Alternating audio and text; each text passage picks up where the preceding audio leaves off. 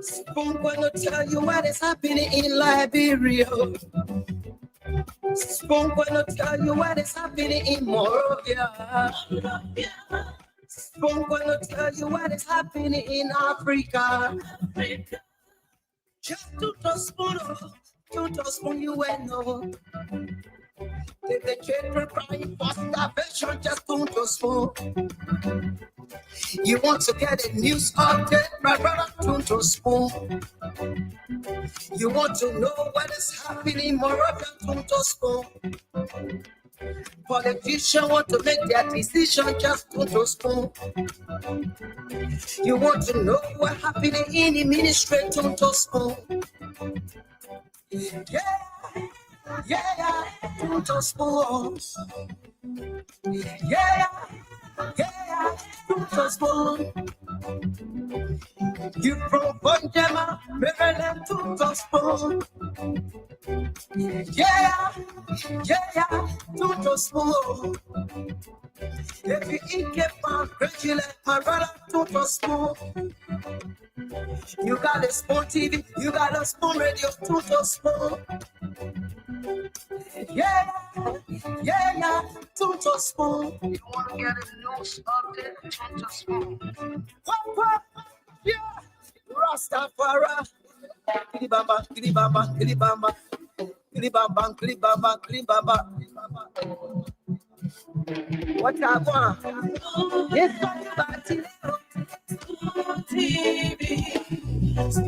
Yes, but you got it.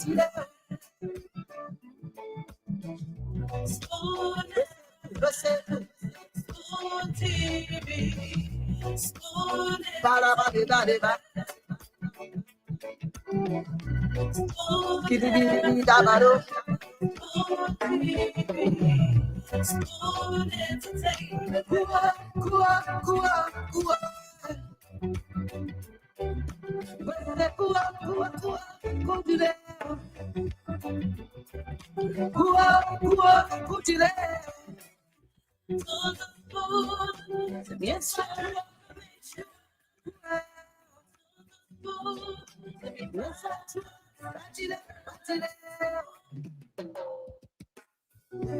Yes, I, a special one from the CEO, stand coming with the spoon.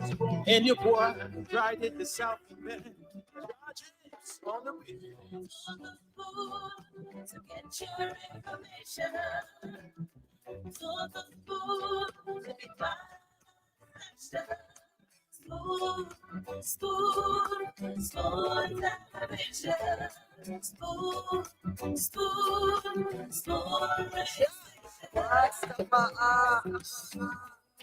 Spoon gonna tell you what is happening in Liberia. Spoon gonna tell you what is happening in Morovia. Spoon gonna tell you what is happening in Africa. Just to the spoon you will know. The children crying for starvation, just to the spoon. You want to get a news update, my brother, to the spoon. You want to know what is happening, Morovia, to the spoon. Politicians want to make their decision, just to the spoon. You want to know what happening in the ministry, to the spoon. Yeah, to the spoon. Yeah, to the spoon. You from Bonjama, Maryland, to the spoon. Yeah, to the spoon. If you eat get found, congratulate my brother, to the spoon. You got a Spoon TV, you got a Spoon Radio, to the spoon. Yeah, to the spoon. You want to get a news update, to the spoon. What? Yeah, Rastafari. Kilibamba, kilibamba, kilibamba. Klibaba, klibaba, klibaba. What I want? Yes, what you got? Yes, what you got?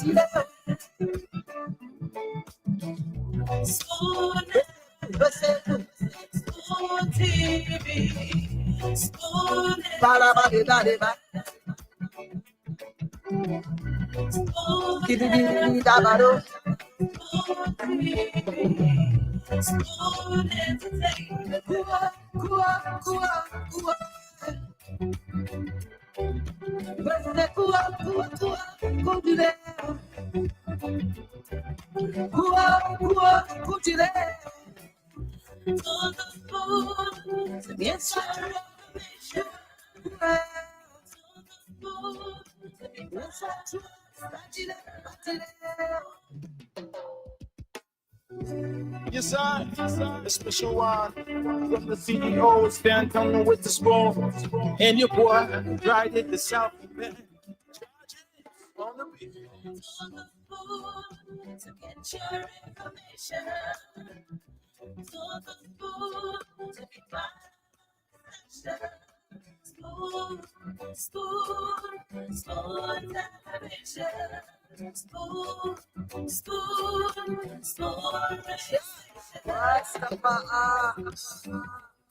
Spoon gonna tell you what is happening in Liberia. Spoon gonna tell you what is happening in Morovia. Spoon gonna tell you what is happening in Africa. Just to the spoon, you will know. If the children crying for starvation, just to the spoon.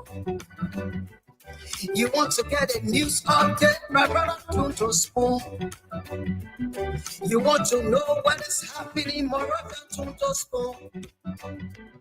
Politicians want to make their decision, just to the spoon. You want to know what happening in the ministry, to the spoon. Yeah, to the spoon. Yeah, to the spoon.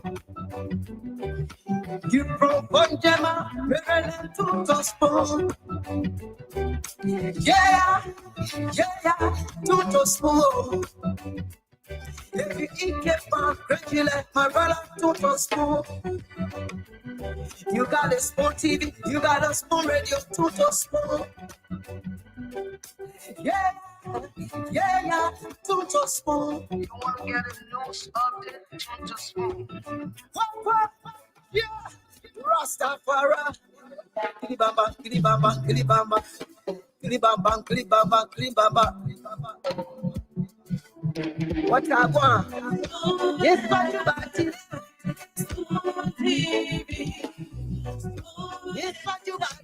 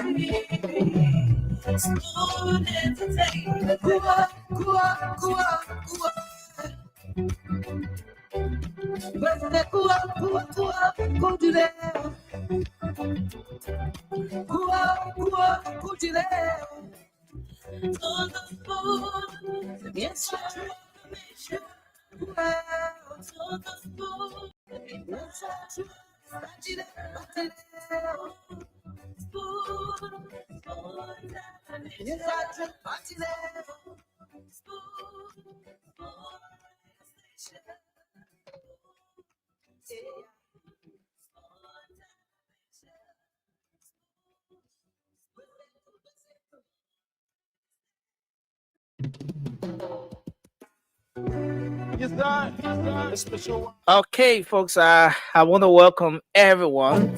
Thanks for joining us tonight. What a great way to welcome you. Today's edition of Spoon Talk. This is where you get the news, the updates.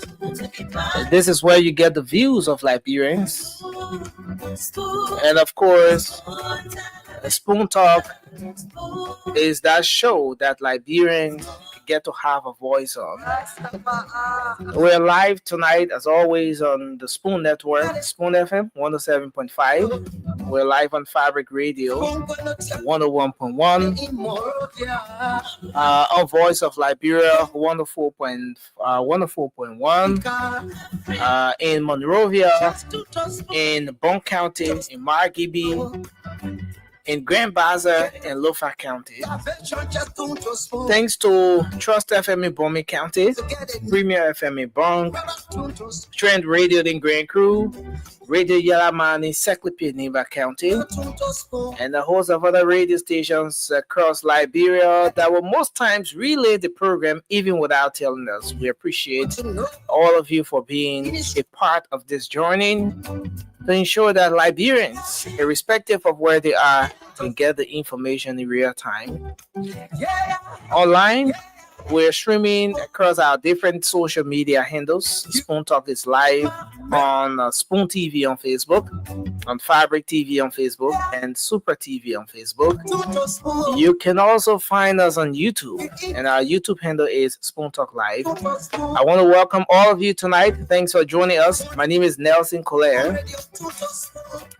And I want to welcome the many of you who have joined in and you're already engaging in the comment section. I want to appreciate you tonight. Let me just recognize a few of you. I see J. William Yanti is here. Thank you for joining us. Leo Dolo, Tatos G Play, Bob Woozy. Thank you for joining us. Sidiki Kroma is here tonight as well. We appreciate you. We ask you to kindly share the show as you join us tonight. It doesn't matter where you're joining us from.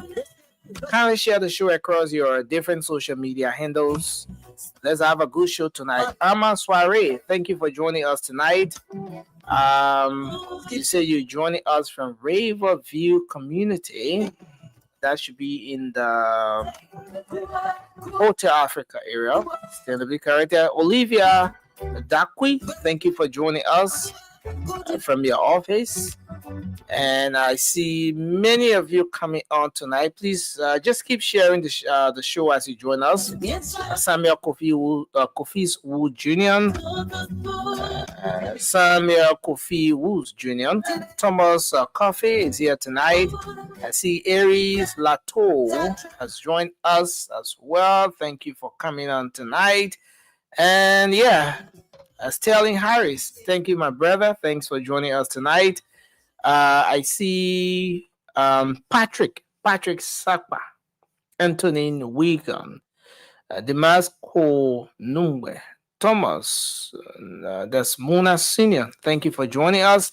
And I want to appreciate everyone for coming on tonight. All right. So as we always do, we're going to take the first segment of the program up for you.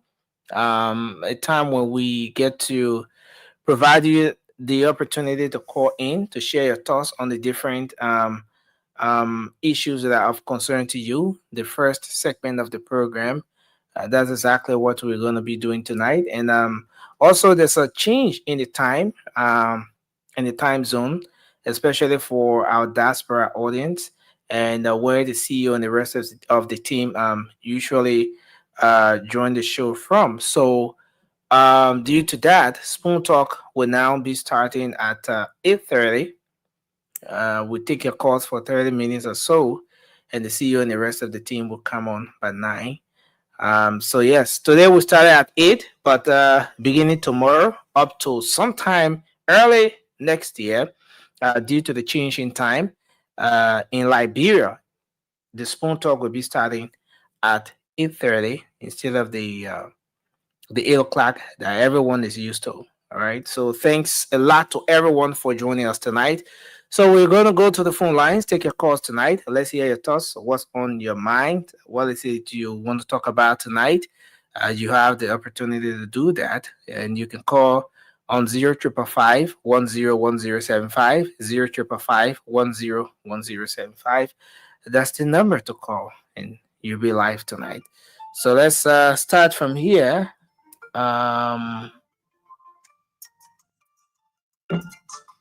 Okay. So let me make this quick adjustment.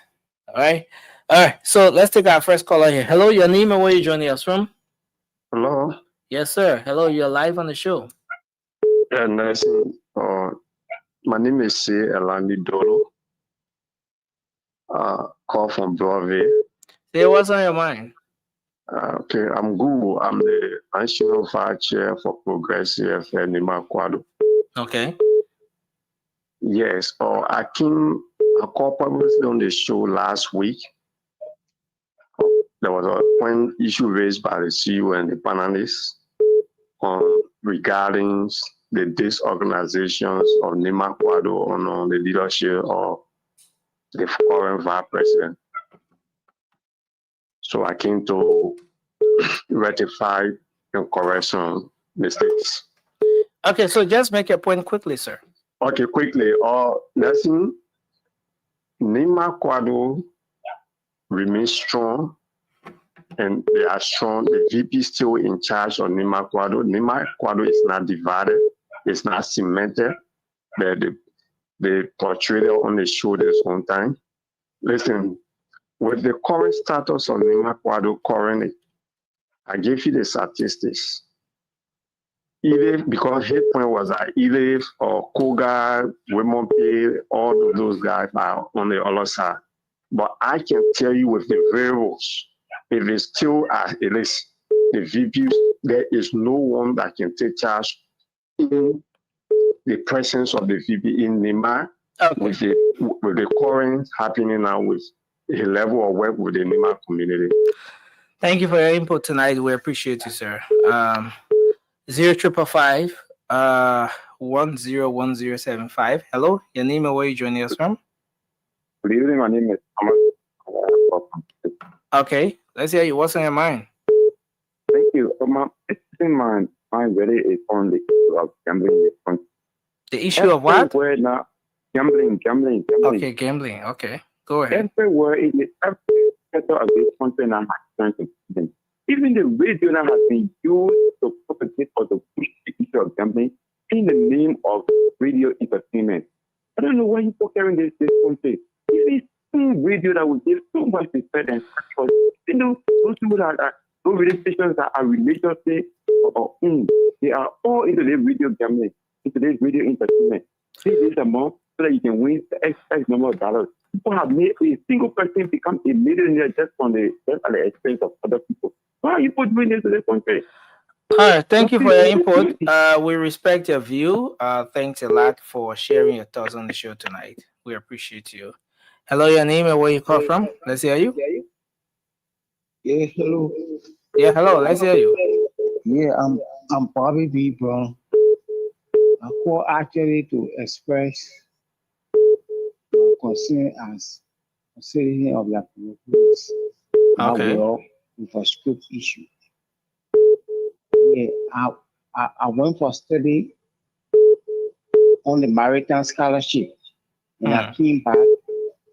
Unfortunately, I came down with stroke. But then I recovered, but then still I cannot get job within the maritime sector. I'm calling asking if people can help me to talk to the people so I can get a job to be able to take care of my children. Who sent you on the scholarship? Was it a government-sponsored scholarship? Yeah, it was the Liberian government. Okay. It was the Liberian government that sent us. But what is the government saying to you? Yeah, I have tried, and then there's no redress to my concern. So I'm just appealing if people can help me, to talk to the relevant authority to see how best we have to do something to be able to help my children in school. Thank you for your input tonight. We appreciate you, sir. Thanks a whole lot. Okay, thank you. Let's take another person. Hello. Hello. No, please make sure you're away from the noise before calling. Please do that for us. Please make sure you're away from the noise. You can keep your calls coming. It seems our other line is not going through, Hello? but just keep it coming through this one. Hello. Hello? Yeah, hello. You're live. Let's hear you. I'm Asset Thief from calling from Bone Country. What's on your mind? Yeah, the thing on my mind, I appreciate certain water spoon for putting the government feet on fire. It's not so the government will not do anything more, but I appreciate certain water spoon. You always see the good thing and see the bad thing, so I really appreciate it. Just be thoughtful. Thank you. Thank you for your input tonight. This person, hello. Yeah, good evening. Yeah, hello, you're live. Let's hear you. Yeah, my name is Mo Bobo calling from Coca-Cola, opposite Coca-Cola factory. Mo, what's on your mind? Yeah, my talking point going to my president that I elected. We all elected as Liberians. Mr. Boakai, don't allow the opposition people to use it against you or to use it against Unity Party 2029. They are traditional practice. The key with it. Put it in formula and remember resist and disrespecting lawmaker of lower bone are talking to you. That bill that comes to you that the Mobanati, you're gonna ban it. Our people, Nalati, our people believing when one listen, when you go up interior, people get respect there, then in the city. You see older people, you know them. These are things that give respect to us. Don't tell that thing. All right. Okay. Thank you. Thank you. Your point is well understood. Hello, your name and where you joining us from? Yeah, my name is Chokon Martin. I'm calling from Chokon, what's on your mind? The thing that on my mind is the government trying to hammer people in this country too much. In a sense that the ERBC side of things there where people are living, I can say everybody should move. And they're breaking the people's houses then down. On what grounds they say everybody should move? They say everybody should move from side of things. But is it are they the legitimate owners or is it government property and government wants our property back? But brother, they say the alley. There are people living there, breaking their business and things that people breaking their houses down. Okay, so they say the alley. Well, what do you say? The alley or the not alley? But brother, that place, the situation we find ourselves in now, we have to take down with the people. We have to take down with the people. No, I'm asking firstly, is it an alley or not? Nothing better is doing in the country now. No company, nothing, nobody is working that they will be able to go and post land now. No, Chief, you're not answering my question. My question is the area an alley or not? It's the alley. But it's not right. The people not the side is on side of fence. Are not yet open. You're not ready to open the alley. I didn't get the people time. So you just come and just no. All right. Thank you. Thank you, sir. You get a people time. Every time when the people don't move now, and you get problem with them. All right. Thank you. Thank you for your contribution tonight. Hello, your name and where you joining us from? Let's hear you. Hello, you're live on the show. Hello. Yeah, hello. Please go ahead. Let's hear you. Yeah, my name is Daniel Mengwa. I call from Monrovia, Gaza, to be specific. What's on your mind? I have been calling to get to CEO Stanton Waterspoon. I am the chairman for the election of Stanton Waterspoon for the senatorial seat in Maserati. But I learned that there is a guy from Greenville, Sano County. Yes. So that he's trying to carry Stanton to Sano County. This is why I've been trying to call him auto cover so that you can give my number to him. So, but where are you getting your own information from? But anyway, thank you. Thank you very much for your input. We appreciate your contribution. I want you to please give my number to him. From where I sit, I can I'm unable to see your number and all of that. But you can call this number after the show, when there's nothing live going on the radio. Yeah, you told me the last time. Please do the last time. Please do. You told me the last time that I should call after the show. But when I call after the show, you are not able to pick the phone. So this time, please do. Okay, sir. Okay. Okay. Thank you. All right. 0555-101075 is the number to call. You'll be live. Hello. Hello? Evening, Nelson. Yeah, hello, you're live. Let's hear you. Yeah, thank you. My name is Momotelo. I call from Painesville. You see, Nelson, I really don't wanted to call tonight, but two caller made a point, and I was moved to call. But Yeah, I go hope ahead that quickly. I'm given a chance to address the two concerns quickly. The other caller concerned that the LPS are removing people on the fence. When people come, and Nelson, I live right in that community, LPS community. When people come on the radio, I think they should be sincere and speak the truth, right? Those that the play actually is Ali. Those that living there, the station come and use that area, the entry point at the time those who are squatting. So the station want to open that area to use that area as an entry in the place that the station use that both entry exit want to only use that for exit. So that's why and they told them ever since just be over a month now they told those people to leave that area. At the new complex, PS complex is under construction and won't be dedicated. So they want for everything to be set. So they ask those people to move. And secondly, Nelson, the issue of the radio game. Nelson, we are young people. We listen to radio for education and how to be a better person in the society. But Nelson, to see sorry, the proliferation of video gambling. I mean, just starting.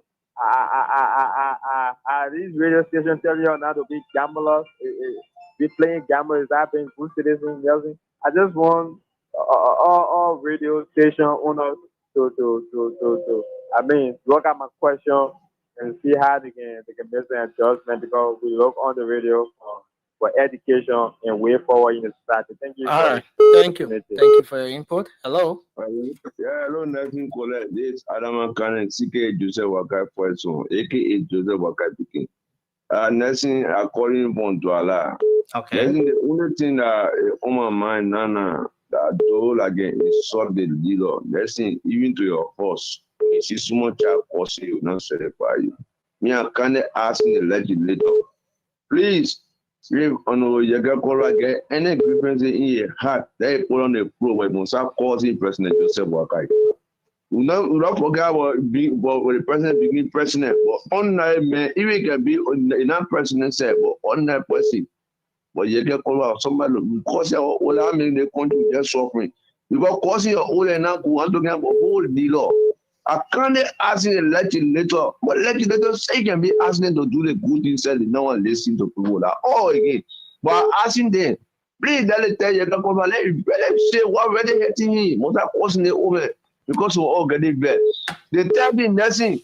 I come and visit you to your radio station. They'll tell me your schedule. Let me come because you know what I'm coming there for. I beg you, please. Thank you. Thank you very much for your input tonight, sir. We appreciate you. Hello, your name and where you calling from? Good evening. Yeah, hello. Let's hear you. Yeah, Nelson, how are you? Yes, sir. You're live. I'm okay. It's good to have you on. Nelson, thank you so much. I've been civil last basketball, and I joined from district now, most of the country as a pro pussy. Nelson, for some of us want to see all of our country, in our country. But when you as a leader and coming to power, the way in which you preach politics, people will go behind you. End of the day, you will lead the people on the wayside.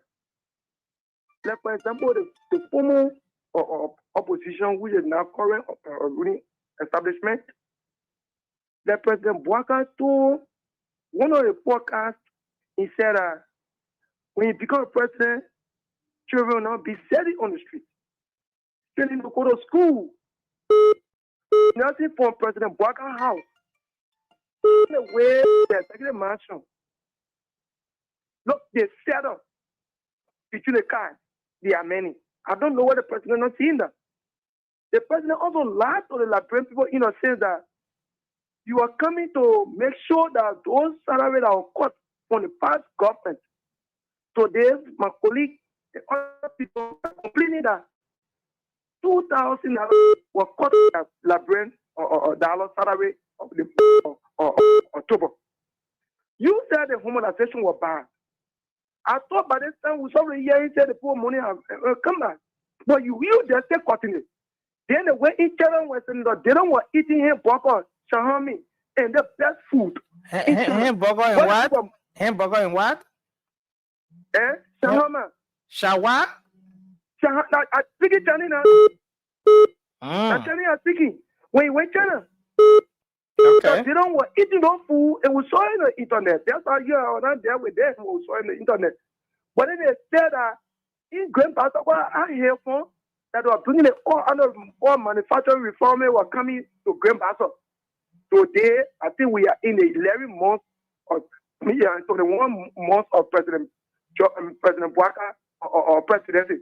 Nothing that we are seeing in Grand Pastor. So they continue to learn homogenization. They continue to collaborate with the other property, but they get masquerading in the corridor that everything is well. Everything is not well. Nancy, the station carry your microphone upon the tongue. You get to carry the drill market. You go what the market here says. Thank you for your input. Thank you. Carrying the render out. So the government continue we are food and laboratory continue to allow the laboratory travel in private. I know who want to pay in laboratory. Right, $1 million for that. Thank you very much for your input. Hello, your name and where you call from? Good evening, Nancy. Yeah, good evening. It's good to have you on. Yeah, my name is Jonathan Joe, and I'm calling from District 60. Jonathan, what's on your mind? Yeah, actually, what on my mind is the issue of public works. Okay. And the ECC that is in Painesville. The community I live in, the community is coming to extend that even for vehicle or even if you have an emergency, for vehicle to reach to your house, it is difficult because everybody are building in the alley. Well, which community is that? The Kingsley and the Namusan community. Where is it located? Is right after the SPD complex. Okay. Even to the extent that I think West Point is better than the community because people are blocking all of the alley. Even where I live, my land I live in, there for motorcyclists to even drive in my yard, it is difficult. So I just to call the Ministry of Public Works and the PCC, if they are listening, if any of the directors are listening to me tonight, they need to come and visit those communities. It becoming alarming, and if they don't come in, it would be a serious problem in the future for our generation. Okay. They are all of the. It is serious nursing. I just want to use this video to call on the public works minister and the PCC because they are responsible for the issue of alley. It is serious. Let us just face it. The two communities they will get to understand that no road is leading to any out of the womb. It is difficult. Thank you. Coming in, yeah. Thank you for your input. We appreciate you. Thank you. Hello. Hello. Okay, this person. Hello. Hello. Yes, you're live. Your name and where you joining us from? Yeah, I'm having Johnson calling from Sugo District for the chairperson for the concerned librarian for justice. Go ahead, sir. What's on your mind? Issue on my mind. The first one is get to do with this $10 million project that the government is getting on in Lofa that everybody has to get on. Even today, the party chairman was on OKSN. A call and asking that question. But he dangle around that question, he play around that question, only because somebody talk about he eating the tea starting, and he ate that money. He ate that money for the election, for the inauguration program. He ate that money. But you are not able to answer the question about the $10 million project in Lupa. The government got to be clear. The same way the current minister of state went to the horse, he was not able to answer that question. How all of them playing around that question. And they got to answer to us. Okay. He elected them, they are answerable to us.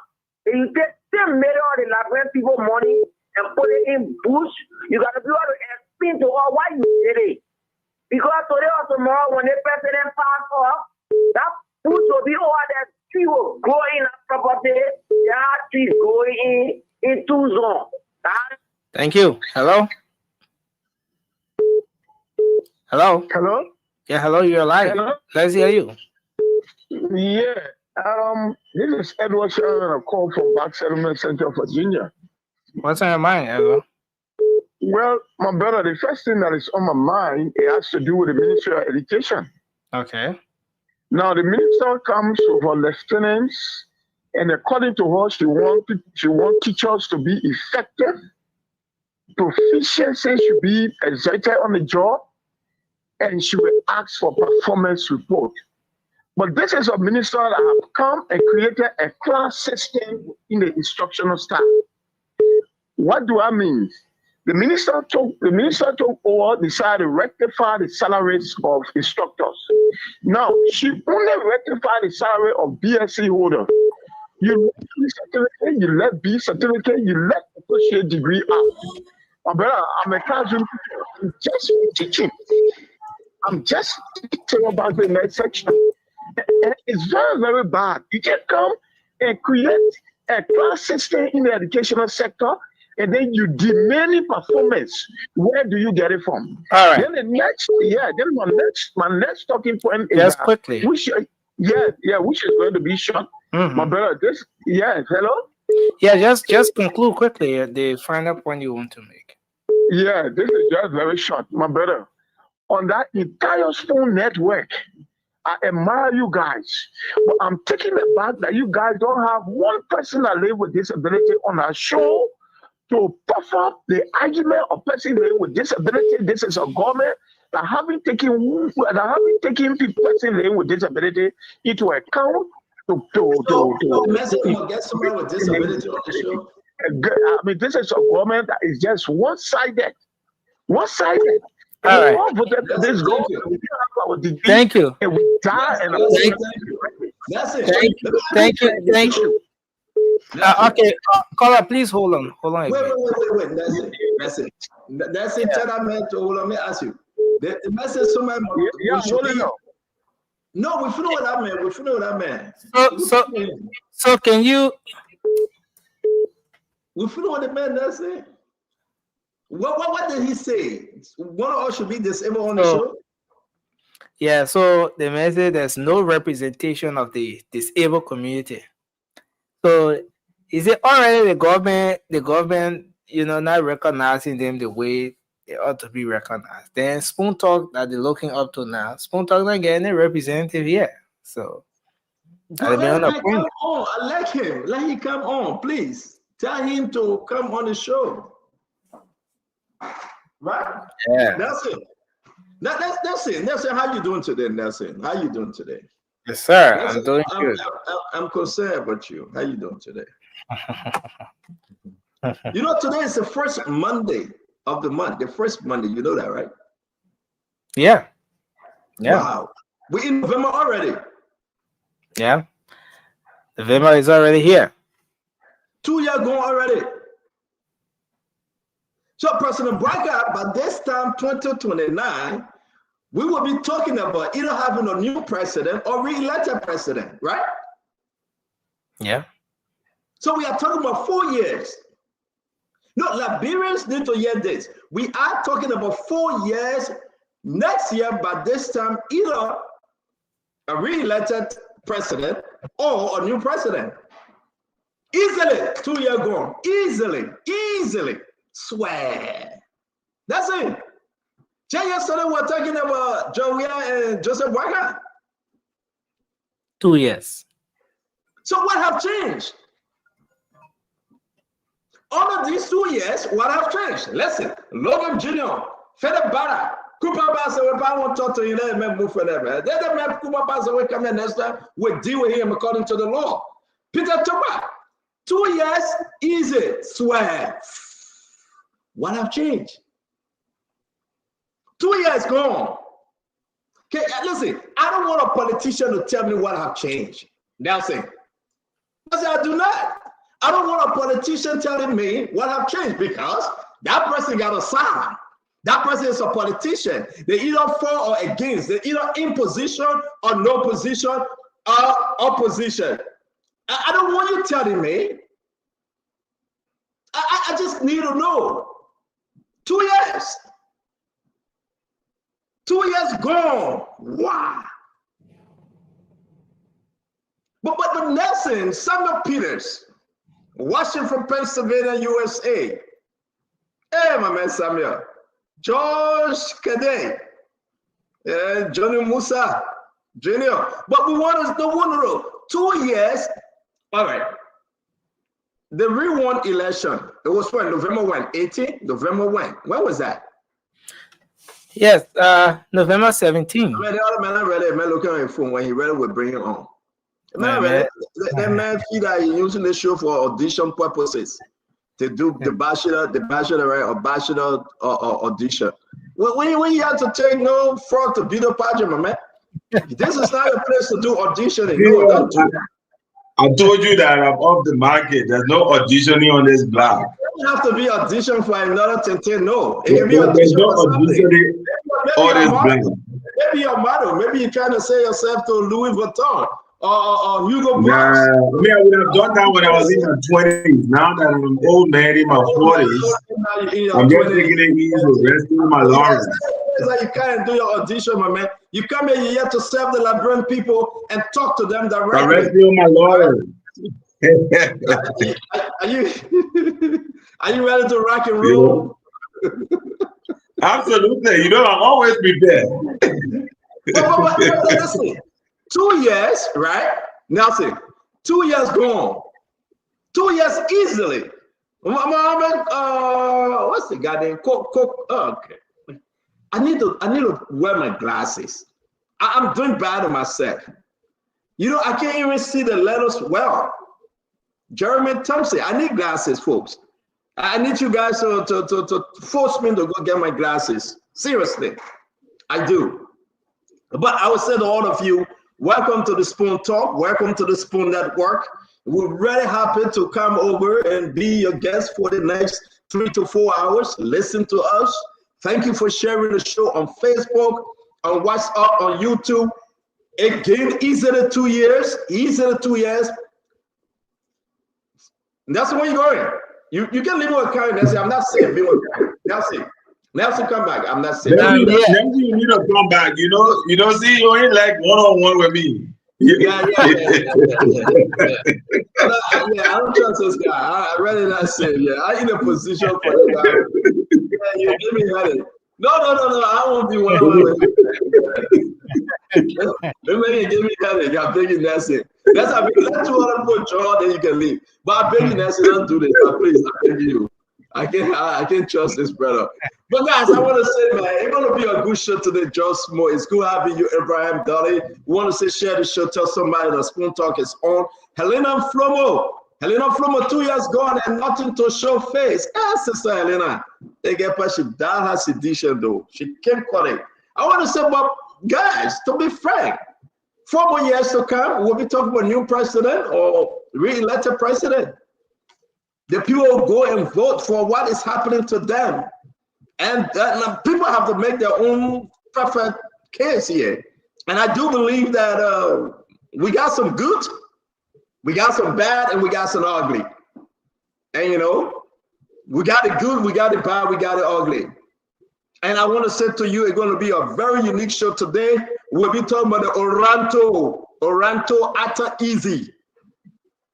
Oranto Ato Easy. There's a fight going on right now involving our friend and brother James Fonati Kofa, and you know the other players.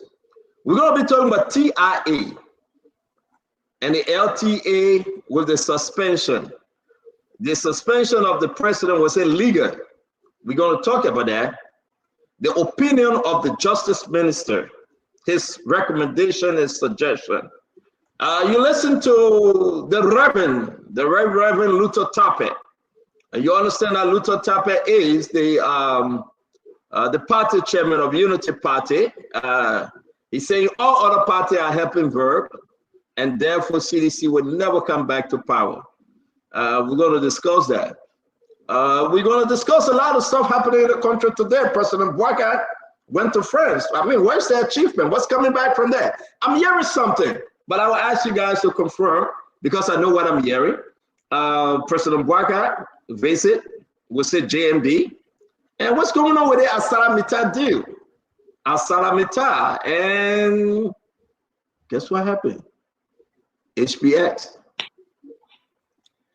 Also, we bring to the attention, folks, you need to know, they stopped that before the Senate concerning the road project. I'm hearing $300 and something million. That company that coming in, we got to talk about that company. And there's a name coming, ringing bell. That name actually is a key player to TIA. We're going to discuss all the little stuff, who owns TIA. And I want to say to you again, wherever you're joining us from, may God bless you. May God keep you. It's going to be a very interesting show today. We'll be joined today by Abula Mambe, Akaris Musigre. Uncle Sam, you understand that he flipped, now he found a home. CMC is the new home. So Uncle Sam, Councilor, CMC have accepted Uncle Sam. And Uncle Sam said they signed a long-term deal, a concession agreement between Uncle Sam and CMC political leader Musa Hassan Benete to represent this party on the social economic front. And again, Kanyo, we got to talk about it. Uncle Sam will be joining us. We asked him for the terms and conditions, the arrangement on that deal. Can you give it to us? It was on his homepage, Nelson. Can you put Uncle Sam and CMC picture? Find it and give it to us. But something bad is happening in CMC. A lot of information running. CMC has been dismantled from within. Text messages all on Facebook. The accusation about somebody eating money, another person not paying due, people selling, making it to make this party a vibrant party. People resigning like chicken. Musa Benete is calling for full audit on his bank account. And it just doesn't look good, Kanyo. My brother, how you doing today? We got a lot coming forth and we have to discuss it. So everything is getting in. Zico, get your popcorn. I know you guys are home. It's 8:52. The time has changed. You guys are home. Get your popcorn, get ready, and let's get into some serious conversation here. Kyle, how you doing today, my friend? How was your weekend? Well, I'm excellent. As you know, CEO, I always use the weekend to recharge socially. The country will not burn. We got to talk about all of the things that matter, but we also got to find the time, to recreate, engage with our families, and recharge our batteries. So mine was good as usual. I went out with the wife. We did our little old school things, here and there, enjoyed ourselves, and now we're back at it. So it's good. We also found the time, to write a few articles here and there. And I'm sure some of those are the things we discussed today, looking at the motives of yesterday's actors that have become today's advocates regarding certain things. We found the time to do that as well. But generally, I would say that it was a good weekend. I'm very hopeful for the country. I think that you say the politicians, I'm not a politician. I'm a humble teacher. But what I would say is that I think things are changing in our country. They may not be changing as fast as we want it, but they are changing under the able leadership of President Biden. Yeah, we will get there. We will talk about this change. 2 years gone. What next? What are some of our expectations? Have this government met your expectation? We'll be speaking to the Liberian people.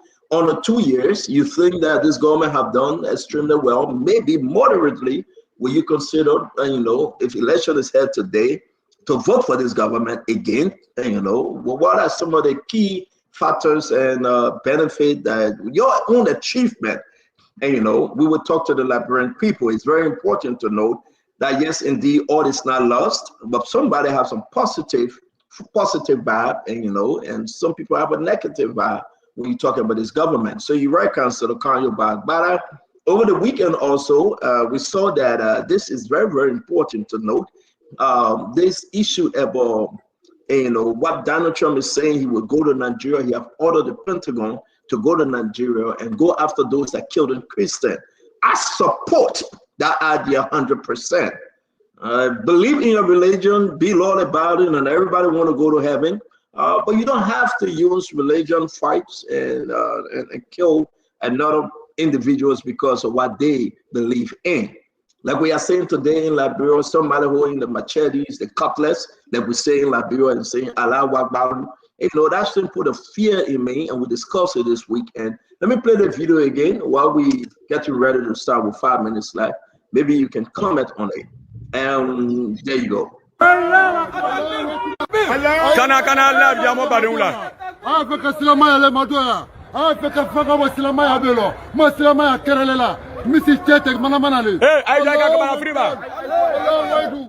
So, and this is very important. You were off yesterday. You refused to take my call, but I want to give you the time to respond because I know intentionally you ran away yesterday, but we can have that conversation. But Kanyo, I'm condemning this, Kanyo. This is wrong. We do not want this in Liberia. We should be law-abiding. To see somebody in the form, the presentation, and having weapons of mass destruction in their hands, and using the terms Allah Akbar and Kano and Kana, whatever they are saying, right? It's scary, and we should condemn this. What say you, Councillor Bala? What say you? Well, what I would say is, you pointed something out earlier that I agree with, that everybody will pursue their own religion. Ultimately, most religions promise that there is some place that we will go and enjoy after we leave the earth. Though if you ask me, I prefer to enjoy here first and then enjoy there as well. But we all want to go to some place where something good will happen after we leave the earth. However, we decide to pursue it, whether by Christianity, by Islam, Hinduism. I think the Constitution of Liberia guarantees our rights to pursue that. However, I think infusing violence in any form by any religion is reprehensible and is condemnable, and we should condemn it. Now, I don't know whether this video is an isolated incident of somebody using Islam for their own purposes, because Alayu Akbar is saying God is great. God is great. All right, and it's in Islamic religion. It's in Islam, and normally when you say that, anybody watching will say, "Look, this is about Islam or about Muslim," and naturally Muslims will come under attack. So, whether looking at the veracity of it, is it true that this person is actually a Muslim doing this? Or is there somebody trying to provoke religious sentiments in our country by doing this video? Whatever the case is, we condemn violence. We condemn violence. Let me tell you this, because most of this thing, and that's why you and myself differ. You don't follow the chat room, you don't read, and you don't follow the issues. That won't push this thing in the chat room is to inform you. So for you to say somebody is doing a video, this is not an ordinary video. The young man appeared on the show by the name of Sekou yesterday, and he said that the government ruled against him, against his fatherland, his fatherland, and therefore the government went in there to, as per the law, to invade. And these people, it's used the Muslim community. They came up with cutlasses against the law enforcement folks, and that's why they were saying this, and it was very heated. Councillor, it was very, very heated. This is what I would say again, right? And I've already mentioned that they happen to be Muslims that are there, but I don't believe it was every Muslim who picked up a machete. Within Islam, there are criminals. Within Christianity, there are also criminals. That's my point I'm making, In Counselor. every religion, I would like to end on this point, if I may. If I may end on this point. In every religion, you will find people who are criminals, who behave like barbarians, who will want to inflict harm, and are extremists. There is no religion that is free from extremism. We got people in every religion that are violent. So my point is, this guy who brandishes a machete or brandishes this cutlass and threatens the police or the population, he may happen to be a Muslim now, but deal with him individually as a consequence of his actions. What we are saying, Don't extrapolate that to the whole of Islam or all of the Muslims. That's what I'm saying. Can you stop playing this game? You always sway the game. I'm not playing a game. We are saying to all, the young man that came on the show should condemn that. He came on the show to talk about his father's property. He should condemn it. He's a Muslim. Muslim leaders should condemn that.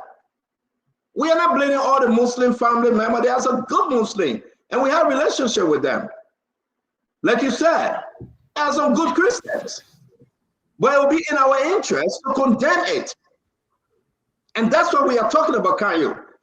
Someone came in cycle as to that one of the one. I know that few group I didn't get to end my thought on the matter, CEO. The issue here is that, Kanyo, the issue here is that we had a young man on set. And I asked him, can you condemn it? The man said, "Now what are you here for?" Well, I mean, I didn't follow, but the point being is that I don't want us to make this a question of religiosity, of a particular religion. Because, like I emphasized before, there are criminals and barbarians. That is not what we're doing. We are talking about if you get Musa Benedict coming out, if you get the leaders, the ACOB leaders coming out, they should be doing a press conference today to condemn that. Nobody saying it's all the Muslim religion. What I'm trying to say is that I agree with you that we must condemn violence, no matter where it comes from. What I don't agree with is singling out the violent behavior of a member of a religion and ascribing it to that religion. I'll give you an example why this is bad. Look at the Liberian Civil War. Look at some of the atrocities that were committed during the Liberian Civil War. Correct. Some of the most heinous atrocities were committed by people who were known and claimed to be Christians. Now, is it fair to say that Christians as a whole, or the whole of Christendom, are barbarians because these people committed those violent atrocities during the Civil War? And we know them, and they are Christians, and they were Christians. So and similarly, we should not condemn a religion. What they need to do is to go ahead with a Christian, Muslim. When you find folks from your religion doing this kind of insanity operation and behaving like a mad dog, you condemn them. Not the religion, not the group that following them. If a man just we gotta move on to the other people. We hear just like a terrorist. If a man look like a jihadist, he coming out and even that person come and say, "Lord Jesus, have mercy upon me," and saying, or what you call it, he said, we will condemn that person. I agree with you, but deal with the person as an individual, not a religion. We get Vandana Patrick here, and that's what makes the Spoon Talk unique. Listen, guys, we get the Honorable the Doctor himself. I don't know whether he's a global chair or he's a people chair, what kind of chair he is. When you won the election, though, Emmanuel G.K. George is here. We want to recognize you. There's a lot of stuff going on today, folks. We will be taking No Frog to Beauty Pageant. We discuss the issue. I'm hearing Luther Tappet talking about CDC can never win the election. All you guys that get political party, you guys are helping for. That's what the man said. ANC that helping verb. CMC that helping verb. He said, you can never win election. But now you don't get me for. Now me saying that Luther Tappet, I'm a friend. He said, can you was centric, can you just there bluffing? Can you cannot win election if you put forth? He said PAP, the PAP political chairman said, I don't know what he's saying. The man come out and say Joseph Boakai is performing exceptionally well. He's so good. Then say, remember, why you wanted Joseph Boakai up? Why you form a political party? If Joseph Boakai is performing exceptionally well, why you say you're running against him? The man can answer. Maybe Karen will answer because he's centric. Let me bring in VP Vandana. You got a haircut today, right? Can you adjust your camera? You look like a midget. You look like intellectual dwarf today. And let me say that today. Well, it's good to be back, and Dr. George, let me say congratulations again. And Councillor Kanu Bagbala is good to see you. And CEO, it's good to see you also. Oh yes, it's in the dry season, so I have a new haircut. So, and as a matter of fact, this has been my original haircut. It's just that in the United States wanted to steal me, but I am back on base. Well, reference to the unfolding events, specifically the statement made by the chairperson. I said there, I was talking with my mother. I don't want you to introduce yourself. We got to start the show. Okay, no problem. It's good to be here. I'd like to greet the great people of Mike B. And it's interesting to note that Mike B is locked down now. Don't do this to me, I beg you. You do that to me, let me get value. Don't make me laugh, can you, please? Come again? No. I said continue. You're doing well. Yeah, so the great people of Mike B, for some of you who are regular followers of the Spoon Talk, when I interacted with you this weekend, last weekend, it was really, really interesting. And some of your personal observation, I will privately talk to the CEO, but I think the overall rating of the Spoon Talk in Mike B is high. I can confirm that. And we'll always do our best. Sometimes we don't speak to your expectation, which is morally acceptable because human character is not static. We speak based on existing conditions. So again, CEO, it's good to be here tonight, and we hope to have a wonderful conversation. The Vandana Patrick, Mr. Ray Group CEO, thank you very much, sir, for joining us today. We hope, or we all pray that we have a wonderful conversation. Please do not get angry. It is what it is. We will discuss issue as we move on. If your internet go off, I got nothing to do with your Liberia TIA or TLA or AirTA. Please. I got nothing to do with Liberia connection. Ask Kanye Barbara, he got one of the best internet. My Starlink is coming. In fact, it's here. It will be installed hopefully tomorrow. You are making a lot of progress as Regroup. Listener, but once it is installed, I will publicly talk to the person and congratulate them on the show. It's from the listeners, one of the listeners from this show. And I really, I thought it was a joke. So it will be installed tomorrow. You will have no go to school on me, trust me. I understand that. And we are praying that more listeners listen to you and help you because you need it. Thank you. Let me bring you my dear brother and friend. Oh, Paul Ken is joining us from Liberia. Paul, it's good to see you. We know that you are in Liberia currently. Thank you very much for joining us from Liberia. Try to connect with Kanyo and Vendetta Patrick. You need them in Leno. Leno is a dead party, so maybe they can help you. Let me bring in Emmanuel George. Emmanuel, what say you, my friend? Happy Monday to you. Thank you. Happy morning to you. Happy new month to our listeners. Good evening, Kanyo, Vendetta, Paul, and you, CEO. Paul, I hope you're having a great time in Liberia. And to our listeners, it's good to have every one of you joining us this evening, and we look forward to a wonderful conversation. Thank you. Thank you very much. The Paul, the cowboy, the man from Bapadu County, the man that used all the big terms. Thank you, Stanton. Thank you for joining us, brother. Thank you very much, Stanton. Yeah, gentlemen, good evening to all of you. Kanyo, I called Vendetta. I've been a little tired of Kanyo. Sorry, I was not able to call you to, normally when a stranger enter the town, they need to call the town chief to say, Chief, I'm in your town, so that when anything happens, the chief can know you in the town. But I did not do that for the councilor. I need to call him maybe tomorrow so that we can all find a means to sit down. But it's always good to be back home, gentlemen. And you know, I'm looking forward to completing the tasks I have to do here. I'm here for a very short time, but I'm hoping that I'll be able to accomplish a lot while I'm here before going back to the U.S. Hey folks, the rest of the Oranto team going to be joining us again. Don't forget, Asala Metal is on the plate for conversation, and that of the HPX Oranto, the TIA. We want to welcome each and every one of you. We say share the show. Go right now on Facebook, on YouTube, on WhatsApp. Share the show. Let's make progress, because this discussion today we're going to be good. Now, I'd like us to start from this point, right? Because of the time change, you know, it's 9 o'clock right now. We drag ourselves from 8:30 p.m. Liberian time. We'll start the show 8:30 p.m. Liberian time, because we got to make the adjustment. We are 5 hours away Eastern time. So therefore, my 3:30 would be Liberia 8:30. All right. And you understand that Emmanuel George is on Eastern time. Paul Kennedy is on Eastern time. When in Maryland, I'm on Eastern time, and the rest of the folks in Minnesota, certainly, you know, therefore they are 6 hours away now. Right now, it's 4:20. In Minnesota, will be 3:20.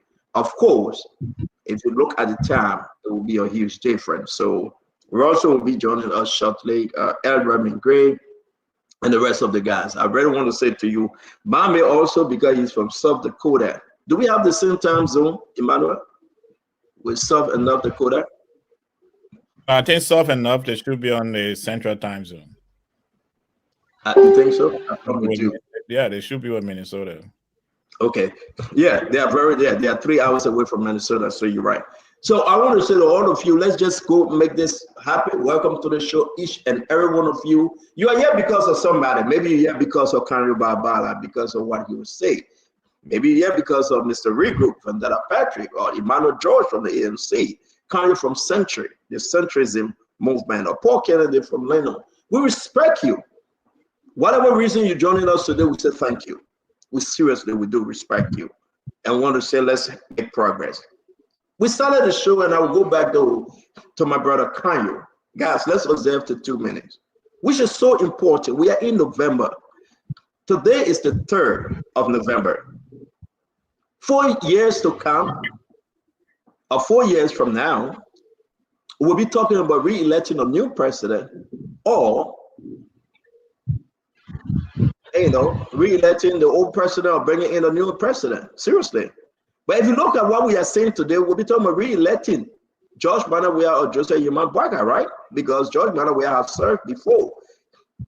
But 2 years, is this government proceeding according to your own expectation, my fellow Liberians? 2 years in the government. We'll soon go for Christmas and we straight in January. Or what's your take? Help us understand. When we listen to Reverend Luther Tappet, calling all other parties, the ANC, the CMC, the LANUN, the ICOP, the ALP, that they are all helping Verb. They cannot win election in the country. But then the question remains, is Unity Party working to the expectation of the Liberian people? Is our country better than 2 years ago? Is this country, Liberia, better than 2 years ago? I'm going to start with my brother Kanyo. Kanyo, let's give you 2 minutes. Flo, tell us what you think. And your 2 minutes begins now, sir. Thank you, CEO. I'd like to start by, premising my comments with what I call realism. You asked about expectations. And as you know, expectations are individual assessments. You have close to 6 million persons in Liberia. Each of those 6 million persons will have different expectations. And to then put the movement or the progress of the country into 6 million expectations, to me, does not give us a proper framework to evaluate. I think a way to go about it is to ask whether within the framework of plans that we have, we are making progress in that line. Whether the country is retrogressing per stated plans or progressing per stated plans. Because if you ask some people about their expectations, they will give you stuff that's impossible. But it has to be within the context of the nature of the country and the stated plans. Now, if we situate that conversation within the nature of what Liberia is, a poor post-war country that struggles for resources, and within the stated plans, I will say that progress is being made in that regard. For example, and I think 2 years is still short to evaluate, but when your country increases 10 steps on the corruption perception barometer, which indicates that you are fighting corruption, you are improving in transparency, I think that's progress. When your country shows that you are managing the resources that you have better than you did before, I think that you are making progress. When your president shows that he has very little tolerance for ineffectiveness, for malfeasance in government, as exemplified by the actions he continues to take in regards to the conduct of public officials, I think that is progress. So we may not have everything rosy. Liberia, and I always said this before, we'll never have everything rosy, at least not within our lifetime or the lifetimes of all of us on this show, because of the nature of the country we have. However, I think that we are making progress. Look at all of the development indices that Liberia has been on, whether it's about freedom of speech, whether it's about economic governance, whether it's about corruption and transparency. We have not gone down or declined in our standing on those indices. We have increased. Now, can we do more at the grassroots level? I think we can do more. And that is why investments, partnership around job creation, and not necessarily around handout is so important going forward. But in my own humble and objective view, I think we are making progress in Liberia.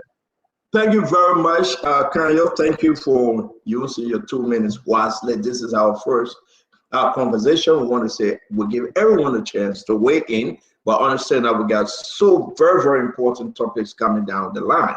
Let me go to my brother Vendetta Patrick. Vendetta, let me hold you there 1 minute, right? We'll come to you. Pause a little bit. I want to bring in Emmanuel George. Please, I beg you, then we'll come to you. Emmanuel, let's hear you. You know, what's your position? 2 years in this government, the year is about to end. We're going to be doing year in review. What do you think? Well, Stanton, I think that based on what the Liberian people in 2023 believe, sang about, or went in the street about, made a song about, in a 2-year period, the Unity Party have not performed to the expectation of the Liberian people. Have there been progress? Yes, there have been some minor progress. But the significant progress that they promised the Liberian people have not taken, it's difficult to see. In fact, almost everything that it passed, most of the things that the past leadership had challenges with, is the same challenge, the same thing they are doing. The president is still riding private jets to places where he could ride commercial flight.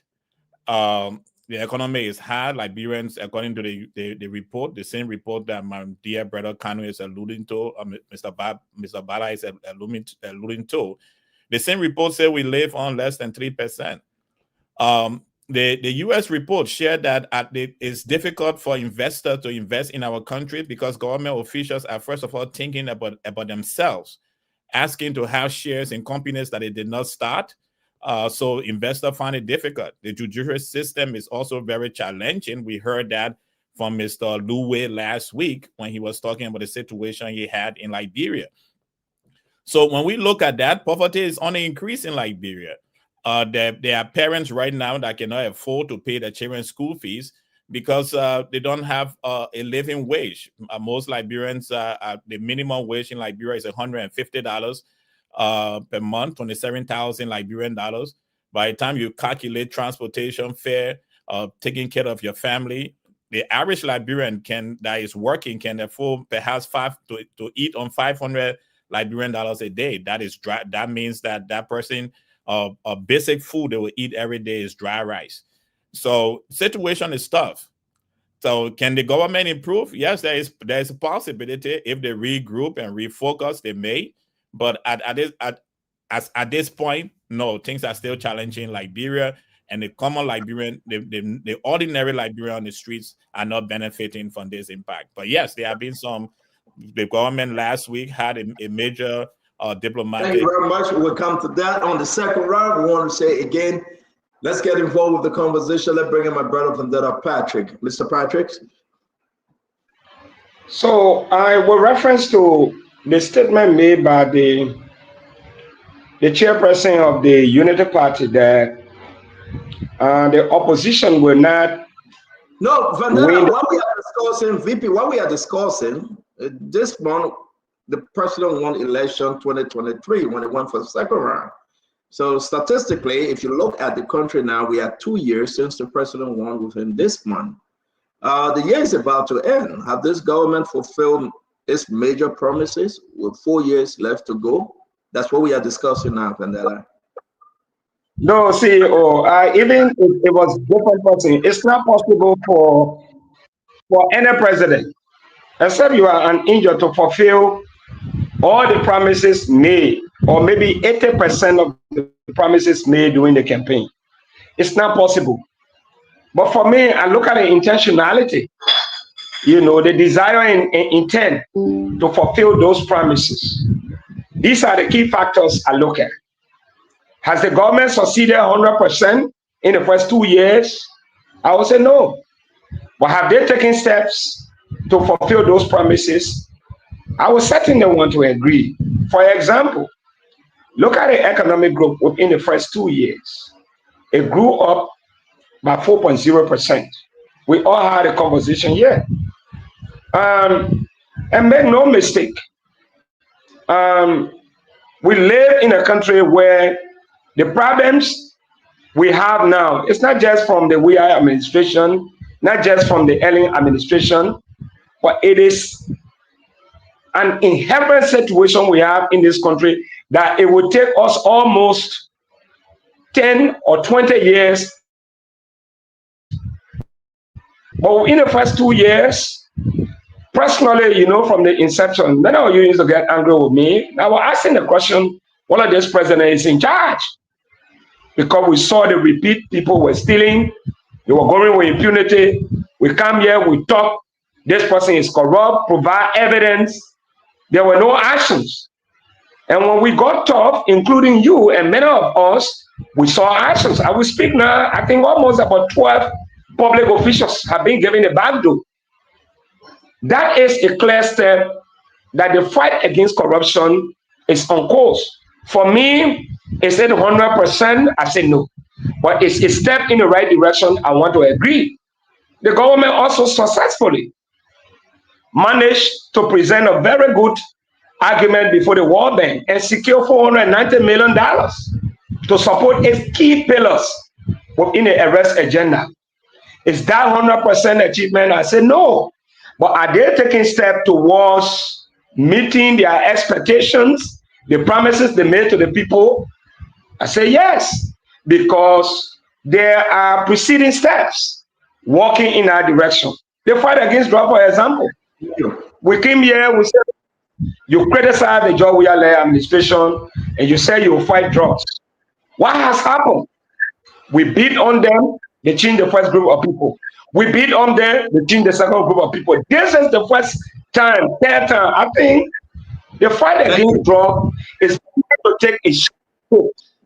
If we were not talking, I'm not too sure the 15 pay cut giving, to the LDA, for them to move across the country to give vote to our people, it will not have happened. So, thank you. For me, I don't want to say it's that this Federa, thank you very achievement, much. it will make it, I think it's in the right direction. Federa, thank you very much. Paul Kennedy, welcome to the show. The same question to you. And then we want to ask Liberians their own expectation, whether they think that they are better off now than 2 years ago, and this government is living to their expectation. Paul, it's good to see you, my friend. Yeah, thank you, Stanton. And I hope you all can hear me. The internet is going to fluctuate. I've tested it several times. It's coming in and out, but I will try to be as concise as possible. And good evening to our viewers from all over the world. We are glad that you always come to join us on this path. Are we as a country doing better now than 2 years ago? I will be objective enough to say it depends what is better. Because one of the challenges we face in Liberia is actually data to prove a lot of things, to the extent that most of the data we use to determine our progress in Liberia are collected by international sources. There is actually not enough data on ground. So I've been looking at NABEMOD, I've been looking at Center, I've been looking at other, civil society organizations' data to really analyze, to get a hands-on, actuality of what's happening on ground. And what I'm hearing from the civil society is that there are a lot more of the things that are ongoing versus actually being realized. And to Kanyo's point, we're just in the second year. And I was one of the people on this platform that said, listen, this government just started, let's give it some time to see where we're going. Today I visited the SKD, around the SKD complex. There is this China aid that is building the highway, the bridge, the overhead bridge. I saw over 150 young men standing outside the gate. So being inquisitive, I went there and asked them, why are you standing here? What happening in that place? They said, oh, gee, we came here to look for a job, but there's no sense of us getting any job. We come here every day and we are looking for jobs. And so I'm like, what do you mean you just come to, they say, oh yeah, we apply and they'll be crushing rock, they'll be taking casual laborers for daily hire, they'll be doing a couple of things they listed, but we come here every day and still don't have jobs. So when a government is not really creating enabling environment for job creation, you're going to still feel the pinch in the pocket and the daily life of the people.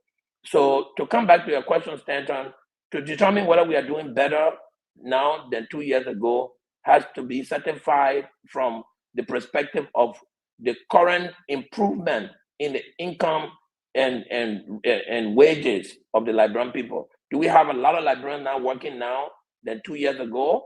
We also need to refer to the data to be able to get that. So it's not a cut and cookie stone to say yes.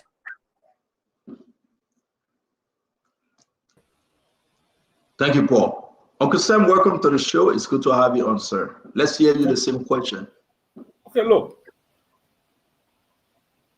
Let's just be very clear about when you start using words like better or things the same, those are not economic terms. Those are not socioeconomic benchmarks that you can use. You have to use, quantifiable,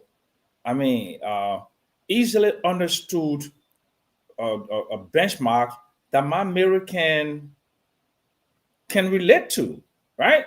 So let's look at some of the things that my mirror is relating to, right?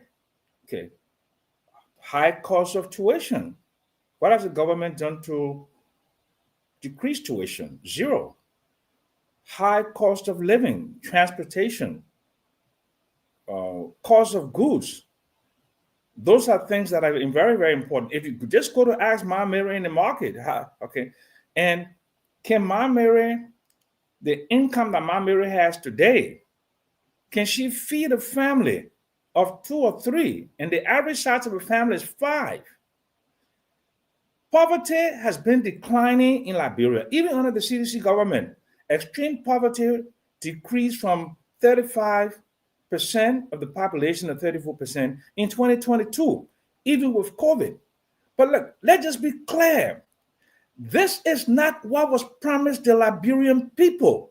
This minimalist economic development thing where you pinching at this, you pinching at that. The Unity Party mantra was that they came to rescue the country. Have they rescued the fiscal sector with the high wage bill? No. Have they rescued the thing for the high expenditure with gasoline and other unnecessary expenses? No. The president is driving private jet. Did they rescue in terms of the high cost of imports because of functional things like MedTech and CTN? The answer is no. Have they increased, medication in the hospitals? Go to all the hospitals in the country. Go to Redemption. Go to Kennedy. You still see people standing out there. Pregnant women are being kidnapped and held for not being able to pay. You see that. Go look at the ridership in Pempe and Keke. A significant number of young people in this country, even college graduates, are riding Pempe and Keke. And the Pempe and Keke industry is like almost the largest employer of young people in this country. Has that changed? No. Now, no one rationally will expect Joe Braca to wave a magic wand to improve the lives of the people right away. But the steps that are necessary, to do the things to do what? Create jobs. You create jobs two ways, right? And let me speak. Okay, let's go. 2 minutes each. We got to run through this. Please, okay, but 30 seconds, right? Go ahead. You provide employment by something called domestic capital formation, where people within the country they save their money in the open businesses, or you attract foreign direct investments, right? What foreign direct investments that they have on their own attracted with that is implemented, that is providing employment to people now? Zero. Domestic capital formation, look at the amount of credits that have been issued and offered in the banks. There is no significant amount of money that has been lent to Liberian businesses for the improvement of micro, small, medium enterprises. So clearly not. Nothing has changed significantly. I'm happy with LEC. I'll be very frank with you. Uncle Sam, let's hold you there. We'll do another round on this. Tama, welcome to the show. We will go down the bread and butter issue and ask the Liberian people about the children's school fee, about the medical bills, about the market, what's going on in the market sectors, and the buying and selling. We'll ask them, are they better off than 6 years ago? We'll ask them about the national security issue.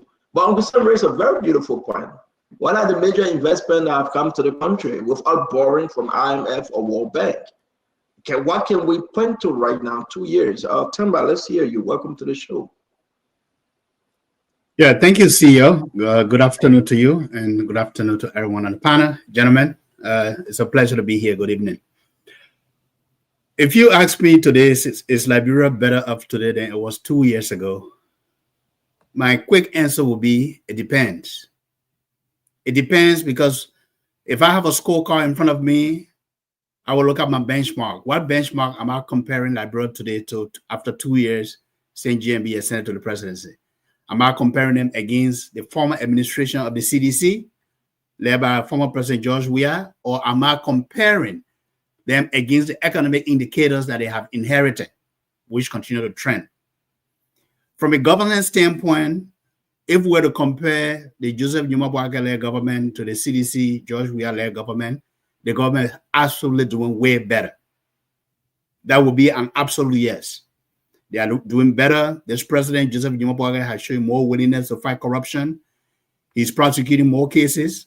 He's fired more employees. He's holding people accountable. And he's showing the seriousness by which Liberia is addressing and rebranding its image in the international settings. So that's a positive. On the social economic indicators, Stanton, it is a mixed bag. It is a mixed picture because we are making progress in some areas which are steady, which are slow pace, and we are still being challenged in other areas. Where are we being challenged? We are being challenged in the areas of corruption. Despite the president's robust fight against corruption, issues of corruption linger across the government of today. Where are we being challenged? Despite the efforts that have been made of opening the roads across the country and opening farm to market roads, significant portions of Liberia still need roads. Where are we being challenged? We are being challenged on the education front. Despite the president's plan and the government plans to build 100 new schools across the republic, education in Liberia, the quality of education is still being challenged, and we need to improve the quality of education across the board. Where are we being challenged? Healthcare. Healthcare, despite the president's fight to bring in medication, to open up hospitals, to bring in equipment, there are several parts of Liberia where women are still walking tens of miles to reach to the nearest clinic to receive prenatal care. Children under 5, are still struggling to survive past those thresholds, those metrics that we've set. So I can say this government has made some inroads, but it is still a mixed bag, and there's still a lot of work to do. Thank you, Chamba. Thank you very much. As you know, you can see the internet is giving Paul Kennedy and Vendetta Patrick a bit of hard time, but they will get better.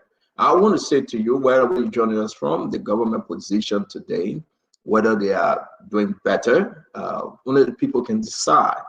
The bread and butter issue, Uncle Sam, raise those issues again, then we'll go to Vendetta Patrick and we'll go to Kanye Bakbala. You're talking about the issue about Mawata. The children are in school, some of them. You are talking about the buying and selling. If people eating and getting job, like Paul Kennedy said, group of men stand on the sidewalk trying to hustle, and there's no employment. The employment history in the country. Well, Uncle Sam, we were talking about the LDC. Yes, indeed. So kudos to the government. The LDC is kind of better now. My question to you is: the LDC system better now than Joe? We had 6 years. Is that a great improvement in the LDC in Liberia? Well, it's a significant improvement. Absolutely. I mean, no one can deny that. Center. I don't deny the obvious truth. It's clearly the LDC is more stable. Okay. The only thing that they need to do now, and I've talked to people within the LDC thing, is to do what? To decrease the amount of commercial losses is still about 50%, and technical losses, and the cost of electricity is still too high compared to the rest of the thing. And because of that, even though we have stable electricity, but that stable electricity cannot be transformed into attracting the kind of businesses like the small scale manufacturing. We're going to get to the technical aspect. I want you to speak to this, Uncle Sam. You are saying LDC is better today than under George Panawea. Am I correct? Than it's ever been since, post-war. Absolutely. Absolutely. Okay, good. Okay. You dispute that, Emmanuel. Uncle Sam, hold on. Emmanuel, let's talk LDC. What say you? Uncle Sam is in Liberia. You say LDC is better today than post-war. Can we just close this up? What say you? What are you hearing, Emmanuel George?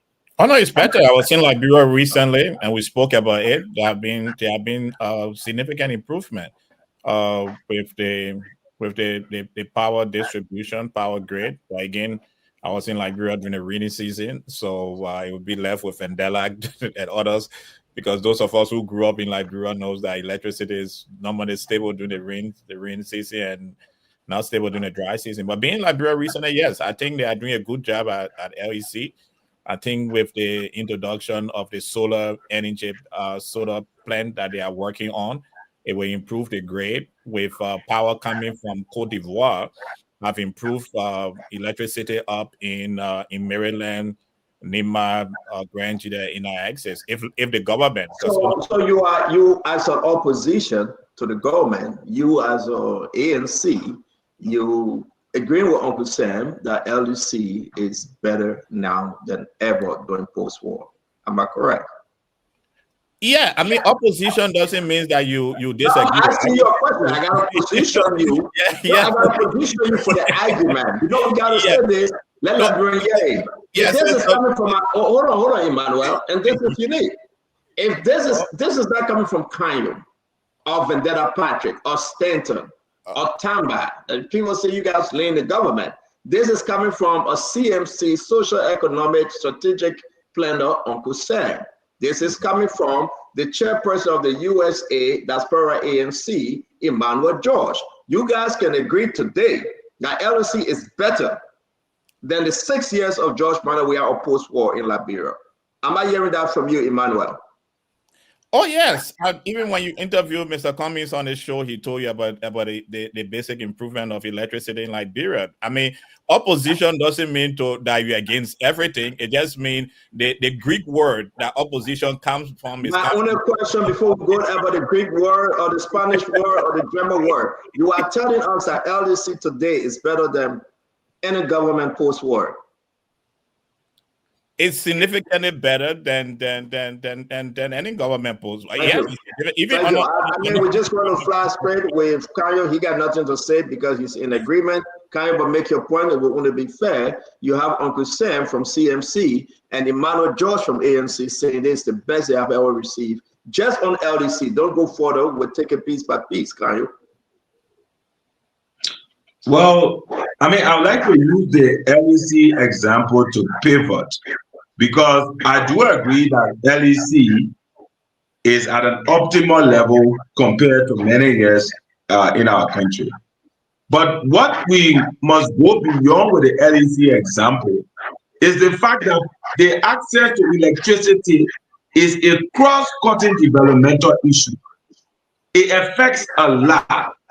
It improves security. So, and that's what we come there.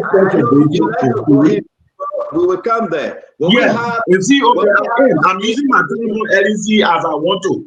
Let me end on it with my LEC example. I'll ask you a yes or no. We're not opening 2 minutes, brother. I'll just ask you a quick yes or no. But Dr. George didn't give you a yes or no. None of you guys gave you a yes or no. No, Dr. George said yes. He said yes. No, he didn't say yes. He said he even was defining Greek word. My man, you on your phone, you're not paying attention. The man said yes. No, the man time frame, he talked about Greek word opposition. He said the first time in post-war, then I yes or no response there. Dr. George, it's better today than post-war. But you found the man already. And Dr. George. So let me close up. I know you want me to be quick. Let me close up. Because we are talking about Greek word. What I am saying is that the sheer admission from Dr. George and Papa Sam Jackson that LEC is better now is indicative of the cross-cutting effect that the country is better. Because by LEC being better, better security, better preservation of food, market opportunities that are opening because you have access to electricity, and a multiplier effect that can go across the economy. So they all acknowledge that things are changing, even if we're not where we want to be. Can I make a comment, please, on that? Uncle Sam, you will come back to you. Hold on 1 minute. That get everyone. I beg you. When these guys have internet giving them problem, we should get them while we have the time with them. But then, Patrick, you listen to Mr. George and you listen to Uncle Sam. What say you, VP? So I see some level of improvement with reference to the electricity.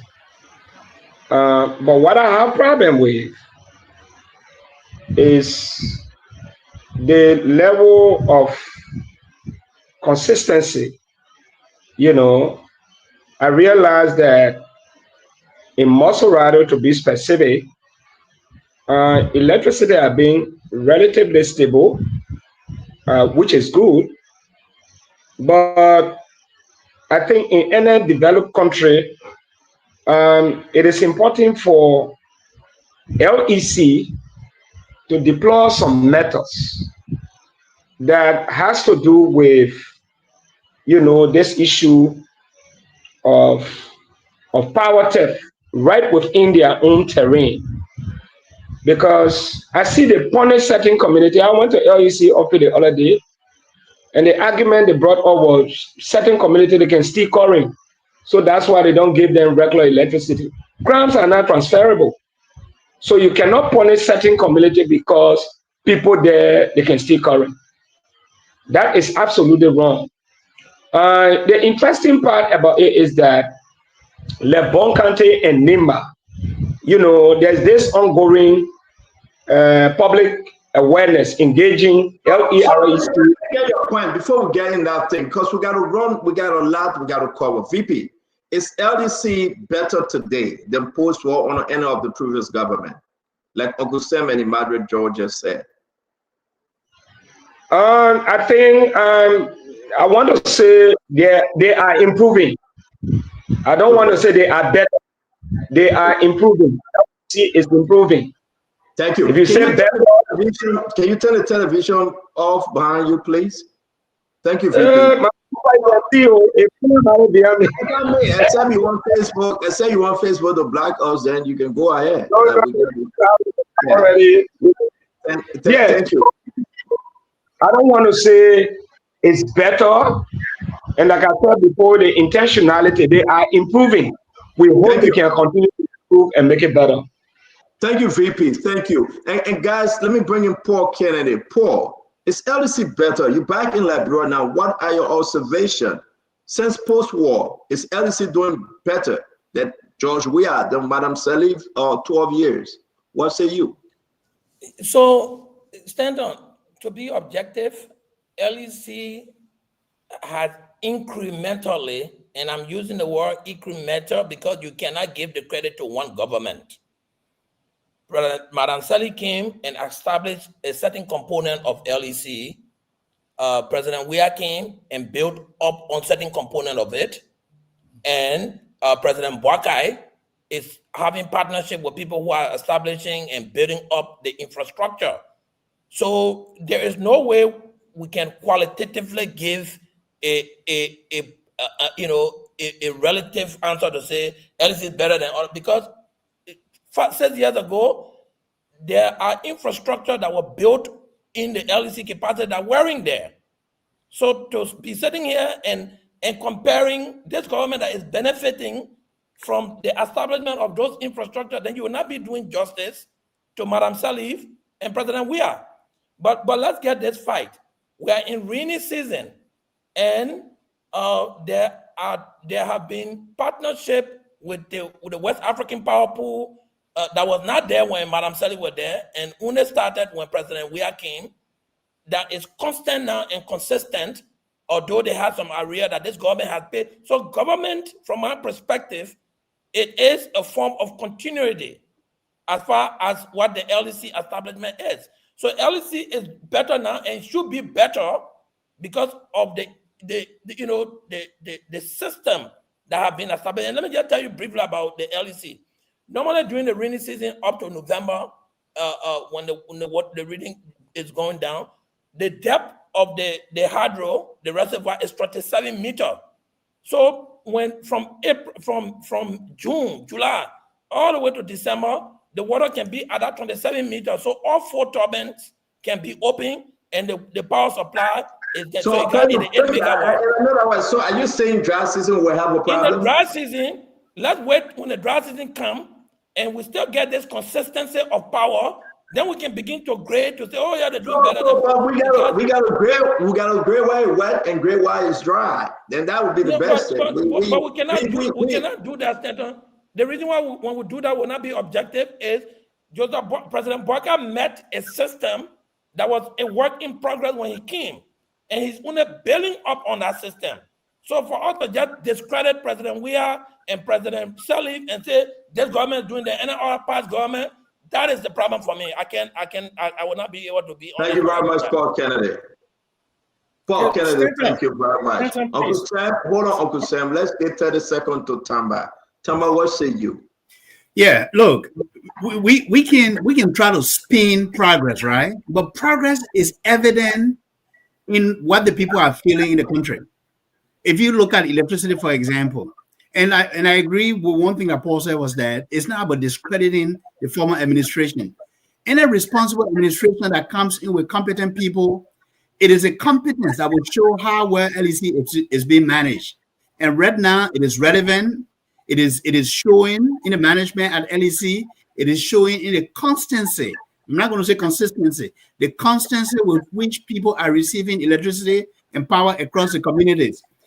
Just to finalize, like GMB's government progress is measurable. If we just put the numbers on there, the economy is growing, it's trending upward. It is not where we want it. But all of the numbers are trending upward. Poverty numbers are going down.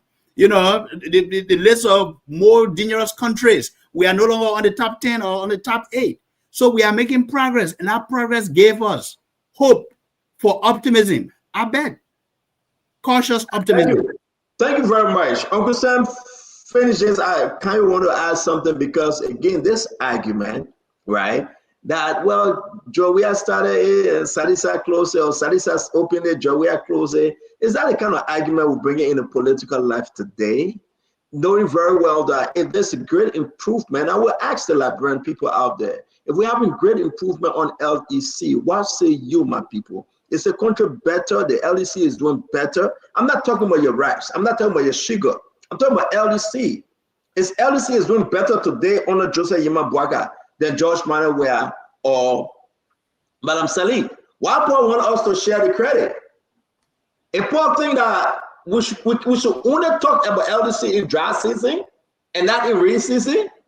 So we can only talk where it's bad, not where it's good. Let me bring in Uncle Sam. Uncle Sam Jackson, the CMC, the older woman that beg you, sir. Uncle Sam got to come in, VP. Uncle Sam? Look, Paul makes a great point. Joseph Boakai didn't wave a magic wand and all of a sudden the electricity infrastructure was built. Okay, it started from the Millennium Challenge Corporation. In fact, it started from the small light today, big light tomorrow, the HFO plant, and so on, so and so. And in fact, it was George Weah that consolidated the West African Power Pool arrangement with the CSLG. Clearly, okay? Having said that, you can say that last rainy season versus this rainy season that I'm in Liberia, LEC is better. But you cannot say that George Weah did nothing or Ellen did nothing. One of the problems with my Unity Party people is that they always want to disparage the last government. And once you do that, then people have resistance to accept that things are improving, because what you want to do is to shove it in the people's throat, and you don't want to give credit what other people did, because the new mat was platted on the old mat. The infrastructure was being built. Electricity access increased substantially under President Weah. It did. It went up to 33% coverage access. You can't have it both ways, though. And maybe you cannot understand. You cannot, right? You always in Liberia when it's during rain season time. Yes. Dry season. Was LDC better during the dry season under Joseph Yema Boakai? I said to you, last year, 2023, the last year of the George Weah administration, the LEC, in terms of the stability of aid, is significantly better today than it was under George Weah. I said that. No, Uncle Sam, you got to answer the question directly. Leave George Weah out of it. 2024. I said that because let me finish my question. 2024 under Joseph Yema Boakai dry season, was LEC better? You know something? I wasn't here for most of the dry season. No, I wasn't. I'm not here. I mean, you know, I'm you can ask somebody. So I want to bring in Kanyo. Kanyo, the argument that you got to share the part, the glory part with George Manneh, you got to share the glory part with Madam Salim, but yet and say, Uncle Sam, can I remember whether LEC was better during last year? Because I wasn't here, and I'm not dishonest. No, I'm not saying you should be dishonest. I'm just going to hold you there. I don't spend the dry season in Liberia. No, you are saying that we should wait for dry season like Paul Kennedy, but you never spend dry season in Liberia, but you want us to wait for dry season. Maybe LEC will be better. I never said wait for dry season. I was very categorical when I said the LEC is more stable now, is more consistent now than it's ever been post-war. I was very categorical about that. You were. What I'm not going to accept when people try to disparage previous administration and don't recognize the steps that were taken by the previous administration to get to where we are today. I think the LDC managing director, Mohammed Sharif, said, that's where we Sharif diverge. said these things are happening. It started with the previous government. He commended Samuel Twell on it as well. He was being fair. So just to understand that, but now everything now we have to go back to Joria and say glory to Joria. Can we just say that the president is doing better? But let me finish up with Kanyo. Kanyo, 30 seconds, please, brother. We're going to Kanyo. We'll come back to you. Let Kanyo speak. Let Kanyo use 30 seconds. Kanyo, you are in Liberia, man. Since Joseph Boakai took over, dry season, have we ever had problem with LDC, sir? Well, I mean, like others have pointed out, there's been a drastic change for the positive in LEC of late. But very quickly, Stanton, within my 30 seconds, I think it is important to examine this argument of attribution that Paul Kennedy made. Because what that argument presupposes is that when you say we are where we are, and I don't dispute that, because of the foundation that was set, then in other words, you are accepting that anything that goes wrong also should be because of where we were. So you have to give credit to stewardship. I don't care whether the foundation was there. Proper stewardship is what will produce additional results. Even if where we were, that's how we were. But if it isn't managed properly now, you will not get the results that you are getting. For example, in the 2 years, we have increased in our standing on corruption, really improved transparency on the anti-corruption barometer. We got to go to the phone line. That is because of stewardship that's happening now, right? So don't take away the results of proper stewardship simply because you say there was a previous. There will always be a foundation. But if there isn't preservation and maintenance, you won't get a result. Thank you very much. Let's go to the phone line, Councilor Kanyo Barbara, Paul Kennedy. We got to hold you right there, my friend. We'll go to the phone line and come back. We have to go to the phone line. We got a lot. Open the line. Let's ask the Liberia. We'll take 10 straight calls. But those lines are political anyway. So it doesn't take away from the We need to understand wherever you are today, call us. It's your LDC better. Let's hear from you. Everybody on this show, they get generator at a place, but people get generator, people get LDC. They live in a beautiful neighborhood. Would not believe them, right? Can you get his 60 kV generator BT? If the LDC go, he gets set up. Paul Kennedy gets set up on a generator. Would not believe them. They ask you. Uncle Sam get his generator. They ask you. Is your LDC better? Talk to us. Nelson, open the line. Let's ask our people, one people. We're not hearing you, Nelson. You are muted. 05551101075. We'll take our first caller here. Hello. Hello. Yes, your name and where you call from? Maria Makama calling from Power. Okay, is your LDC better now than what it was 2024? Is your LDC better now than the previous government? I lost my brother in the current AFL man in looking and our rain season complete 2 weeks current when he bought generator the very day he bought the generator came because of LDC basement. Okay. So 100% better. All right, thank you. 05551101075. Caller number 2. Hello. Hello. Yeah, your name and where you call from? I'm Joe. Forget the name. Is your LDC better? Let's get it. Is your LDC better now?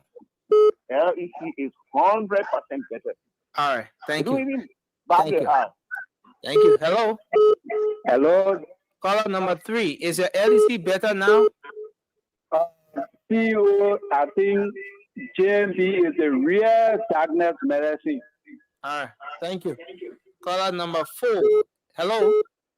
Yeah, this is Gaston calling you from. Is your LDC better now? The issue about LDC is unfunctionable. LDC is more than better. All right, thank you. Caller number 5. Is your LDC better now?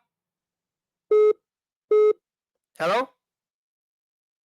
Okay, we take this person. Hello? Can you hear me? Yeah, for you. Caller number 5. Is your LEC better now? Yeah, the LEC is fluctuating. I'm calling from Johnsonville. It is not better right now. It's fluctuating. It's fluctuating. Okay, thank you. Hold on 1 minute. Let me take this one. My friend, just tell us where you called it from. And is your LEC better? Talk to us. Hello? Yeah. Where are you calling us from? Yeah, look, I'm currently in Africa, Abidjan. My name is Musa Sharif. I left Liberia yesterday. Look, quickly, LEC is good, but however, it is the duty of the government to do that. My concern is, why should it be? We are talking about LEC, Musa Sharif. You can call back. We want to know what are your LEC better. Well, that is not a yes or no question. LEC is doing well, but I mean, Thank you. So let's go to the next one. How many callers have you gotten? We've taken 5 callers so far. So Yeah. this person will be caller number 6. Hello? Hello, caller. Can you hear me? Hello? Is the LEC better now? Yeah, I'm actually calling. Is the LEC better now? It's more better than now before. All right. Sam Jackson is not a honest old man. Thank you very much. Forget it, old man. Hello? Your name? Hello, can you hear me? Yeah. Is the LEC better now? My name is Emmanuel. Calling from Portland. Okay. 100% better than before. All right. So that's caller number 7. This one, number 8. Hello?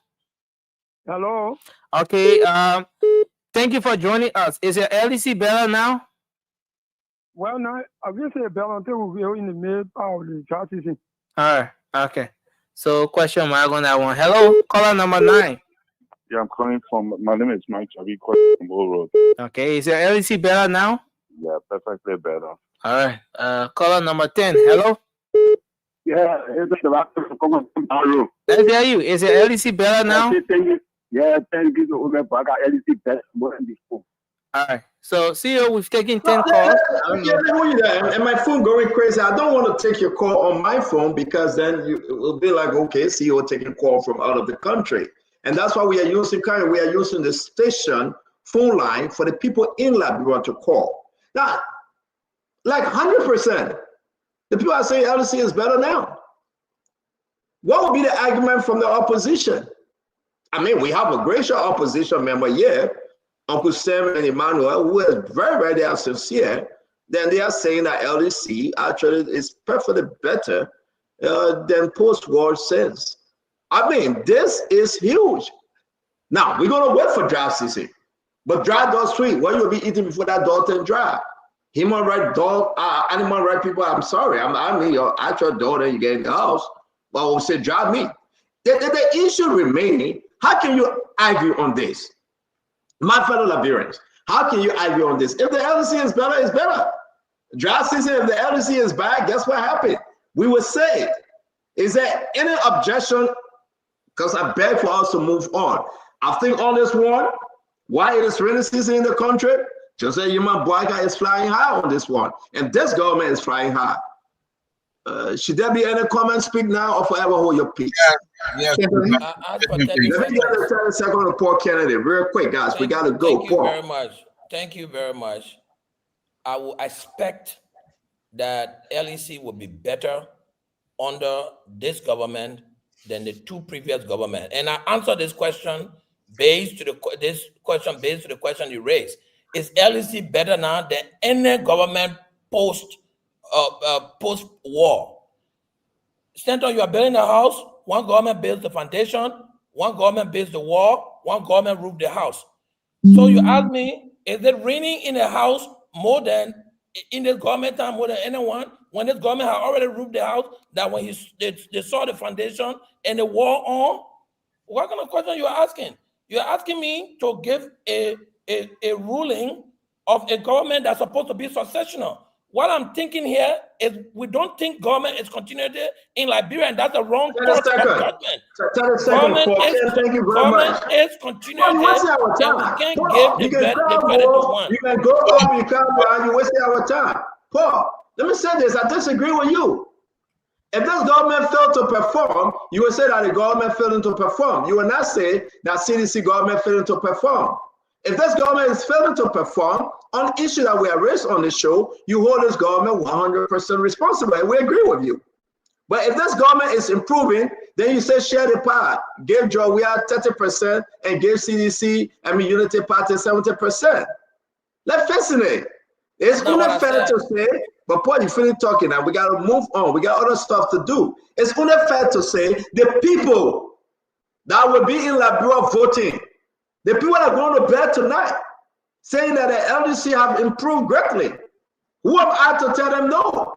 People calling from Bogolanjire, people calling from Bon County, from Norfolk County, people calling from Saniqueti, all the way down in Buchanan, and they are saying the LDC is better now than under George Banner. We are under Madam Sedi, the first UP.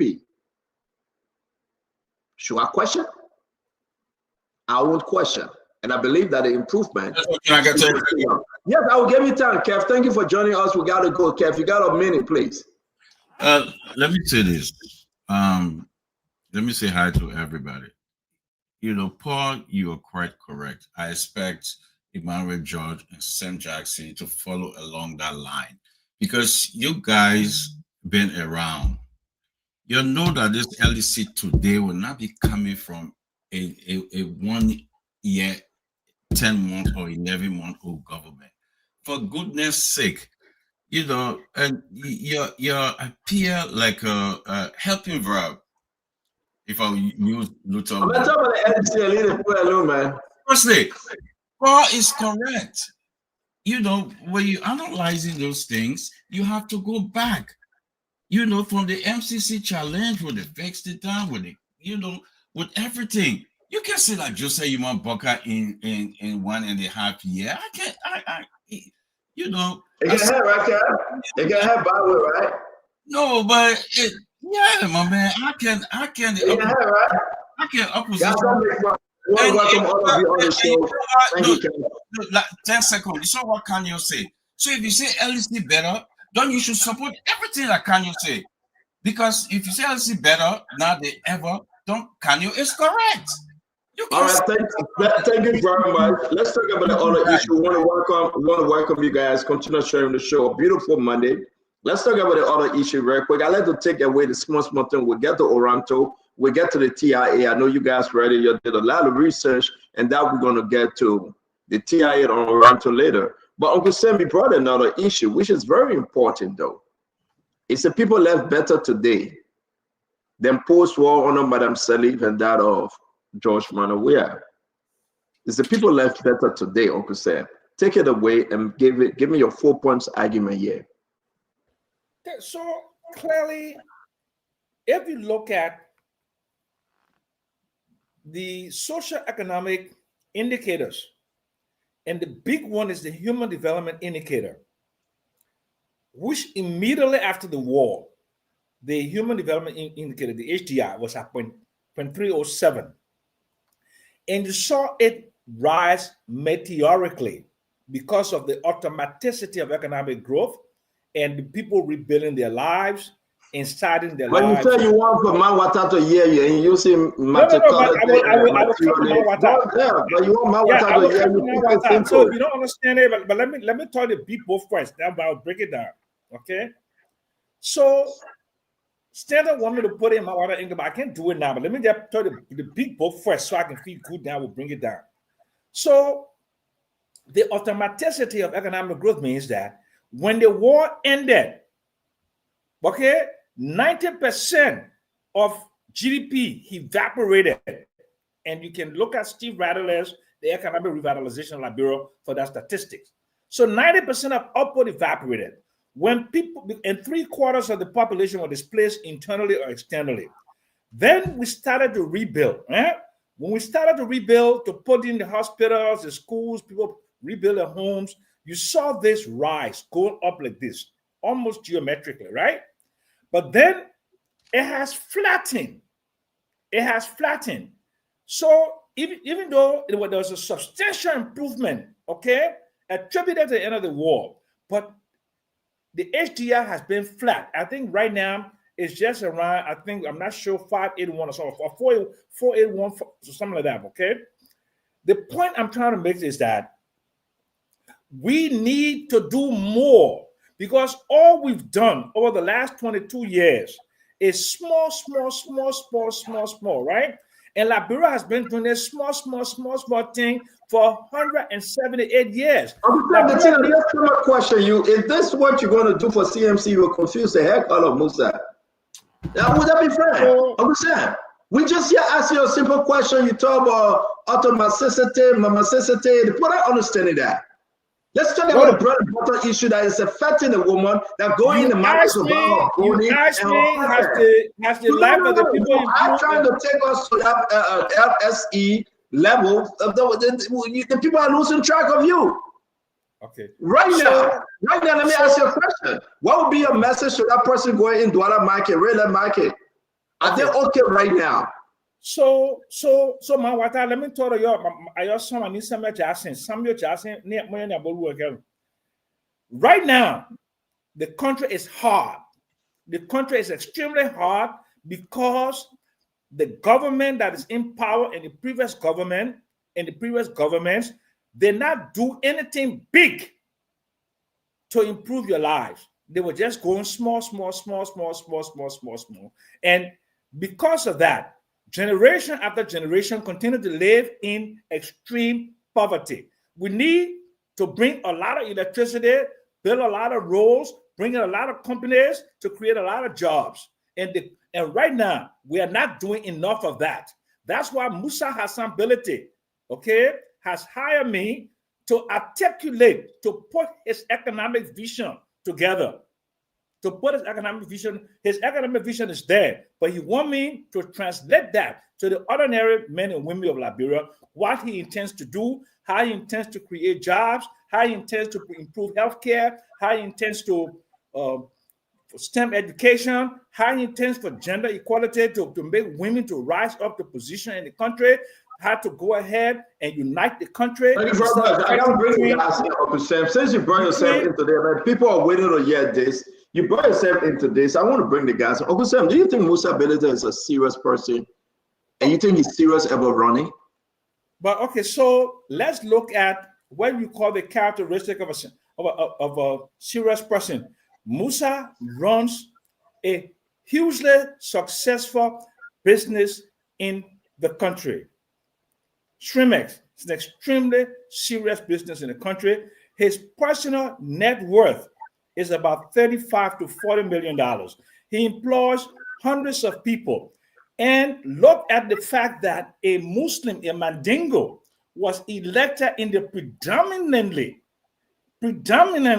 Christian county, Christian district. And he's building roads and building infrastructure and doing social cohesion in Nimba. I think he will transfer that to the rest of the country. And he's also been very consistent about his support to the opposition. He stood with Fonati when most people fled. He stood on issues for the rule of law, and he has been very consistent. So when Mr. Bility asked me to support his cause, not only for the presidency, but to improve the lives of the people, so we can have a real strategy to move away from this piecemeal, small. I'm kind of confused, Uncle Sam. Have you resigned from NPP? My position right now is an engagement. That's the first Have you thing. resigned for NPP? No, I haven't resigned from NPP yet. So you're an NPP member and you're engaging with Musa Bility. Yeah, but I may ultimately, based upon the party structure here in my district, because I'm an organizational man, based upon the party structure here in my district, I may join the CMC because. So right now, for the record, Uncle Sam, right now you still an NPP member, but you go to Musa to help him. On paper. No, forget about everybody. My heart is wholehearted with Musa. So I have not resigned from NPP yet. Listen, Stanton. No, you listen. I have to resign from NPP. I have to resign from NPP. Do that formally. So Uncle Sam, you got no respect for NPP. You want to Musa. You join Musa. You accepted a position, a long-term agreement multi-million dollars agreement with both sides, and now you're saying to us here that you still an NPP member. Uncle Sam, it's concerning. You have not been sincere to CMC member though. Now you're saying the process, right? You're going to resign for NPP. I mean, Kyle will be the bad person I talked to on this one. So let me go to Emmanuel George, and Kyle will come in last. Eman, I'm confused. Uncle Sam is imbalanced. What say you? Well, the great philosopher Machiavelli said it clearly that politics is about interest, and there's no more. His argument, his underlying argument, his thesis was that there's no morality in politics. So if Uncle Sam, as a politician, found out that the party that meets his interest right now is CMC, that's his right.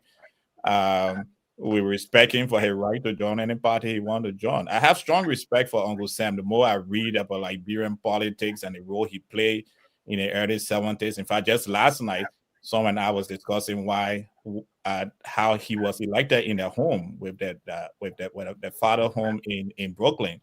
So he had played a significant role.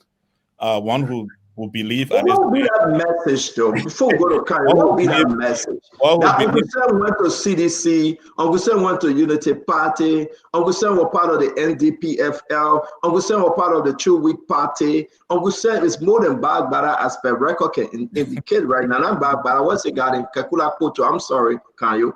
Kekula Koto, as any document may indicate, and it is considered, I know that's Uncle Sam right. We shouldn't say that's not his right. But for Uncle Sam to say, I'm here with John and CMC, but yet and still I'm a member of the NPP, is that a good message? Well, that would be left with the leadership of CMC that have given him position in the party while he's still in another party. I mean, I don't have any fish to fry in that gravy that they have right now. But I can. So again, politics is about interest. If Uncle Sam believes his political interests align with the CMC, I'm not going to question him. I'm not going to question his judgment. That is his right to move to okay. Thank you. Thank you. Councilor, let's get you on board. Let's brush this Uncle Sam issue up, please. Talk to me, well, can you? I have to respond, Stanton. You cannot. Well, you will. Where everybody beat on you, then you respond. Overall, okay. Can you? Okay. Well, I think that Mr. Sam Jackson is an experienced economist, and as he described his arrangement with the CMC, it sounds to me more like a professional contract to draft an economic position paper or vision for the country for CMC.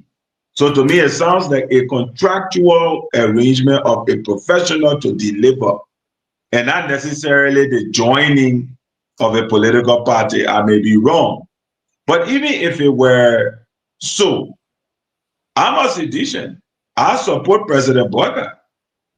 There should be no issues with people being in their political parties, but taking a position to support an ideology. Because when you criticize such things, you are equating a whole political organization to a single person. You are saying that that person is the organization. That if you don't support that person, then you cannot be part of that organization, which is patently wrong in a democracy. A political party is an institution founded on ideology that is far bigger than any one person. And at any point in time, it can decide who that leadership will be. One can disagree with that leadership or whoever that person happens to be at that point in time and not want to support them and support another person and still remain within that political party. It's perfectly compatible. So I can understand if Papa Jackson is still within the NPP. He said he has not left. But according to what he said, he has not joined the CMC, but he's contracted to provide an economic analysis. To me, it's perfectly compatible. Eventually, he can decide to leave the NPP and join CMC. That's also perfectly okay if he wants to do so. Or he can stay with NPP and continue to consult with CNC because he doesn't believe in the leadership of MPP at this point in time. It's also perfectly okay. Because the challenge here, Stanton, let me tell you something, is that we will be breeding a bunch of Fidain who cannot take position independently simply because a political party says so. Somebody will say it's a party mandate. I will not obey a stupid mandate simply because it is a party mandate. You will use your brain and you will determine what is right and proper, and that's what you support. So, unlike you, right? You didn't join Unity Party, and I don't think you're going to join Unity Party. And let's just separate the two, right? You say I support Jose Yemabwaka because I think he will deliver, and I'm hopeful, and we respect that. Though you're sedition centrics, Uncle Sam is saying I'm going to join CMC. But for now, I'm going to support the idea of Musa Hassanability. So I think it's the two. I mean, I think Stanton, let me just explain something. But then maybe that's then. No, but I need to respond, Stanton. I need to respond. Where's Small? Where's Small? Uncle Sam, Gail let beat you Small. Can you go ahead? Finish your can. No, you're right. There are nuances, right? I absolutely agree with you. If Uncle Sam is joining, whilst he's still an MPP president, there might be some ideological tensions, right?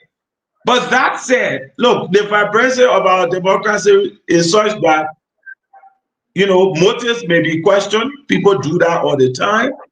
But I would want to adopt just a positive outlook and say that he's probably convicted about Musa. Maybe he sees something in Musa that he has not seen any other political actor before. It's the Holy Spirit a Green Benjamin? No, the Holy Spirit is not a Green Benjamin. But when you do let bring it Tamba. Tamba, let's hear you do. Uncle Sam now is baptized as a CMC, leaning towards CMC. Yet he's still MPP man. Right? This is not the format of the program. The format of the program is somebody speaks and then you respond. Uncle Sam, there is no format of the program. Give what chance that you don't respond. The format of the program has always been people speak and then the guests respond. And you're not a guest, Uncle Sam. We are all Uncle Sam, you spoke like 3 times now. We haven't even gotten a chance to speak twice. I need to respond. After time, we come to you. We'll come to you. Thank you, CEO. Look, I don't want to get on Uncle Sam's case tonight or Kanyo's case. There's a saying in Kisi. It says that the people who have fishing in the same river know each other. So whether Mr. Sam Jackson here chooses to loan himself to CMC or offer his services while being a member of MPP and a supporter of CDC, that's his prerogative. But the politics I'm interested in, we are interested in, is the politics that put country first, not the politics that put party above country loyalty. You see, in Liberia, movement. In Liberia, I need your papi, my man. We need to talk. In Liberia, you need to come to the movement. That's what we're doing. In Liberia, politicians tend to gravitate to power, to politics where the money is. They support people sometimes out of blind loyalty, not because they believe in their vision for Liberia. And that's the different politics that we're looking for in Liberia. We want a politics where people have more conviction in their country and believe in the aspiration of the people and want to lead a party that caters to the social economic well-being of the people and not what you can get from a party. That's the kind of politics we are interested in.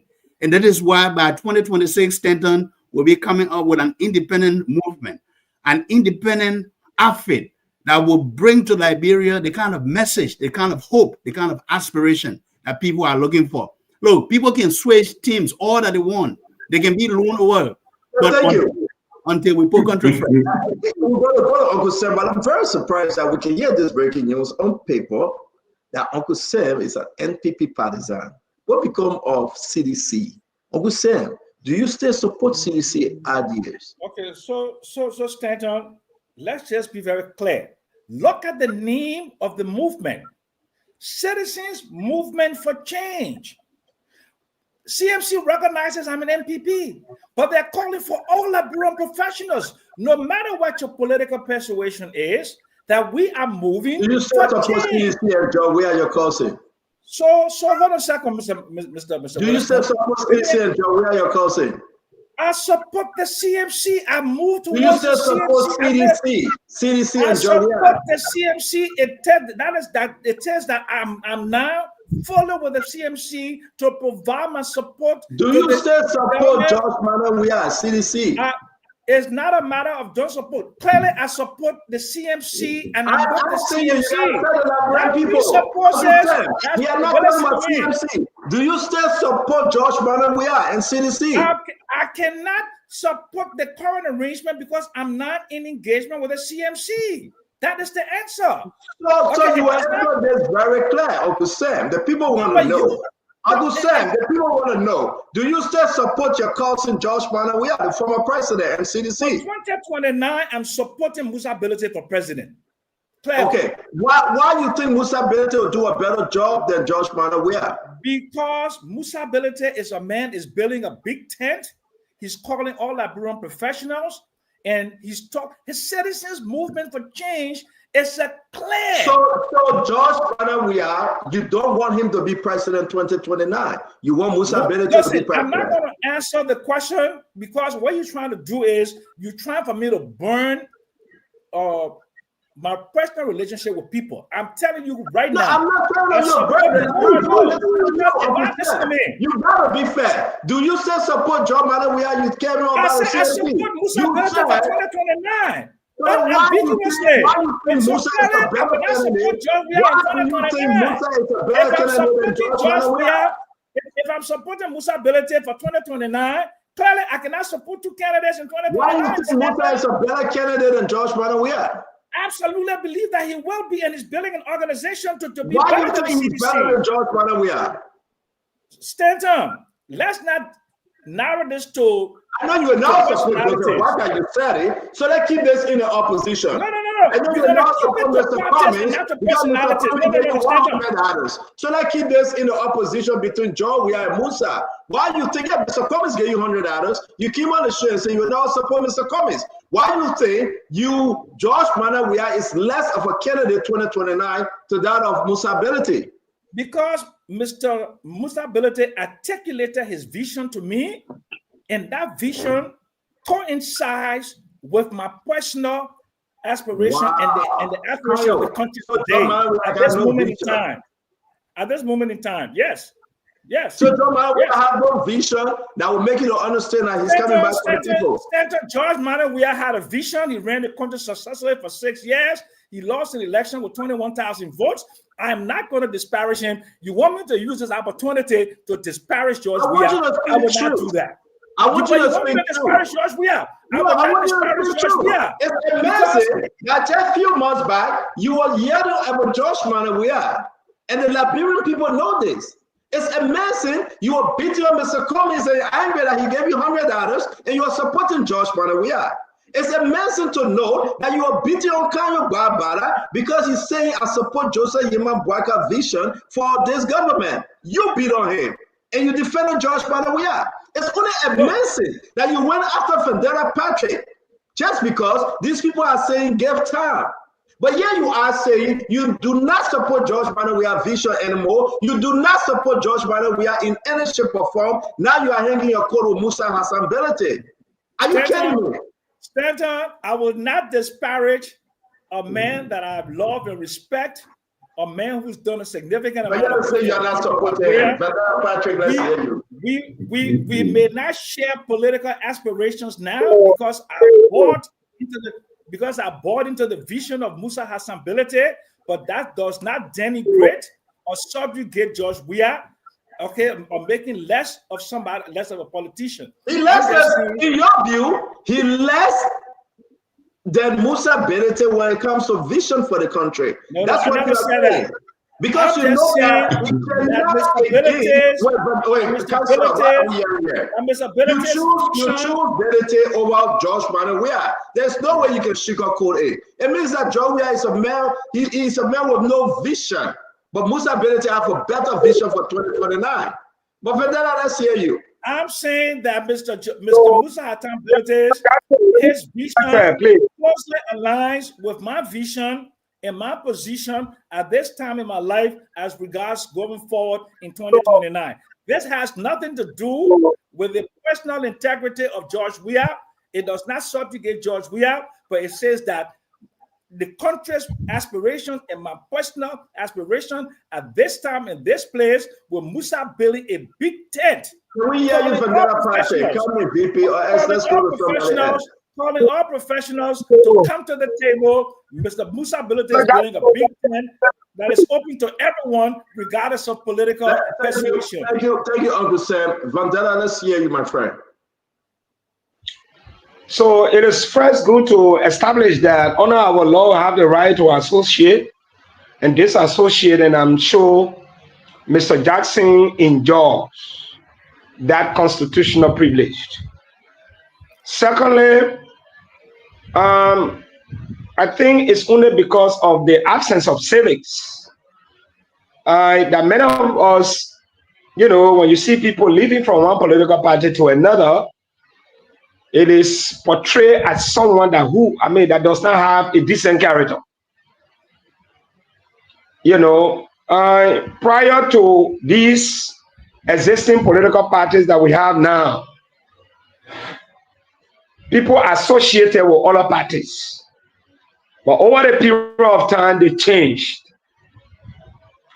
I think what Mr. Jackson needs to do, he has committed no crime in my mind. He needs to manage the public narrative of the CMC more effectively to communicate the ideology and philosophy of the CMC. Mr. Jackson, whether we like it or not, the fact that he's on this platform, engaging in the daily political discourse of our country, distinguished him among his peers. Prior to his graduation, I said to him, Mr. Jackson, you inspire me. In your age, you muster the courage to go to school, to a world-class university to acquire knowledge. You did not even stop there. You wrote, you literature your ideas so that my generation can read from your pages of history. Is he 100% correct? I said, no. He has stated clearly, he maintained his relationship with the NPP, but he support Musa Benitez at this time. What is important to me as an individual is to counter the argument as to whether the CMC will be a better alternative to other opposition political parties or the ruling establishment. That is the kind of conversation we should be having. I'm speaking from my own point of view. Look, I don't think people should be afraid because you associate with one political party and you go on the other side. I gave an example of many persons. Look, we all want the best of our country. Vandana Patrick, again, VP, let me hold you there. VP, let me hold you there. I beg you, my friend. It will not take too long if you just walk and turn the TV off. Let me put you in the back. Turn it off. You will make the people ban us from Facebook. This is not TV thing. Turn the TV off, my friend. Paul Kennedy, let's come to you and we'll bring VP back. I beg you, VP. I beg you, my friend. Just turn it off. Just turn the TV off. Your chair moving up and down. It will not take you too long to turn it off. We beg you, Chief. Please. I beg you, sir. Yeah, don't let Facebook punish us, my friend. Paul, let's hear you. Let's hear you. Thank you, Senator. So, in conclusion, CEO. Paul, go ahead, VP. In conclusion, CEO. In conclusion, let us create an atmosphere where people can support any political party of their choice without being construed that this person is going somewhere to campaign for money. In fact, opposition and the government should consultants. I can be a member of a political party and provide consultancy. The best argument Sam Jackson can provide is that he has not seen anybody within the MPP running to be president. And he's more curious to see a robust president that will deliver this country. And the MPP has not projected anything. That is presidentially, war. At this time, he's engaging with the CMC to do advocacy. The big question is why FCMC joins the United Party in 2020. We get it. Why FCMC can CMC even deliver? You are right, VP. Can CMC even deliver this thing on a Musa with all the in-house fighting and the text messages that flying around and the voice recording that we're receiving? Will CMC even deliver? Can CMC do this? Because it's like everybody angry, but I keep this CMC thing in the bag. I will play all those messages. I got recordings. I will play them later, not today. And let's just focus on Uncle Sam and his new political party. Paul Kennedy, what say you? Paul Kennedy gone. Kev Hassan, what say you? Well, not too much. I'm glad that he's in the opposition, that Sam Jackson is part of the opposition. They're in the opposition. What do you mean you're glad that he's in the opposition? No, he's in the opposition. He been in the opposition. No, that he's staying in the opposition. That's what I meant. My brother Kanye, you're a backslider. You're not just a sedition. You backsliding. So don't keep saying I'm a sedition. You backslide already. Wow. Tama, have you spoken? It is very painful. Tama, you spoke. Let's go to Paul. I spoke on this one there. Paul Kennedy, go ahead, my friend Paul. You call kind of backslider. This is an unreligious word that a Christian makes a Christian. But Paul, can you hear us? Go ahead. All right. So the issue is that we got to move to Oranto D. Cario. And Uncle Sam, that gave you the last 4 years. It's very important for you to understand, Uncle Sam, that I'm not beating on you because I hate you. You're my uncle. I respect you. You know that very well. But let me let Uncle Sam, then you're closer. You know you're my uncle. I respect you. We can't wave back. But I think is that you got to tell the Liberian people the truth, Uncle Sam. The issue is that jumping from party to party. Great. Yeah, and you cannot say that Musa is better off than George Mana. We are. Okay. So, my Liberian people, the only party that I joined in Liberia, that MPP, that it. I joined no other party besides MPP. Charles Taylor in 2002. I supported Madam Salif. You never saw me join a unity party. You never saw me join. You never saw me with no beret and joining the CDC. Clearly, Musa Ability is trying to build a big tent. Musa Ability recognizes talent. Musa Ability recognizes talent. He reached out to me and other Liberians as he's doing. He's reaching out to the best and the brightest of Liberians around the world. He's building a big tent so as to get people who share his vision so he can get technocrats and others that will push this vision and use the CMC as a means of attraction for 2029 to bring real, sustainable development and change to the country. Musa Ability sought me out. He called me. How long is your contract, Uncle Sam? Listen to me. There are a lot of things I will not disclose. I have a non-disclosure agreement. It's a contract up to 2029. You're a businessman. You know that something called an NDA. We have an engagement, and that engagement, a lot of the details. But what I can tell the Liberian people is that the articulation of Musa Ability's vision. Couldn't you have a contract with CDC that you supported all this time around? I never had any such engagement. I support that CDC from the heart, and I support Musa Ability from the heart. But Musa Ability is a professional. I mean, are you doing this freely, or are you getting compensation for your support? Mr. Stanton Witherspoon, I will not discuss this. All I will say is that I'm engaged with Is the Musa CMC. paying you for I am joining? engaged with the CMC. And Are you on a contract? Are you on a contract? Mr. Musa Ability Are you has on a engaged me. contract, sir? Are you on a I'm contract? a professional, and Mr. Musa Ability pay me. It's not a crime for him to pay me. No, it's not at all. And, Are you and, on I, a and I contract? don't have to disclose that to you if I don't wish to disclose that You to are you. not doing it as a partisan that will trying to bring people to the people. There is You something are on called a a contract, right? non-disclosure. Stand on. There's something called a non-disclosure agreement that is signed between parties for engagement. You should know that. I can say to you that my heart. So that's is all we are solid. saying. So you sign a document to support Musa Ability. Whether I sign a document or didn't sign a document will not be disclosed. It will never be disclosed. Yeah, but All you I gotta can tell us say- because we can disclose it for you. Did you sign any But you can discuss document? it all you Did want, you Stanton. sign any Let's not draw document this to down be into the part gutter. of Let's go on CMC? the higher plane, Stanton. Let's go on the higher plane. Let's go I'm on the just higher saying plane. this, Mommy, let me The fair. higher plane, the higher plane is that because you are on a contract. I can say that the you are on higher a plane contract. is that I'm engaged with the CMC to So support let me the before I bring my Ability. man, Uncle Sam, I'm and on the higher respect to plane you. Respect to you, Uncle articulate Sam. the vision of Musa Ability.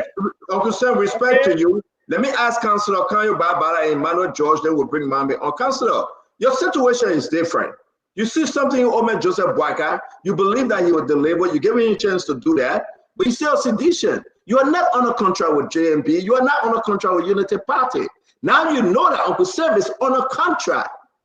I mean, can you, is there any major something that walking through your spine now? Uncle Sam went in there as a businessman. Stand on counting my money. Don't let him count my money. If Musa pay me, I'm not a stand on business. Stand on won't count my money. So what are you thinking about? They were not happy here tonight. You won't count my money. You see, what Musa will pay me, okay? You will not know tonight. But Stanton, you know, I just know that I'm engaged with the CMC, and you should know historically.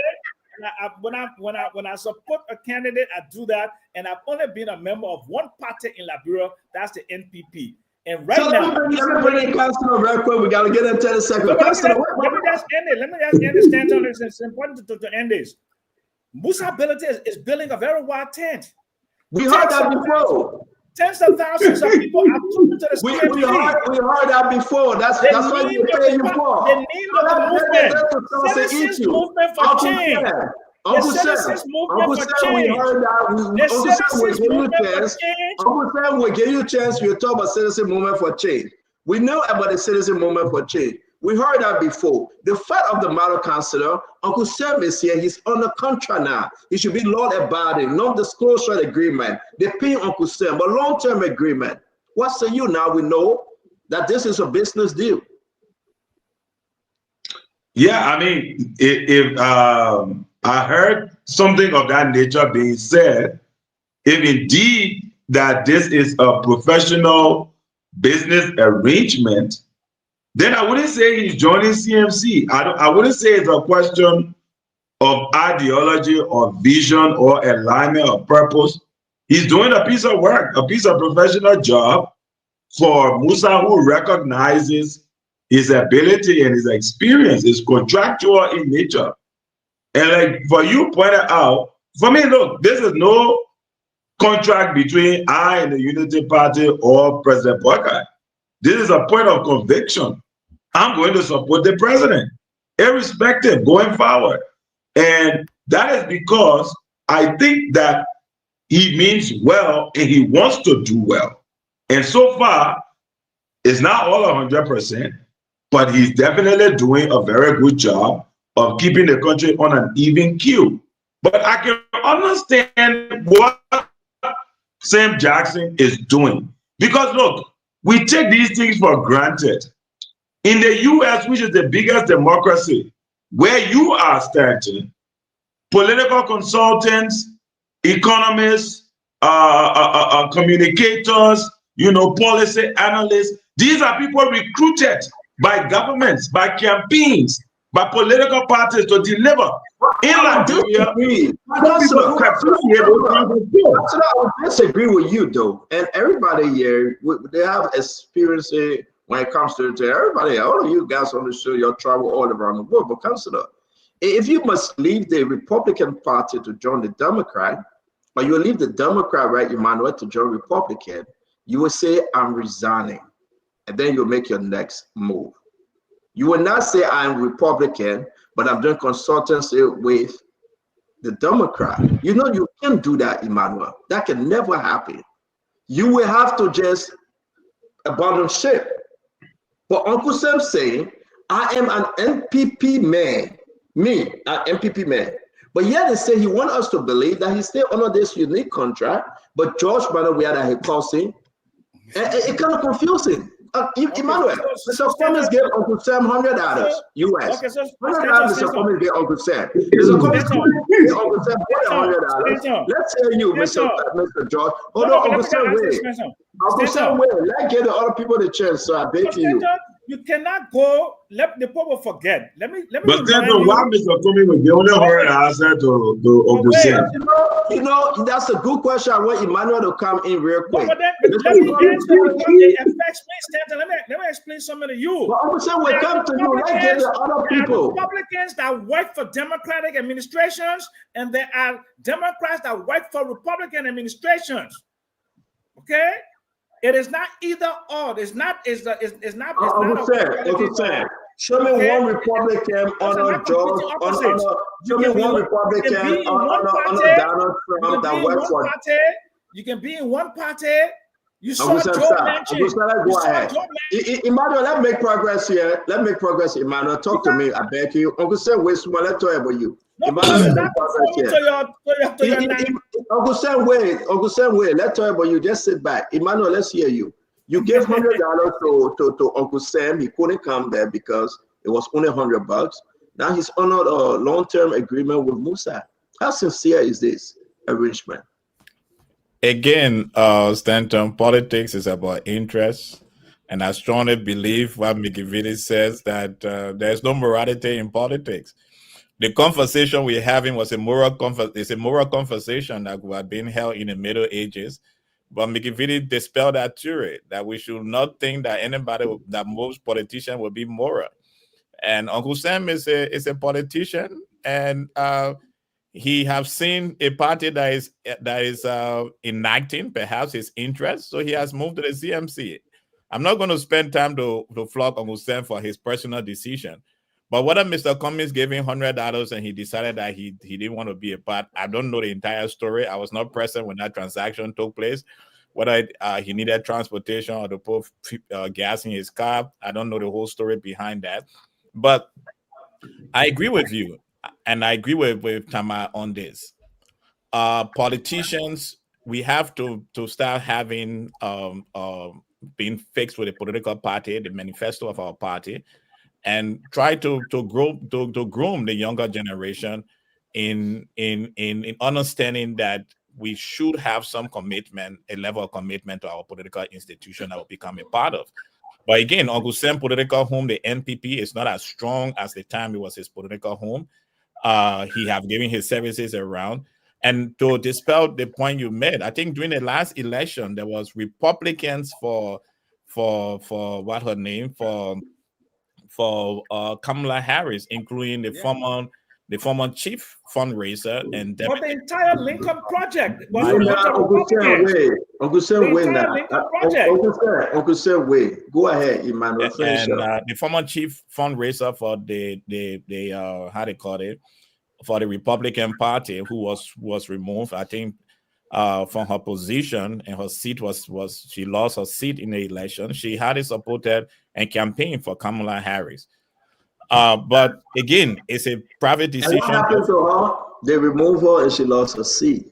We are talking about people that came out, right? We are talking about they didn't sign a long-term agreement to make money. You don't know whether we signed why was that conviction? No, we know because why was the conviction? They say, you know what? This person is not capable enough to do this. We're not support this person. Uncle Sam saying, I get my wrongful with NPP. I support CDC, but Uncle Musa and myself on a contract. What's that? Abula Mame, let's say you're on the Yeah, I phone. think let me just mention the engagement. name of We have Liz an Cheney, engagement. the We daughter have an of engagement. Yeah, We Liz have an Cheney, the daughter engagement. of the former And the vice details president, of Dick those Cheney. engagement are Abula Mame, confidential. let's say you, That's what I said. Uncle Sam, wait. You guys are on a long-term agreement, Abula Mame. I never said there's no agreement. I said we have an This is engagement. long-term We have an financial engagement. We have an agreement. All For you're the trying to next find out 4 is years, Musa will be paying Uncle Sam. The party will that's be paying not true, Uncle ladies Sam, and gentlemen. and that's That the is agreement that came my way. And this is well, Abula Mame. If you want to leave NPP, I don't care. If you want to leave CDC, I don't care. But you wouldn't went to Musa because Musa said, I will give you the pickup truck and I will pay you monthly or bi-weekly, and I want you to support me. We beat on Kanye Bada yet. We have never heard anything that Kanye went in there to get money from Jacob. But Uncle Sam is on the show saying, I'm on a long-term agreement, financial agreement with Musa Belete. I never said that, Stanton. I said I have. Uncle Sam, hold on. You got to say the truth today. Ambula, talk to me. Stanton, I will leave Uncle Sam. Uncle Sam has played important and critical role in our country. He's old and retired. He's still trying to make inputs. If we believe Mr. Belete offers the best option to lead the country, and it's a decision to go and support him, I will leave Uncle Sam. I would have just said from the beginning that I plead the fifth, but because I want to add some narrative to it, I will say I leave Uncle Sam with his decision, his choice to support Mr. Belete. CDC and CMC not far from each other. It could be a strategy that Uncle Sam is just using, like the same thing that Belete is doing. But his heart is with CDC. I can see that. His heart is with CDC. And maybe he feels Belete is just helping CDC, so he go there to help. So Belete the financial man. Correct. So CDC can pay him. Belete has the resources to mobilize the forces. So we are using Belete now to spend money and put money around. That's what I'm saying. So we are and CDC, they are channeling Belete with this money to grab people and pay them and put them on payroll. That we are getting. That's what you're saying? No, Belete is investing for his share in 2029. He's investing for his share. Wow. And Uncle Sam will not get money directly from CDC. No. I mean, we are not get money. Yeah. So McGill, Joia, all the guys are going through Belete now. But it's kind of strange here. I think it's not strange though. And we're talking about this Belete factor. It's always about the Benjamin. Winfred Ross, I saw you in the chat room going crazy. Uncle Sam cannot directly tell the people, and I care less. I know. I'm but yes, the issue here is that Uncle Sam is on a long-term contract with Musa Hassan Belete at the CMC. What say you, Russell? Thank you. And it's always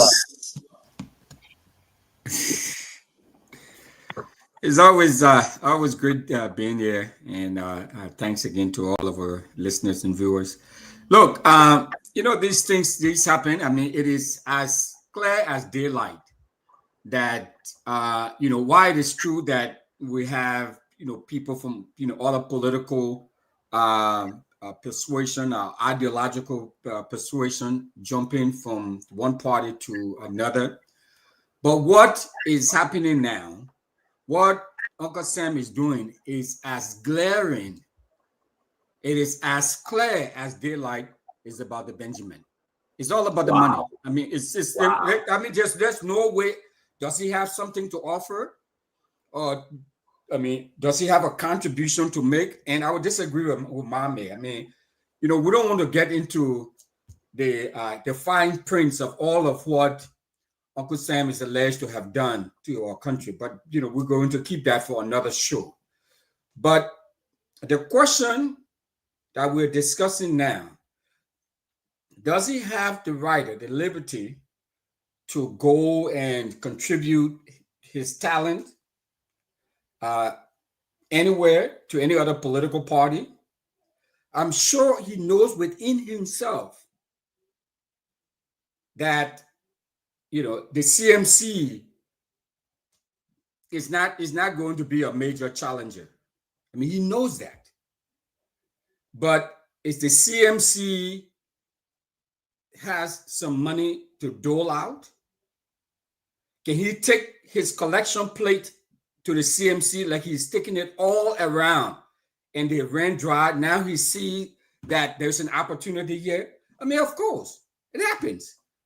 I mean, you don't need to be a political scientist to figure this out. I mean, it's pretty glaring. That's not to negate the fact, Stanton, that he may have something to offer.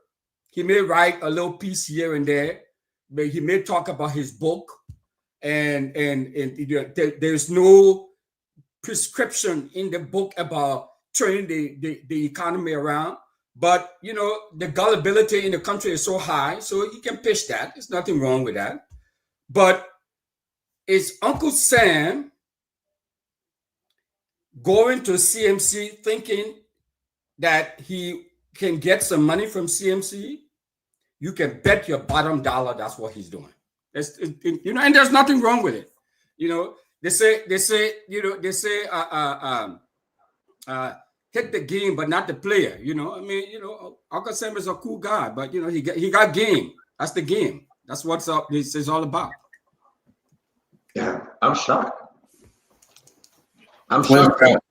Wilfred, Russell, can I ask you a quick question? You gotta get Uncle Sam to respond to Winfred. Well, can I come in? We got 6 more minutes. We'll be going to Oronto, but I'm shocked.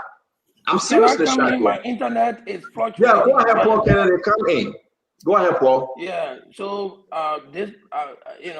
my internet situation will improve as I stay in this country, but tonight is really bad. So I will make this my closing statement.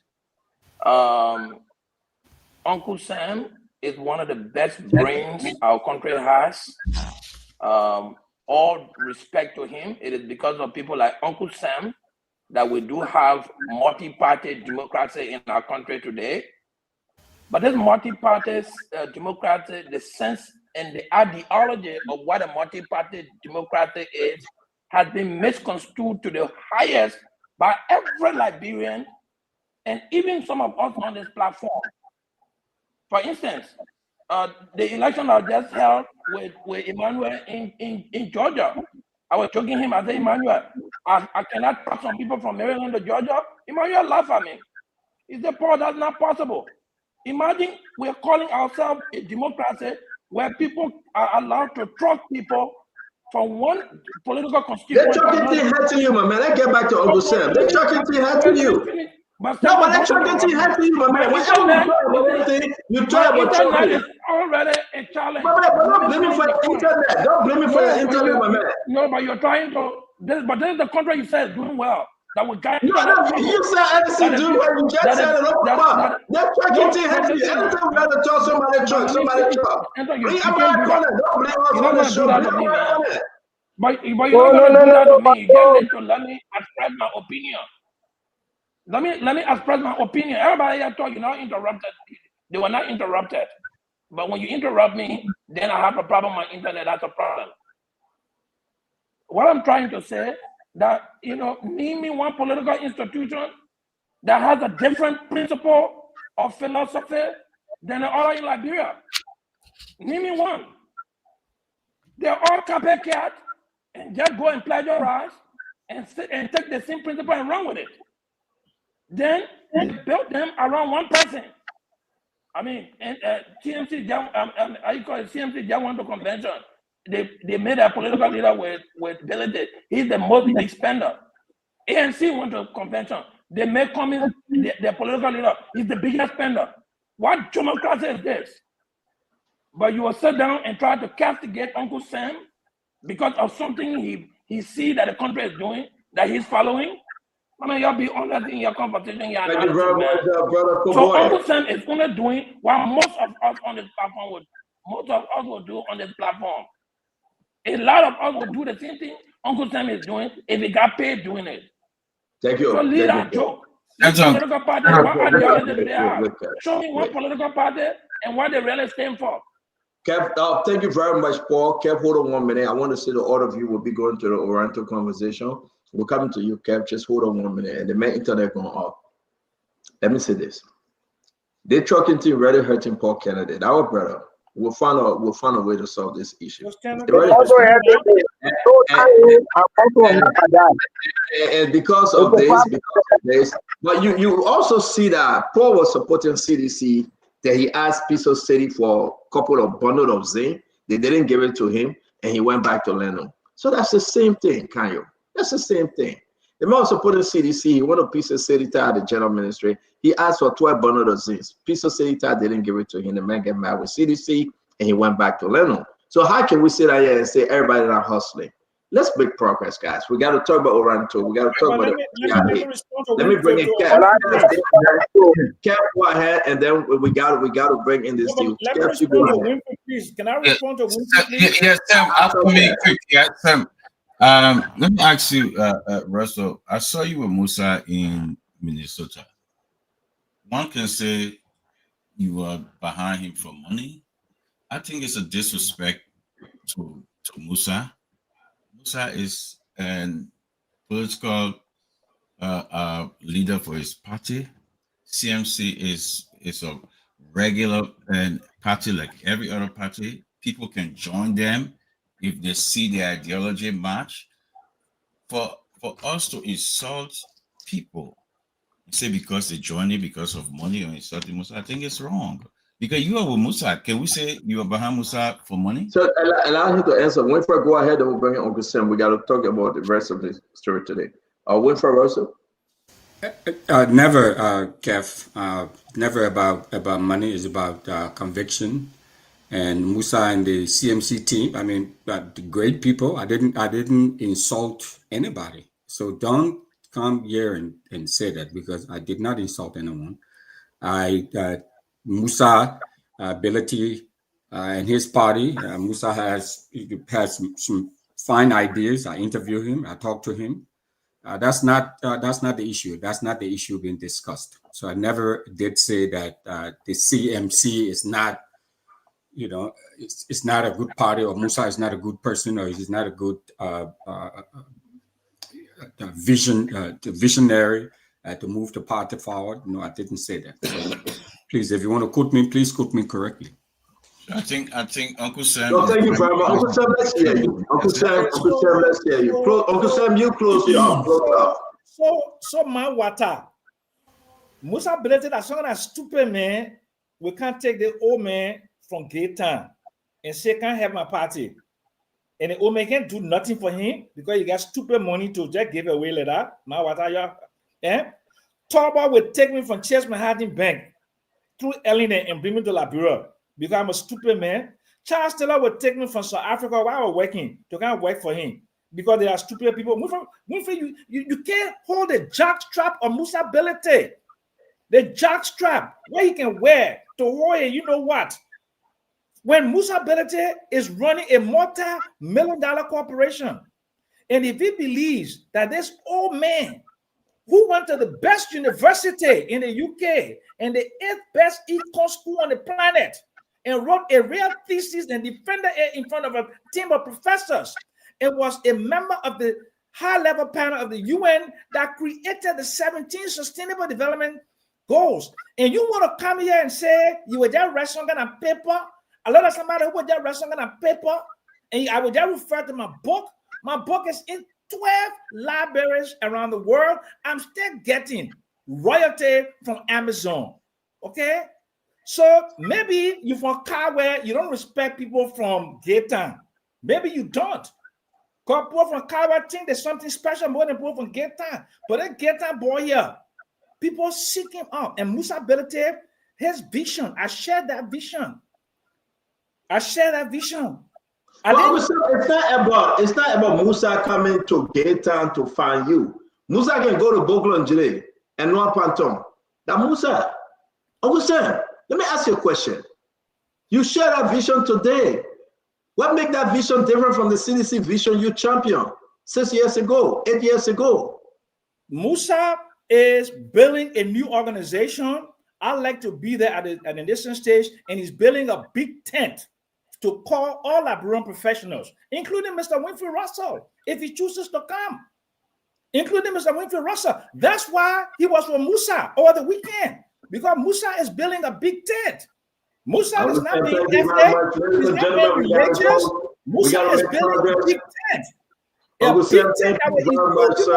People like Winfield Russell that may not like people from Gay Town because they come from Cornwall.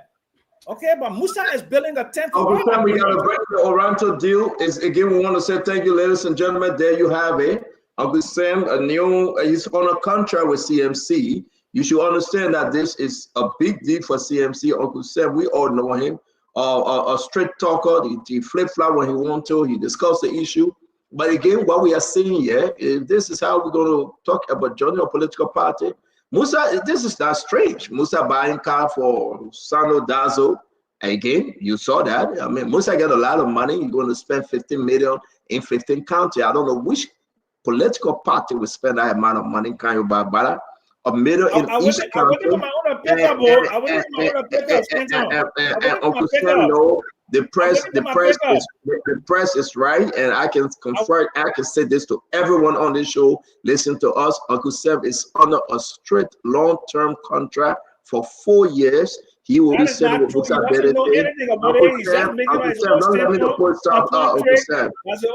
And I will say this to all of you. This is about the money. Uncle Sam tried Eugene Nangwe. He talked to Eugene Nangwe. Eugene Nangwe didn't listen to him. He went around with CDC. They didn't give him any eye. He called Fonati Kofa. Fonati Kofa said the party don't have money right now. He won a unity party. He spoke with Mo Ali and the party chairman, the party secretary general. They said we don't have space right now, and Uncle Sam needed that space, right? He needed to be covered up, and he went ahead. So again, that's the way it is. Things can all be the same. Once the press is right, Uncle Sam will do what he has to do, and today we can now understand very, very clearly the press is right. So no, I don't listen to Stenton. That's also fiction. That's also Binta Benete said he's supporting you, Uncle Sam. You know Binta, she like to get people hot time. Tell her to leave me alone. Can you back by that? Thank you very much. But man, we saw your back and forth with Fonati Kofa. Let's get on to the Oranto situation in the country. What's your like and dislike about this deal? Before the legislature now, can you? The Oranto. Well, thank you, Stanton. My position on Oranto is similar to the position I hold about any investment in Liberia, a country whose economy struggles to attract capital that can fuel the production of jobs, create income for poor people, create work opportunities, and professionalize any particular sector. I do not have anything personal with Oranto. Oranto, as the young folks in the USA, does not concern me from a bag of chips. But in the instance that this is investment coming into the country, I support it. Now, I don't have a particular issue with Fonati Kofa specifically. But what I had an issue with, and let me put this on the table, I believe that it is the role of the legislature to critique these agreements. In fact, the whole process, the whole process of ratification of a concession or investment is meant to look at the terms of that agreement and improve the terms of the agreement. That's the whole purpose. That's why we take agreements after the executive negotiates with these people and they get a draft. They send it to the legislature. They say, you are the people's representatives. You are the one who are in their best interest. Look at this agreement and make some improvements before we finalize it. That's the idea. My issue with Fonati Kofa is that you sit in the legislature. You are an experienced lawyer. You spot what you consider to be issues with the agreement, even though there are some of those that I believe are not germane at all, are just meant to incite the public. You do not try to fix the agreement there with your peers. Yet, you come to social media and to the public and continuously make negative comments about the agreement, which I believe is the sole intent is to incite the Liberian people against this investment and against the government. For example, I can give you one point. You point out the percentages that's there around the state ownership, 15%. In the agreement, it is worded as that 15% going to NOCAL. You come out, you say, why is it that 15% is going to NOCAL? It should be 10% to NOCAL and 5% to the Republic of Liberia or to Liberian citizens. How are Liberian citizens going to access that 5%? If not through a governmental institution or a governmental setup. So if they are going to actualize it through a governmental setup and the 15% goes to NOCAL, isn't it still coming to Liberia? But the way he goes on Facebook and social media to frame it is as if the Liberian people are being shortchanged. And people who don't understand that think that he's doing it because he wants to stand for transparency. And that's why my whole position was examining his motives. And I said in that piece, the issues you are raising are frivolous because you have the ability and the position and the responsibility to fix them in parliament, and you're not doing so.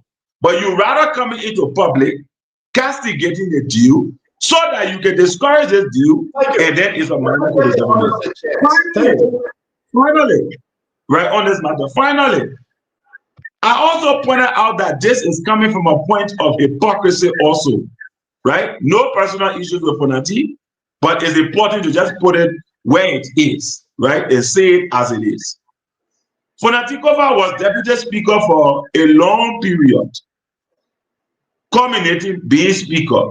So maybe approximately 6 years as deputy, altogether, both deputy speaker and speaker.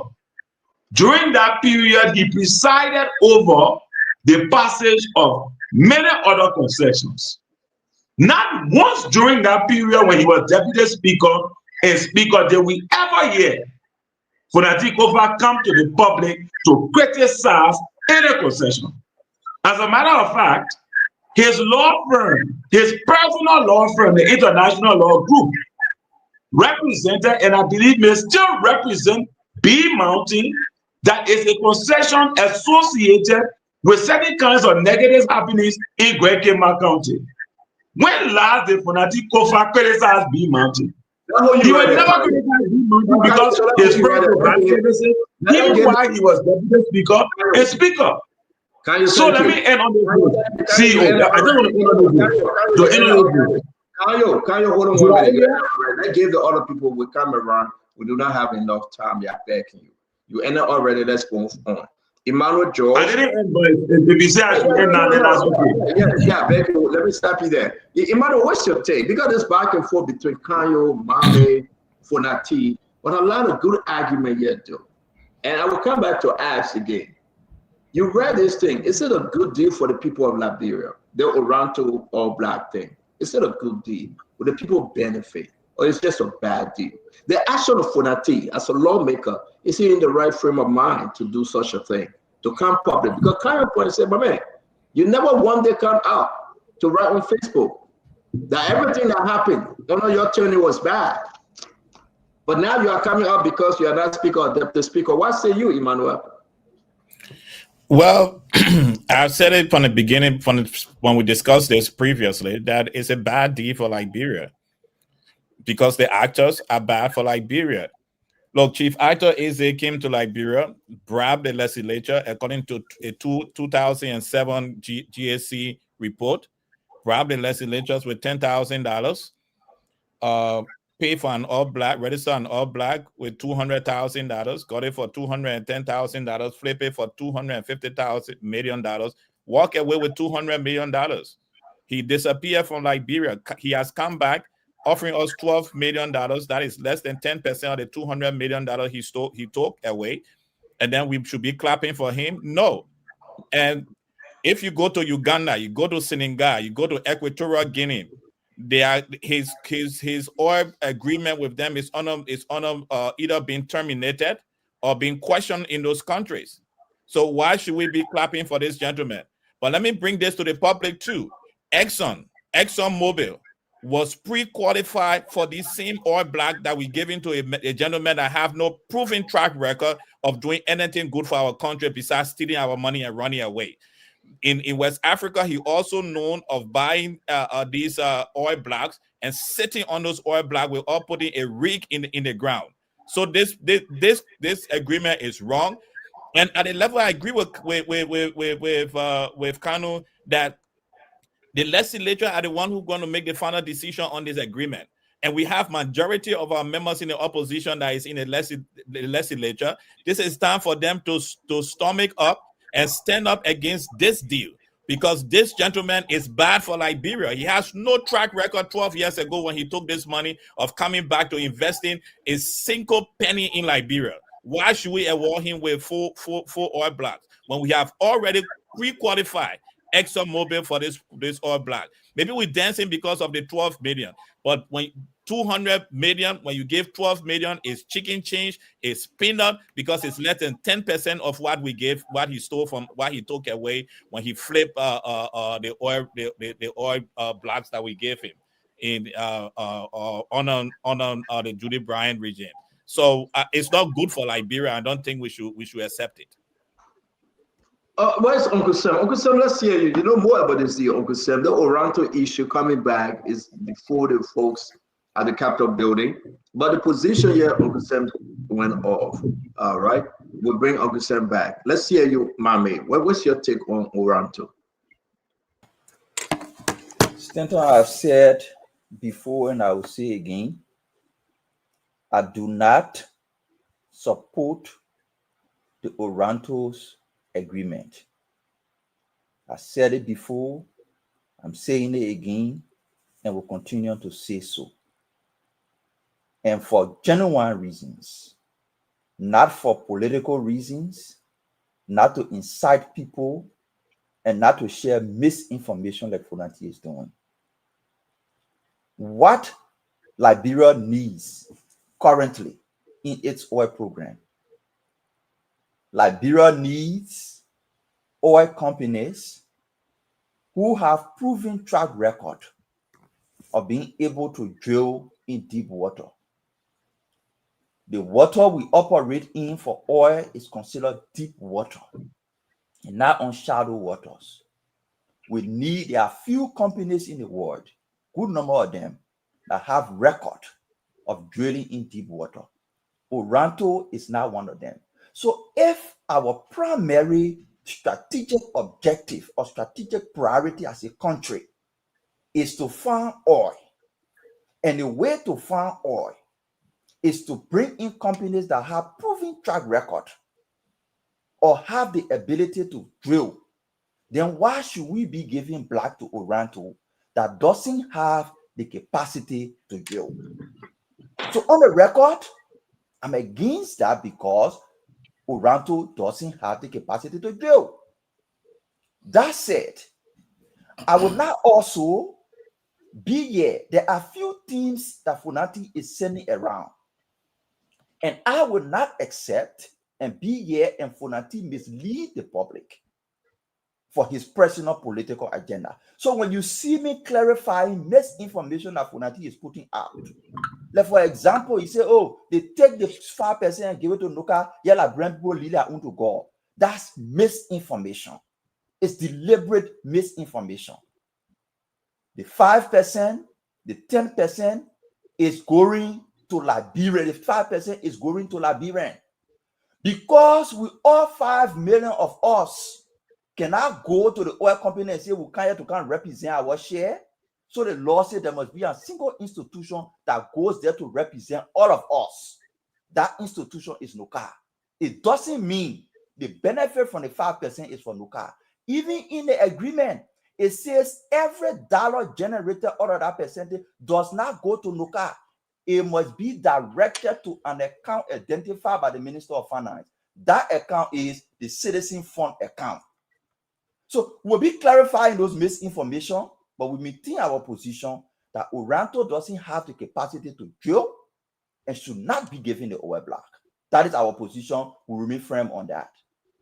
But will not accept misinformation and disinformation for political reasons. We'll correct it. So apart from the misinformation, you are understanding that this whole deal shouldn't be given to Oranto after Easy. Forget about what you and what I keep talking about. You're against this all black given to Arthur Easy, correct? Correct. If the government, and let me make this recommendation, if the government wants to give petroleum agreement to Arthur Easy and companies like Arthur Easy Company, give them what we call reconnaissance license with a match right. Do not give them production sharing license. Give them reconnaissance license. They will use that license, do some geological studies at the same time looking for commercial partners. When they find a commercial partner, then they and their commercial partner jointly apply to the LPRA for production license. But you can't give production license to somebody that doesn't have the capacity to do what the country is looking for. The country is looking for companies that can drill and help us on board. Oranto doesn't have that characteristic. They don't have that history. I do not support the deal. But I will not accept misinformation. Okay, so let me bring in Uncle Sam. Uncle Sam, you listen to Kanye and you listen to Ambula. What say you? You've been around the block. You know what's up on this. They've given it to Arthur Easy. There's nothing we can do about it. That would not be my first choice of giving all black. To give 4 all blacks to Arthur Easy. After we gave him blacks 11, 12, and 14, he sold it for $200 million. He did not pay the appropriate capital gains tax, right? But it's a done deal. Okay? And I know the people who are involved. So let me say this. Sorry to interrupt you. What do you mean it's a done deal? Before the legislature, Uncle Sam? It is a done deal. It's a done deal. This is like have you ever seen a concession agreement, an oil agreement ever rejected by this legislature post-war in your life? Okay. You ever seen it? Okay. This is how you fix it.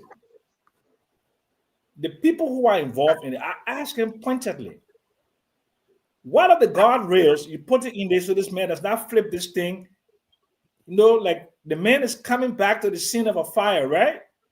An arsonist made away with a lot of money, is coming back. So, you know, a stupid individual to grant him all of this without putting in some guardrails. He will get it, but put in some guardrails. The first guardrail is to determine whether he paid the appropriate capital gains tax when he sold blocks number 11, 12, and 14. That's the first thing you have to find out, whether he paid the correct taxes. Am I right, Tamba? Because he sold them. Did he pay the appropriate capital gains? Capital gains is when you buy something and increase in value, you have to pay tax on that value. The second thing, what is the Liberian content in this thing? You mean those people who are my friends, they will give Arthur Easy an oil block and they will not have an ancillary agreement with him that if he does not drill and he sells it, that they should get 50% or more of the proceeds from just flipping those oil blocks. However, if Mr. Arthur Easy drills, then you can have a proper and appropriate petroleum sharing agreement with him. But Mr. Arthur Easy is not known to be a driller. He doesn't have any technical or financial ability to do deep water drilling. So this is a deal. I'm not opposed to the deal. I support the deal. But let's make it a deal where we can all make some money. And we can have a great time instead of this man taking the money and putting it in the Lagos Stock Exchange and thumbing his nose at all that he did the last time. So did y'all form a company with Arthur Easy or with the government in the legislature? Can they require that if he does not drill and he flips, he must pay 50% tax on the proceeds of the flip? These are guardrails that we must put into place. So I'm not opposed to the deal, but I just want us to put in the guardrails that so this man. Have you read the document, Uncle Sam? Oh yeah, I read it. Of course, I read it. And there's no guardrails. There's nothing in there. There are no guardrails there for the guy to flip this thing and not pay 50% tax. There's no Liberian equity participation with him. There's none of those things. Put those things in there. Let us make. I got my oil company. You put my oil company there as a partner to him. All your oil company too, you bring it to him. The man flip the thing. We all make tens of millions of dollars. We'll be happy here. Let me ask you before we go to Winfrey and the rest of the guys, right? The chair of the committee is Edwin Melvin Snow. The first time they brought this guy in, people said the allegation and saying that, well, Robert Salif ate the capital gain tax that you talking about, the capital gain tax. A lot of things went around on the locale that Robert Salif then, they abused that place. Well, you had the Jacob Akodi, the Robert Salif, and Ambula Mamu can speak to it. These people then, they ambush the situation, they enrich themselves. Who are the new Robert Salif today? There was no Robert Salif here in 2007. That's a lie. Wait, Robert Salif in 2007. Okay, Robert Salif did not come and make himself highly visible until around 2010.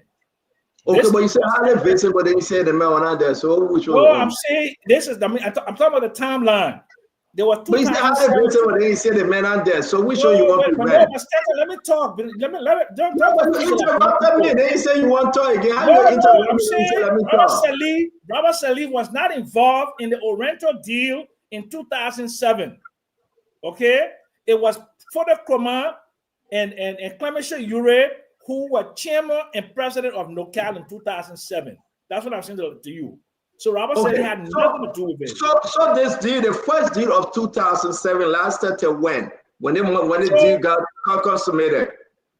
Let's go back. The All Black was given by NOCAL in 2004 under Judy Bryant. But it was ratified in 2007.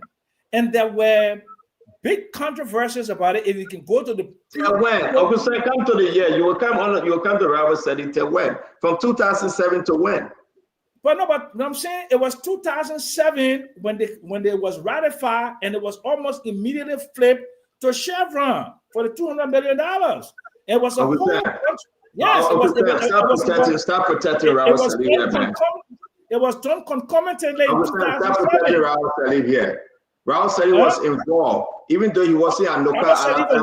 He was local board chair at the time, Uncle Sam. Stop saying that. 2007, sir. Not in 2007, sir. You can play with years, you can play with months. Stop protecting Robert Salif. Let's be factual. No. But you're not being sincere. Let's talk about today.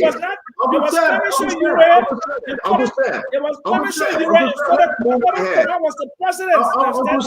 Uncle Sam. Let's understand this, man. You can go up, you come down. Robert Salif was involved. Stop that, Yama. You telling us, man. The man was president, the man was involved. You want to cover and say they just stopped to 2007. Who would believe that story you're giving us? Don't do that. You are saying you were involved in it. That's why you want to protect Robert Salif. But let's talk about today. Yeah, man. Not everybody eat money from you. You got to protect them, Uncle Sam. Winfrey Russell. Let's be honest. You ain't money for the NOCAL deal. You did. You ain't money for Robert Salif and the NOCAL deal. You know that. Don't let us go in. Right? This was a bad thing for the beginning. Edwin Snow is the chair right now, right? To tell you the truth. He's the joint chair right now. How can he protect the Liberian people's interest? There's a man that everybody blames, and I don't think right now Liberia have a face. This guy came to Liberia. He chopped over $200 million. He left. Under the same Unity Party government. Under the same Joseph Imambraga as vice president. He back again. Who was the finance minister then? The same cats around. They call this guy and say, come back. Can't get another All Black. We're getting 4 this time. Go flip them. And we blame Fanatic over say, but you missed the T. You dug the ass. You missed the I. You still say I and in, but you just say go on. Let's talk about the big elephant in the room. Should this guy be given any All Black? And why these lawmakers are trying to hustle now for the Christmas break benefit? Winfrey Russell. Thank you, Senator. I don't think this is a good deal for the country. I don't, a lot of people, folks have spoken authoritatively about how this is not going to help us. But I like something that Uncle Sam said. You know, for once, at least we agree on some things, and that is that the train has left the station. That come hell or high water, this deal is going to go through. So how do we put in place some checks and some balances and mechanisms to try to protect what little bit we can protect for the Liberian people? I think that's what this comes down to. I don't trust Senator Snow. I think he is inherently corrupt. And the whole Liberian Congress and the national legislature, I don't trust them. You said Snow is corrupt? Man, all the guys are corrupt. Snow is dripping with corruption. He's inherently corrupt. I don't trust the guys that he's there protecting the interests of the Liberian people. Look what's happening in bombing. Look at the condition of the roads going to the bombing. And he's a senator, right? He's a senator. I mean, all these guys are there. So, I mean, that's a conversation for another day. No, can I ask you a question? I beg you, and anybody can come in, because you are speaking this as if to say you are very fearless, my friend. You say Snow is corrupt, and you talk about bombing road. Every weekend, President Baga is in bombing. Are you saying President Baga corrupt? That's why the road can get fixed too? No. I'm not saying President Baga. We're not talking about President Baga. I'm saying. I'm asking you. You make mention of the road that leading to bombing. Well, because I mean that road. I mean, look how messed up the road is, right? And with the deal that called for this for that company to be plowing the road. We're talking about the road. We got a new company coming in town going to discuss it. Let's stick with it out easy, because you explain on that one now. When the president closed, say who opened it. Close down Western cluster for 2 days, then they open it again. But yeah, they still we're talking about it. Yeah, but Snow there now. Still, Snow there. But anyways, we're talking about this deal. So yeah, let's talk about this guy. It's clear. Yeah, it's clear that because when you talk about deep sea drilling, right? You need folks with the companies with the technical and logistical capacity be able to do that. I mean, you're talking submersibles. I mean, you're talking all of these really highly sophisticated technical thing. I mean, and it's clear from all of what I've looked at and researched, this guy does not have the capacity to do that. He's coming in, he's going to flip this and get some money, out of this deal.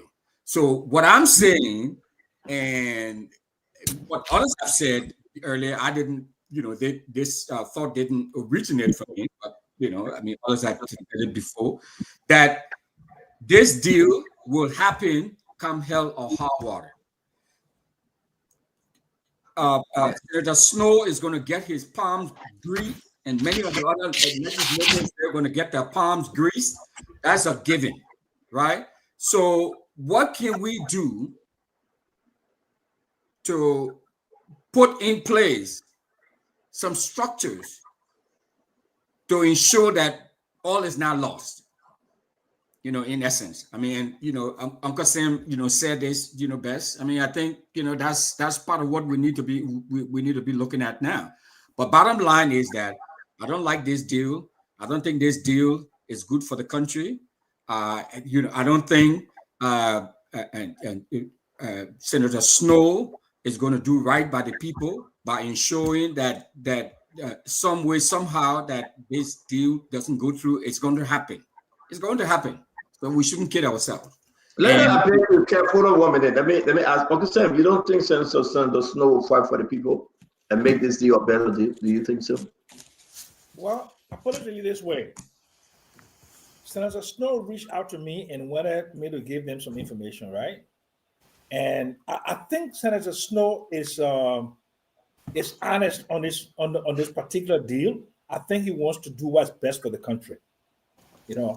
So I clearly, I have a difference of opinion when you start calling people dripping with corruption and stuff and that. I don't think people on the platform should be excoriating public officials without being specific. To say Snow was corrupt because he did this, he was indicted, he was convicted, he spent his time in jail. But to just call people maybe it's corrupt, I think it's unfair. It's very much unfair. Very much unfair. I think we should desist from doing that on this platform. We are too professional. We are too high level to just, cast a broad brush of aspersion on a group of people because of where they sit. It's not fair. No, it's not because of where they sit, Uncle Sam. Right. We know, look, corruption is not all about black and white. Okay? You know that probably better than I do. Okay? So this thing about, we hide behind this stuff. Oh, show me the evidence, show me the proof, show me this, show me that. Where are you going to find that? Where are you going to find that? That doesn't mean we see what happened every day in the country. We see how poor our folks are, how they were suffering. And these guys have, you know all of this stuff. We talk that stuff all the time. When politicians here are corrupt, we call them out, Uncle Sam. We don't have to come out and show some paper, some document, say, oh, I have proof that this guy is corrupt. No. If they are corrupt and we see some corrupt practices and what they've done over the years, we see that. Everybody sees that. So we shouldn't be sugarcoating this stuff here, Uncle Sam. Thank you. I'm not afraid of anybody in calling them out. Russell, quick question. What are the corrupt practices you're talking about? Do you want me to sit here? So you don't have it. And being count all of the corrupt practices that happen in Nigeria in the national legislature? Really? You said right here and going corrupt. You said right there and going corrupt. You said right on the show and going corrupt. So why can't you explain to all the corrupt practices of Edwin Snow? We want to know. I'm telling you that I'm not going to sit on this platform and so you don't have it. Count every corrupt practice that has taken place in the country. So if you want to be here, bury your head in the sand. Hold up a second now. If you want to be here, hold up. If you want to be here and bury your hair in the sand and pretend that there's no corruption going on because I'm not showing you a document that say, okay, X, Y, and Z, then that's on you, Kev. But the country is rife with corruption, and it starts in the national legislature. Thank you very much. Kev, you want to add anything? And we got to move on to turn back. We got a beautiful round on this.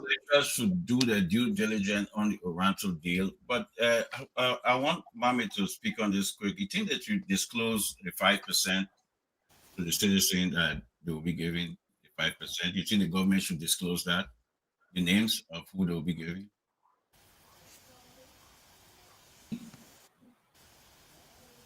Come again? You think the government should disclose the 5%, the names they will be giving the 5%, since they're going to give the whole 15% to Nuka. But the 5%, who should go to the citizen? You think they should disclose the names? So the lawmaker before they pass it, they should disclose who will be. So that's a good question. What the law says and what will happen is the 5% citizens participation is not for individual Liberians, right? So the law says the government and legislature must enact what they call a citizen fund law. They will create that entity called they will create a citizen fund and an entity to manage that citizen fund. And the law will spell out the modalities by which every Liberian will benefit from that fund. NUCA is only representing the citizen on the contract because every Liberian cannot go to a meeting. And when you having share in the business, you have to go to a meeting, you have to make decisions. So all Liberians cannot go, so NUCA will be the one to be that representative. But every money generated in the future, it will discover oil. Any money generated as a result of that 5%, it goes into that citizen fund. Yeah, right. I understand that, but they should disclose how they're going to spend that money. That why. Yes, that is why the law says. That is why the law says, Keith, that the legislature must enact a citizen fund law. It's in the law. They are required to enact a citizen fund law. That law will spell out how Liberians will benefit. Different modalities, different means. It will spell it out. Okay. Thank you. Tama, let's hear you on this. Yeah, thank you, Stanton. My position on the Oronto deal is very clear. Like my previous colleague who spoke against the deal, I also don't like this deal at all for Liberia. But the Oronto deal, given the controversy surrounding the deal itself and the lack of transparency and concerns that have been raised about Oronto itself, about its capacity and ability to drill and find oil in our part of the sea, I don't think they should get this deal. And if I were the president today, I will record this deal to review it and make sure that it is interest of Liberian people. Second, Russell did say, and someone did say, Sam said that if already, left the station. I don't think, in my view, and this is where again the legislature can prove the Liberian people wrong. If we truly have a tree branch of government with equal or co-equal powers, this is where the legislature can exercise its muscle and show the executive that even though we support this president in his efforts to bring investors in this country, even though we are a country that's in need of investment, but we cannot allow this deal to go through because of these reasons that we are giving you. So go back to the drawing board, revise this contract, renegotiate it, or in fact, let's not give it to Oronto because they don't have the capacity. But the final thing I'm going to say, as Russell said, I couldn't agree more. On the insinuation that Snow and the entire legislature, and I will pin them with a broad stroke, is a corrupt body. And in 2029, we will rally our people to vote them out, to send them packing, if they cannot work on behalf of the people. Where will you have a rich country where poor people, like in Liberia? When I talk about having greater control, exerting greater control over our resources, this is a classical example, CEO.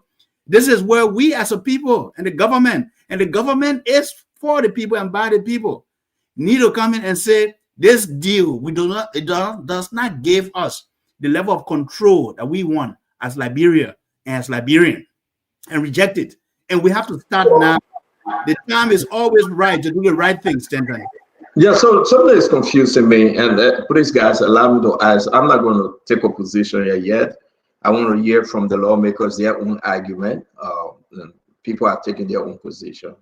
Who sent this deal to the Capitol building? Who sent it? That's the executive, right? Right. But we leave the executive that look at this deal. And the president felt, Emmanuel, that this deal was a unique deal, and he sent it to the lawmakers. Why are we leaving President Bouakai all of these things and blaming whether the lawmakers will pass it or not? That's why Uncle Sam said this thing is a done deal, right? This is on the executive, though. Is President Bouakai making a mistake, knowing very well that this guy, that his friend, can go to his son's birthday and they eat the lab? This guy actually easy. Can anyone Liberian tell us whether the president is well informed about this deal and the past negotiation with Arthur Easy? Will this help the Liberian people, this deal? Will you put money in the Liberian people pocket? Will children's school fee be paid? So here's my situation, and here's my question. Why are we running to the Capitol building now if this thing came from our old man JMB? My man. Because the Capitol building is the last stop, Stanton. So it means that the first stop failed the Liberian people, right? Well, Stanton, if I may come in there. We are now. Yeah, I want a clear understanding. I want to be objective here. If the Capitol building is the last stop, Brother Russell, and then we'll go to Kanyo, it means that the first stop, which is the executive branch, they already failed the Liberian people. Am I correct?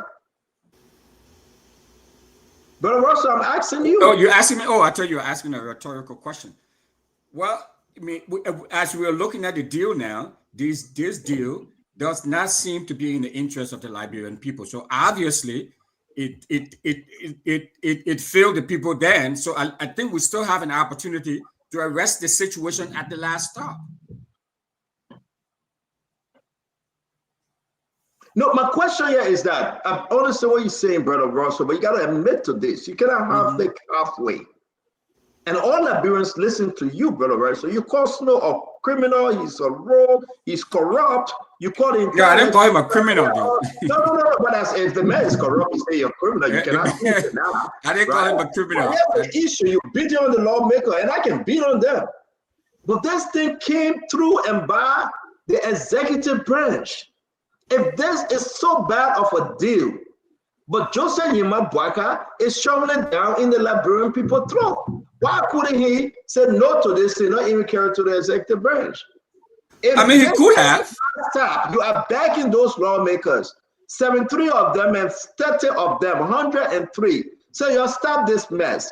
But why couldn't you tell President Boyka to stop it, not even sending it there? So it means that President Boyka failed the Liberian people. Am I correct? Well, this is, I'm not going to give you a monosyllabic response to this. This is much more complicated than that. But, as we look at where the deal is, if we look at this, the continuum, the train has been on the track. The continuum, what he is, the level. That's what we're going to sell now. But the first thing is that it came from the executive marshal and was signed, sealed, and delivered to Yomli Kanga Lawrence and to Speaker Coon. Wherever it originated from, Stanton, it was a bad deal for the Liberian people. Let's go back to it originated from. If you condemn this deal, and Mami have condemned this deal, let's condemn the fact that President Boyka sent it to the lawmakers. Let's be objective here.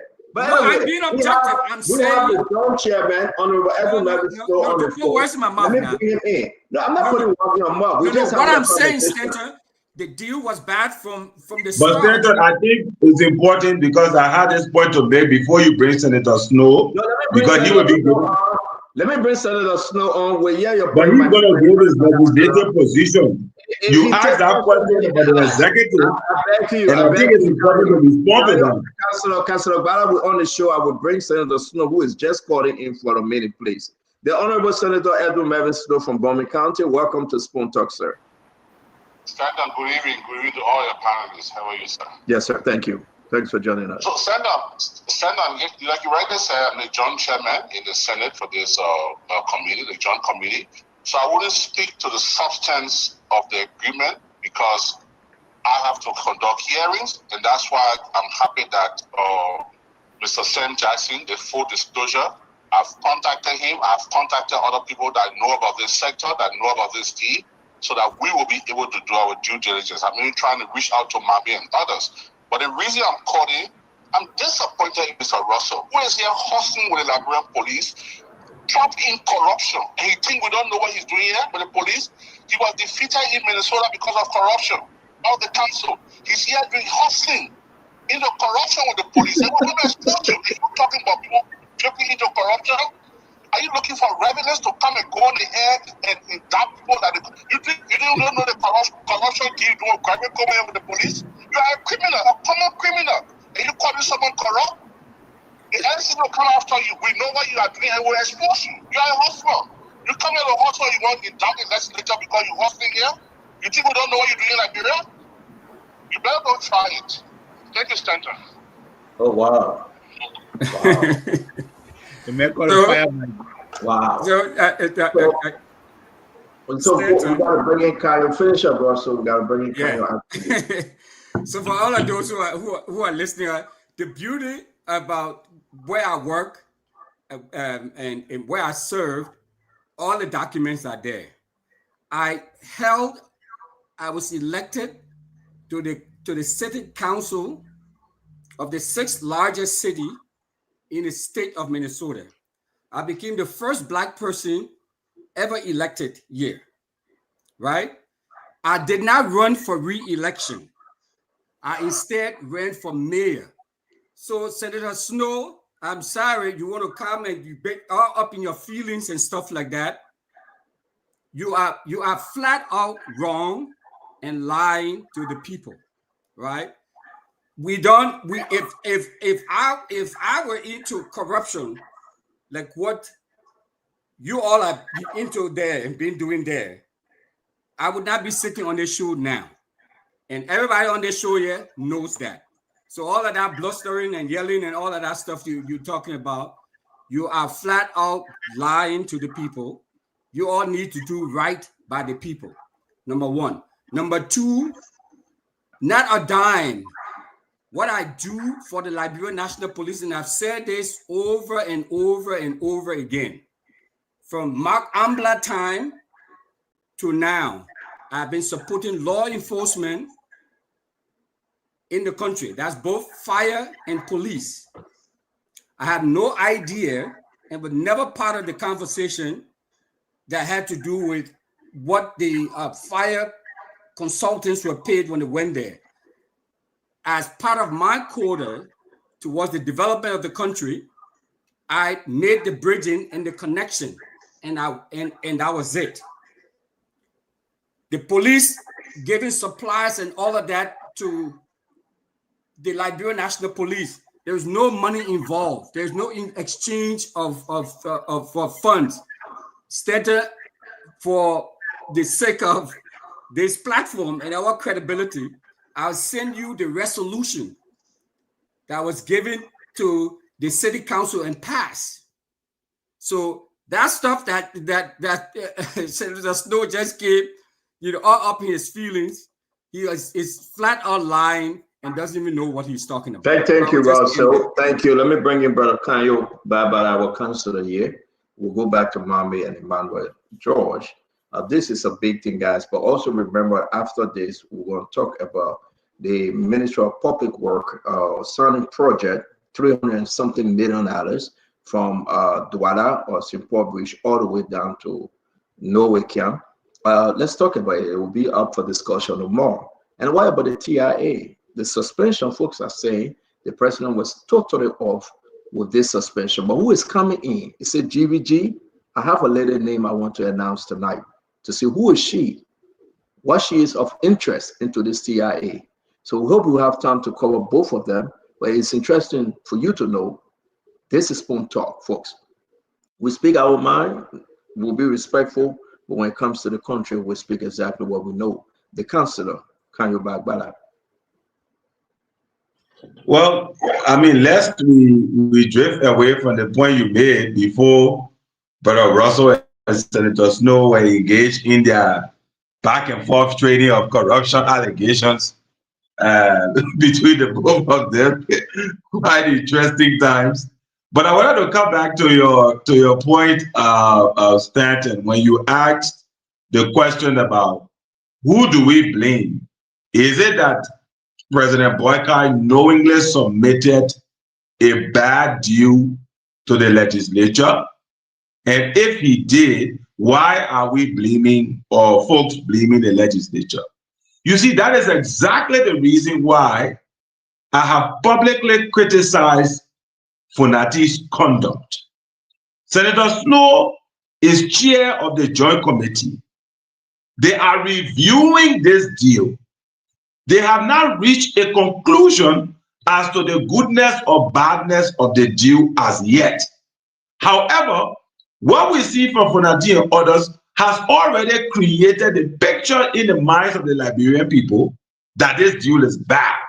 Now, I'm not saying that Arthur Easy does not have a history of flipping. I'm not saying that Arthur Easy did not get All Black before and he sold it at a premium, before, and may not have paid capital gains tax. That's not my issue. The history is there, and apparently the history has something to do with how people are reacting now. But we are not in the history. There is a current deal before the legislature for ratification, which means they get to look at this deal on the merits of this deal. If you go around the platform, all of the criticisms of this deal now is not based on this deal. It's based on what they consider to be Arthur Easy's previous conduct with a previous deal. What are the details of this deal? What is it bringing to Liberia? Job creation, opportunity to drill, whatever it is. And if it doesn't have those ingredients, whose responsibility is it to ensure that they are there, if not the legislature? So again, I would not agree with your point, Stanton, that the president has dropped the ball or that he has given a bad deal. Because to reach that conclusion means everybody here must see the ingredients of that deal. And as far as I'm concerned on this platform, nobody has referenced the current deal. And even with that, if there are gaps in the deal, you got a lot of lawyers there in the Senate and in the lower house. Experienced lawyers are there. Barney Sherman there. Councilor Kofa is in the lower house. And all of them, you don't see all of them writing on their Facebook pages or issuing statements every day. Their work, why we elected them, is to correct the deal. So I don't think as yet we can say the president made any mistake. Let them do their jobs. Let them correct the deal. And then some of the things that Papa Jackson is saying, like local content, Liberian businesses, all those things that may make us be concerned. That's what they are supposed to do to include in that deal. And that's the argument I've been making from day one. Thank you. Thank you. Barney Sherman is not a lawmaker, sir. You call his name, that's flat. Oh yes, sir. He was taking hold on 1 minute. We know where you're coming from. 2, you cannot say, well, because the guy, this is an executive, very experienced executive leader, Jose Yuma Boyka. And I believe he brought experienced folks around him. For you to say nobody pointing to this deal, you are wrong. Go back in the chat room. The argument is to this deal. We said it on the show here, but I won't blame you because usually you don't follow what is in the chat room. No, don't read the conclusion. You finish talking. Does anybody have a copy of this deal? But you finish talking. Let me talk, my man. We can get you a chair. You see, I'm trying to exercise patience and restrain when you're speaking because I love to reply without interruption. And I think you're wrong. Everybody, the man made and everything, it was about this deal today in the chat room since last night. Mambe cutting and pasting, Darius Delord, Darius, how you call it, Doe, and Good Day, and everybody, even Emmanuel, my friend, went for everybody here. The seditions, the imposition and opposition, but you were sleeping because you had a beautiful weekend. Thank God for you. So let me come back. Barney Sherman is not in the law, he's not at the Capitol building anymore, just to remind you. If we have a precedent like Joseph Yuma Boyka, 12 years as a vice president, president of the Senate, I know better than any concessions. We have a president who is a friend to Arthur Easy that brought in, like they said, experienced people with the National Investment Commission and all these people that review these different things. Don't you think they informed the president said this thing is bad? Don't even give it to Arthur Easy. These are men that ran away with over $200 million. Who are to LPRA? Jacob Akoni, he's not LPRA. He can walk in the president's office and tell the president, uncle, that your uncle, bringing Arthur Easy by is not good. Can we talk about Walter McCarthy, Joe Boyka, that they get free open asset and tell the president, Uncle Daddy, this thing not looking good? Look at Logan from LPRA. She was at knockout. So President Boyka is surrounded by experienced people. Put it on him. Don't be afraid. This is a bad deal from the get-go. But if you tell me the only people that can stop this thing now are the great men and women at the Capitol building. If they want to play corrupt and be corrupt, then the country will feel the pain. But the only bust up right now that is senators and those lawmakers. Because Joseph Boyka, the president that came to rescue, he didn't rescue Liberian from this Arthur Easy. He threw Liberian back to Arthur Easy. He had given the country back to a corrupt Arthur Easy, as people are alleging. And this is wrong. He told the Liberians, said the 200 million Arthur Easy made while our vice president is not enough. Then he can make 400 million again. That's what made this deal bad. Who brought Arthur Easy in? Can you go and ask them? You waiting for Snow to go ahead and stop it, or they don't to stop it? You waiting for Fonati to cross-check and you say, Fonati, you wrong? How did it get to the Senate? It was signed and sealed by the executive mansion. If this deal was a bad deal, The executive government, the executive branch, the executive historian, they brought a bad deal to the Senate and they shoveled it down the people's throat because they don't care about the Liberian people. And that's the fact. So we're not here to sugarcoat, and that's what makes us a unique Liberian, because we speak truth to power. When we ask the Liberian people about LDC, the champion LDC, we say thank God for Bouakai. But on this deal, President Bouakai, he hate Issa, he fought Issa, his entire body Issa, mind, body, and soul Issa. He wants this deal to pass. It's still a good deal. But you leave the executive marshal, you're running beyond the lawmaker there, and you say it must be there. It ain't pass it out of trouble, but that Bouakai trouble. That Bouakai trouble. Bouakai brought the first one to all, the man ran away 200 million. Bouakai bringing the second one again for him to go and do 400 million. It's a bad deal. But we want to pray to good Heavenly Father and say, save us from this bad deal. Speak to some good lawmakers then that they can reject it. And Mama, let me bring you in. You say it was a bad deal. Let's talk about this bad deal. Thank you. See you, man. Make the last word on this before you move. No, we gotta go, Mama. We'll come back to you, brother. I beg you, man. If you speak right now, I'll go in heart palpitation. I'll go in cardiac arrest. So I beg you, my brother. Let's go to Mama. Mama will ease my pain. Mama, please. Thank you, Stanton. Can you? The discussion is not about the, at least for me, my discussion is not focused on the past. Technically, you can argue and you can be right that Arthur Easy did not steal 200 million. The government of Julie Bryant awarded him a concession that was rectified by the legislature. You can argue that, right? You can argue that. I am not on the past. I'm on the current. I'm saying, what is our strategic priority for the oil sector? For the last decade, we have been struggling to find a company to come and drill. Liberia will not produce oil if we don't drill for oil. Liberia will not drill for oil if we cannot find a company that can drill for oil. So the strategic priority of the country is finding a company that have the capacity to drill for oil. I am saying Oranto doesn't have the capacity to drill for oil. So why have you seen the deal? Come again? Have you seen?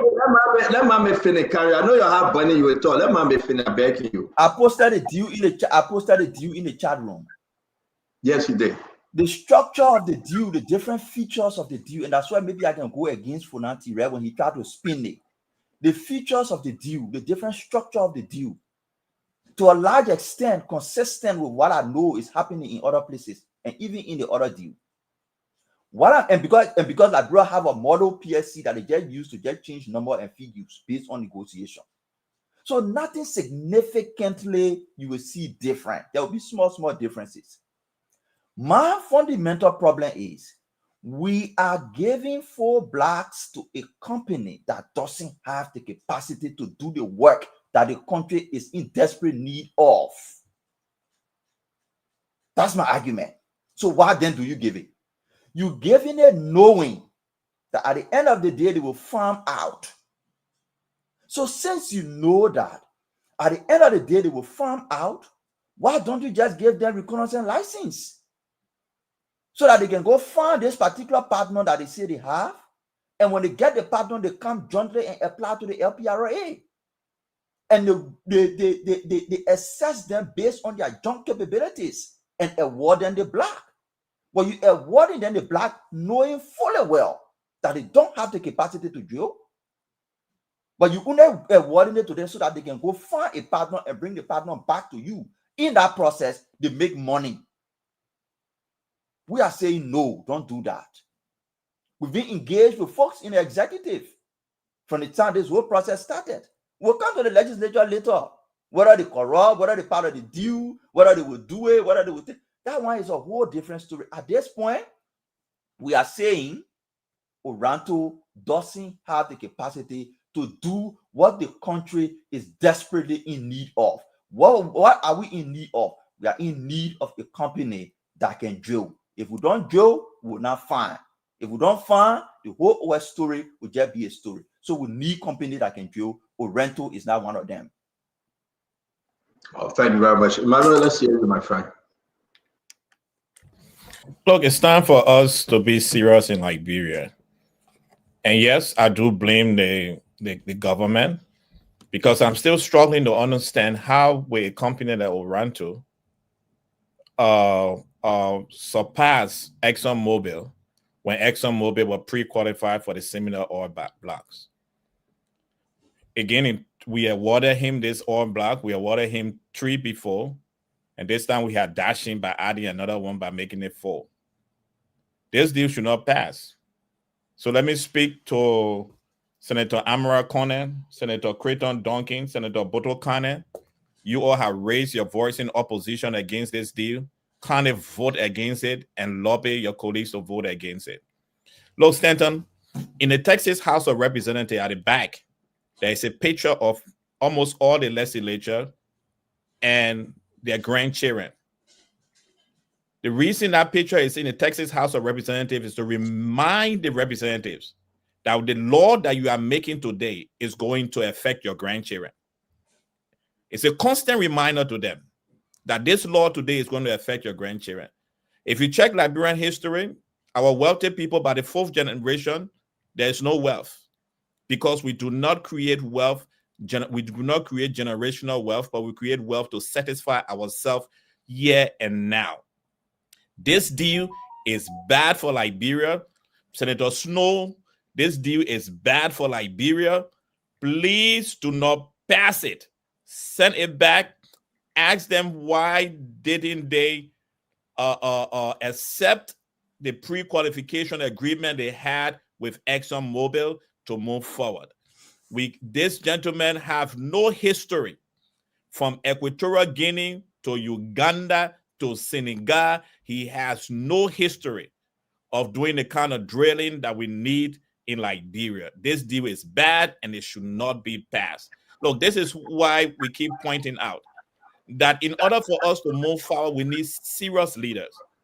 And that's why I keep sharing with you every evening. For us to move this country forward, we need serious leaders like Mr. Alexander Cummings to support the process of getting the right deal for this country to move our country forward. This deal is not the right deal and it should not be accepted.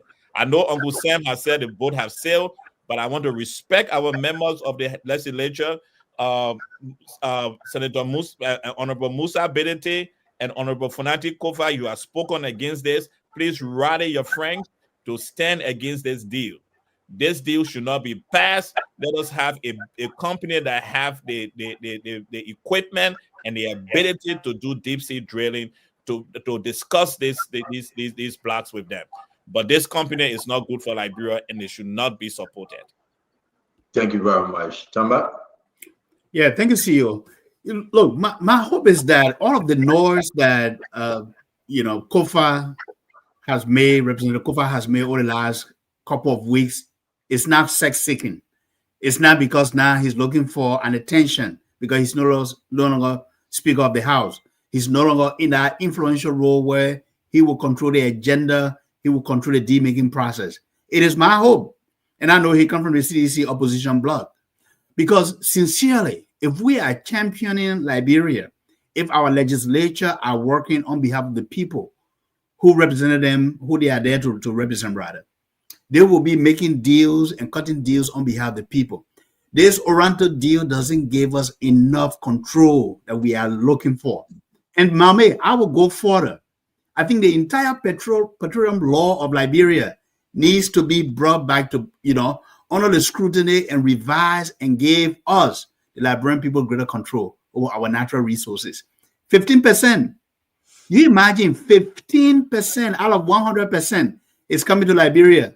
10% go to NOCAR, right? Okay, that's a 20%. 10% go to NOCAR, 5% go to Liberian-owned businesses, and 5% go in a fund for Liberia, for Liberian people. But even that, it raises more questions. How are we determining who the 5% businesses are? What's the criteria for the selection of these businesses? Who is selecting these businesses? How about the fund that says going to 5% for Liberia? How is that fund being set up? How is that money going to be used? So it's like they are placating us Liberian people to say, hey, you have 5% of this deal. This money is going to go into a fund. But Tom Igelas, for example, I have been investing in that for 20 years. How do I get a share of that? What is our local content? How do we participate? How do we get our fair share of this national cake? And it raises more questions, Stanton. Look, when the deal raises more questions, when a concession agreement raises more questions and shrouded in the lack of transparency, it is incumbent that we call on our leaders, on our president, and on our legislatures. The president can do the right thing by recalling this deal. I understand that he sent 3 concession agreements. 2 look good, but this one doesn't look good. Let's look for a viable partner like BP, like Shell, like other big companies that actually have the capacity and the technology and the know-how and the track record so that they can do this job. But we need a for the Liberian people. Thank you. Kev, let's hear you.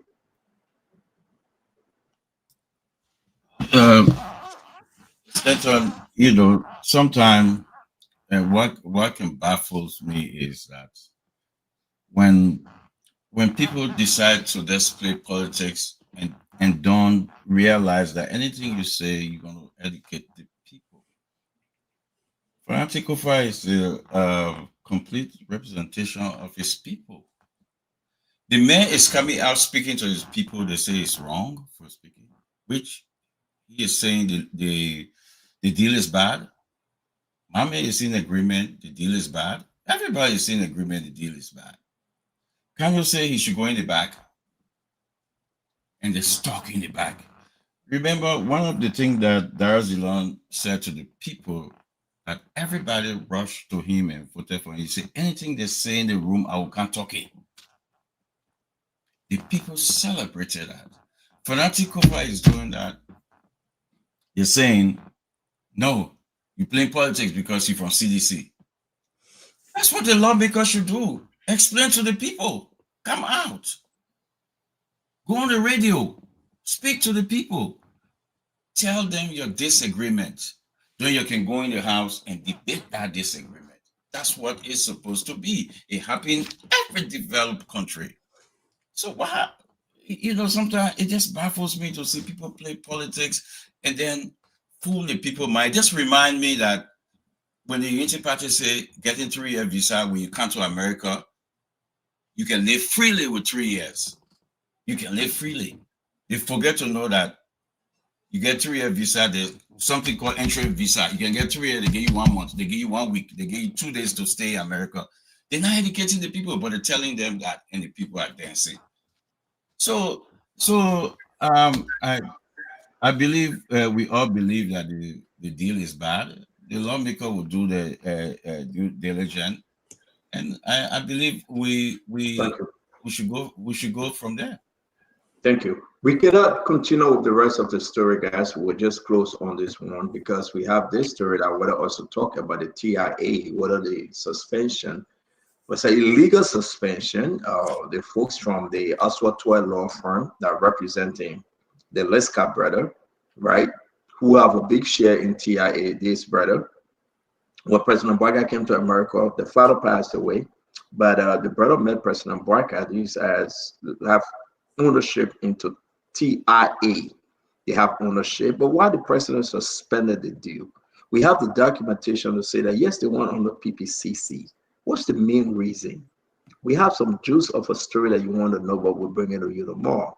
All right, was the suspension legal? We're going to ask you, our fellow Liberians. Now, President Boakai will be coming home. You know, today is what, the 3rd. He should be coming home. He's going to spend 10 days. But just imagine the president is here on a very serious note for you to understand, I guess, what happened. What is he taking? What is he bringing back home from France? What is he coming with? After the headbutt, right? There's a pure society headbutt. You know that part of it, right? But what is he coming back with after that hug, after the headbutt? And you know, and you understand the video that when, you know, Sarah Beslow kissing on the cheek just because he extended 3-year visa. All those, you know, party and thing. What President Boakai coming back with? But I remember where I am. I want to be objective the best way I can. But it is, you know, going to a place that we would discuss all these things. So we're talking about the TIA. Do you know about the other situation that coming forth about the road from Cornwall or St. Paul Bridge going all the way to Nowhere Camp beyond go back? $300 something million to a company, Pevosi, I think that's the name of the company. And you know, we'll discuss this tomorrow. The lawmaker it will be very, very interesting tomorrow at the Senate. We want to say Follow Spoon tomorrow will be live. And we want to say to you, again, to all of you, we have not forgotten the way from Bobo and the NASCAR mess. I hope we have time to really dig into it. We have more documentation coming your way. The wet and NASCAR the place is damaged. The place, listen, it's one of the worst entities in the history of Liberia since 1847. People just go there and collect money, go there and collect check. There's no one good coming from that place. What is President Bwaka doing? Are we being selective with the fight against corruption? And that's what Mama spoke about. Hey, the paper right here, corruption vampire. Corruption vampire, as you can see. So listen, a lot of stuff is happening on the JMB. Some good, some bad. But we want to say to you, we will speak against these things because it's only fair to do so. You cannot condemn the lawmakers. You must first turn to JMB and say, if this deed is bad, and JMB knowingly that it is bad, then the executive failed the Liberian people. I challenge any politician. Wilfred Russell, before you blame DeLon and Snow and Abuche and all of them and Youngbley, blame President Bwaka first. If you condemn this deal to say it's a bad deal, was the president right to send it to the lawmakers? So to President Bwaka, it's a good deal. Right, Emmanuel? President Bwaka, it's a good deal. And you say it's a bad deal, Snow and the rest of them shouldn't pass it. But then President Bwaka says it's a good deal, but how good is it? So President Bwaka, is he fighting for the people that voted him? The over 21,000 people? Well, I mean, let me be fair here. There's a time I would beat on DeLon. I would beat on Youngbley, my own sister. I would beat on Snow. I would beat on those lawmakers, Richard Kuhn. But how did it get to those lawmakers? How? It came from President Bwaka. The Liberian people need to hear this. If this Ato Easy deal is a bad deal, who sent the bad deal to the lawmakers? If there's a friend to President Bwaka, Ato Easy, this guy, that took away $200 million, and the Liberian people still living in slum. President Bwaka seen him and said, give him 4 All Black. I approve it, I sign it. Then we are in trouble, my people. There's another 7 All Black coming out again. Who are going to? But we're on our own.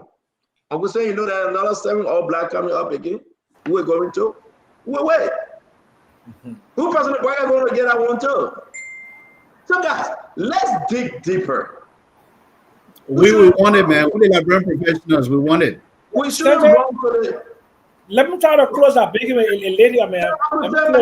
We all coming to close. You'll be the first. I just got to. I wait la bro. All of them. You get a new contract with CMC, they will buy you a new generator. Hold on 1 minute. So at the end of the day, it's only fair to say, let's stop playing around. My brother Kanye we can say the thing that the executive, we don't know yet. That Fonati do a thing. Fonati, people telling him say fight for us, and he fighting for them. John Fonati, if you know the deal is bad, and forget about crossing the T and dotting the I's. LeBron deserves better, my people. May God bless you, may God keep you, may God save our country.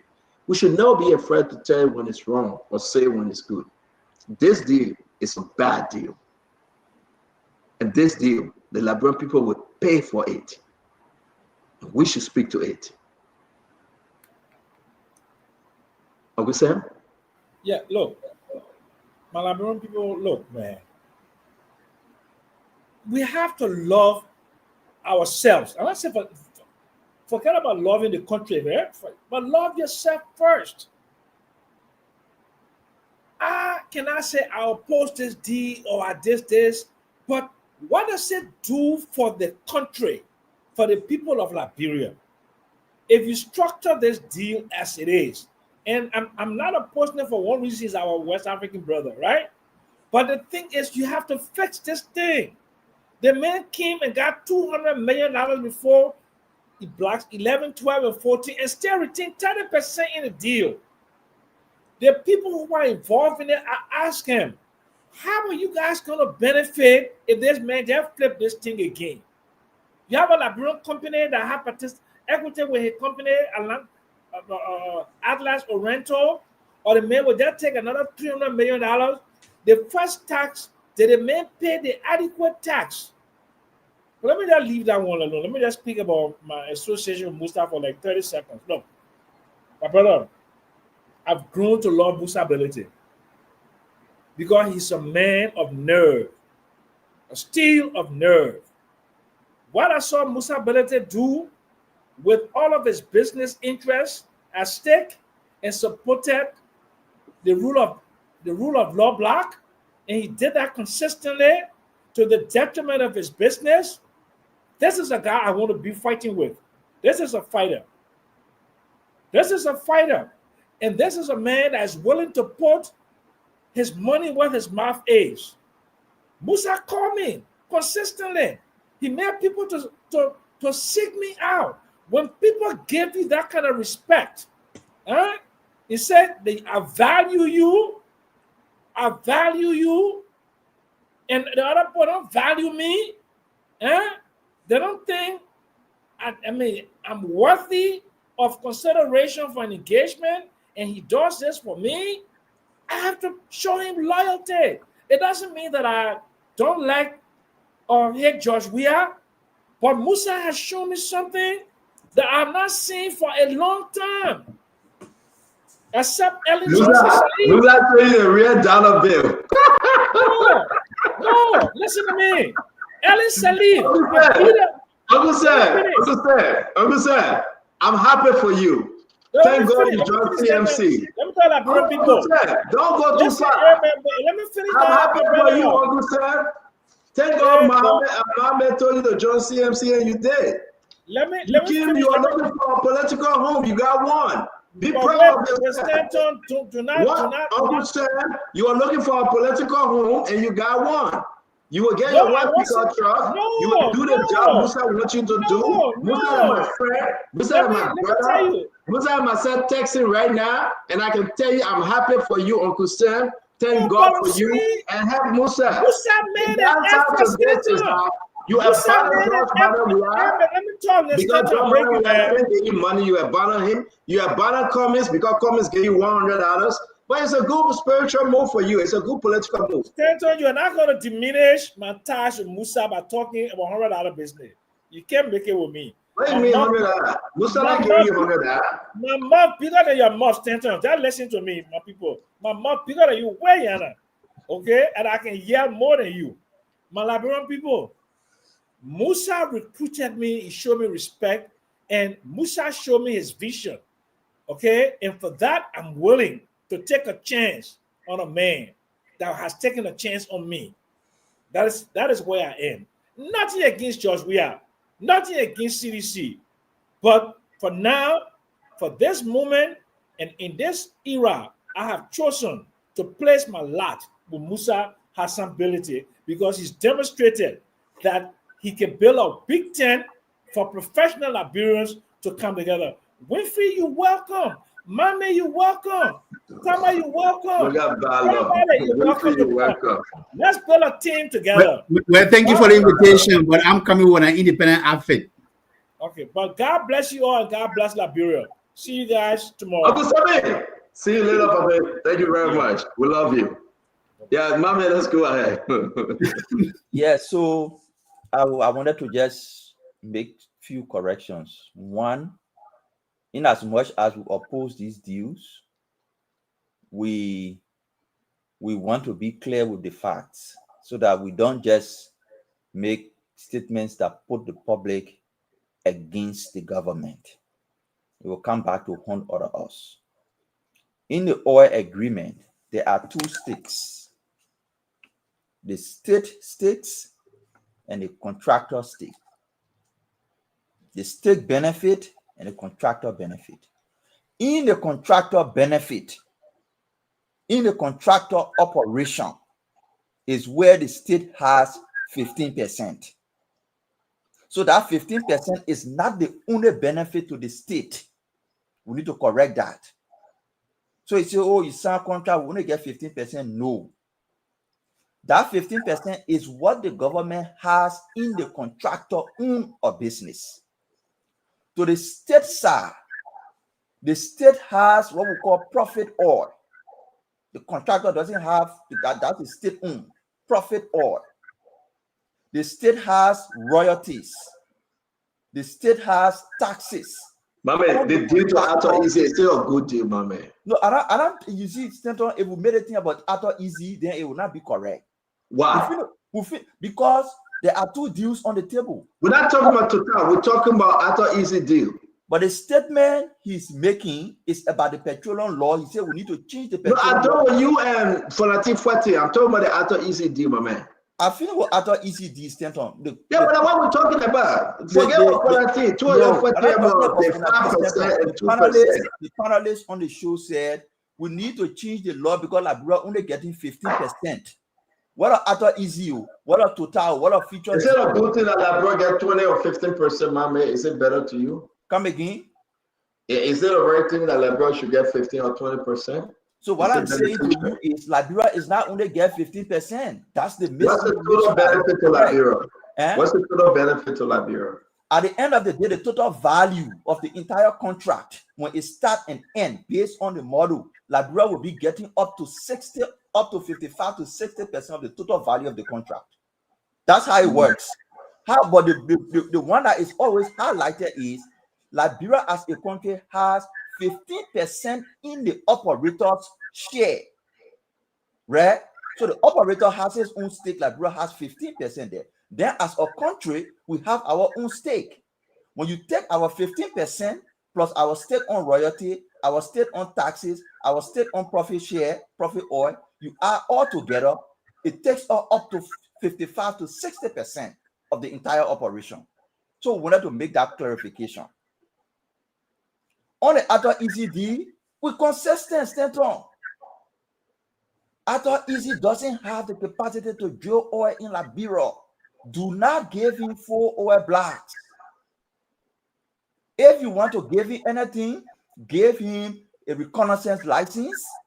He can use it to do geological analysis in the meantime while looking for a commercial partner. When he finds a commercial partner, he jointly apply, we evaluate he and a commercial partner and award the block to them. Do not give him the block because he doesn't have the capacity to operate the block. What Liberia needs now is company that have the capacity to drill so they can help us drill and find oil. We've said it and we've been telling it on Fonati while we support some of the things he say.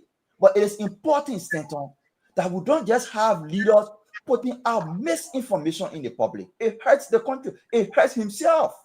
It hurts us. You can't make the people believe that government has taken your 5% share and give it to Nuka, so therefore leave your own to go, when that is not the case. You can't make an argument that, oh, the other company did not buy data, so because they don't buy data, so it's wrong. You can't be going to buy land, you not survey. That's a misinterpretation. It's wrong. You don't do it. But yes, his position that the black should not be awarded to Orento, I align with it. I agree with it. In fact, he agreed with me because we initiated it from the beginning. But we'll not accept misinformation from him. And any other person will correct it. Mama, thank you very much. Thanks a lot.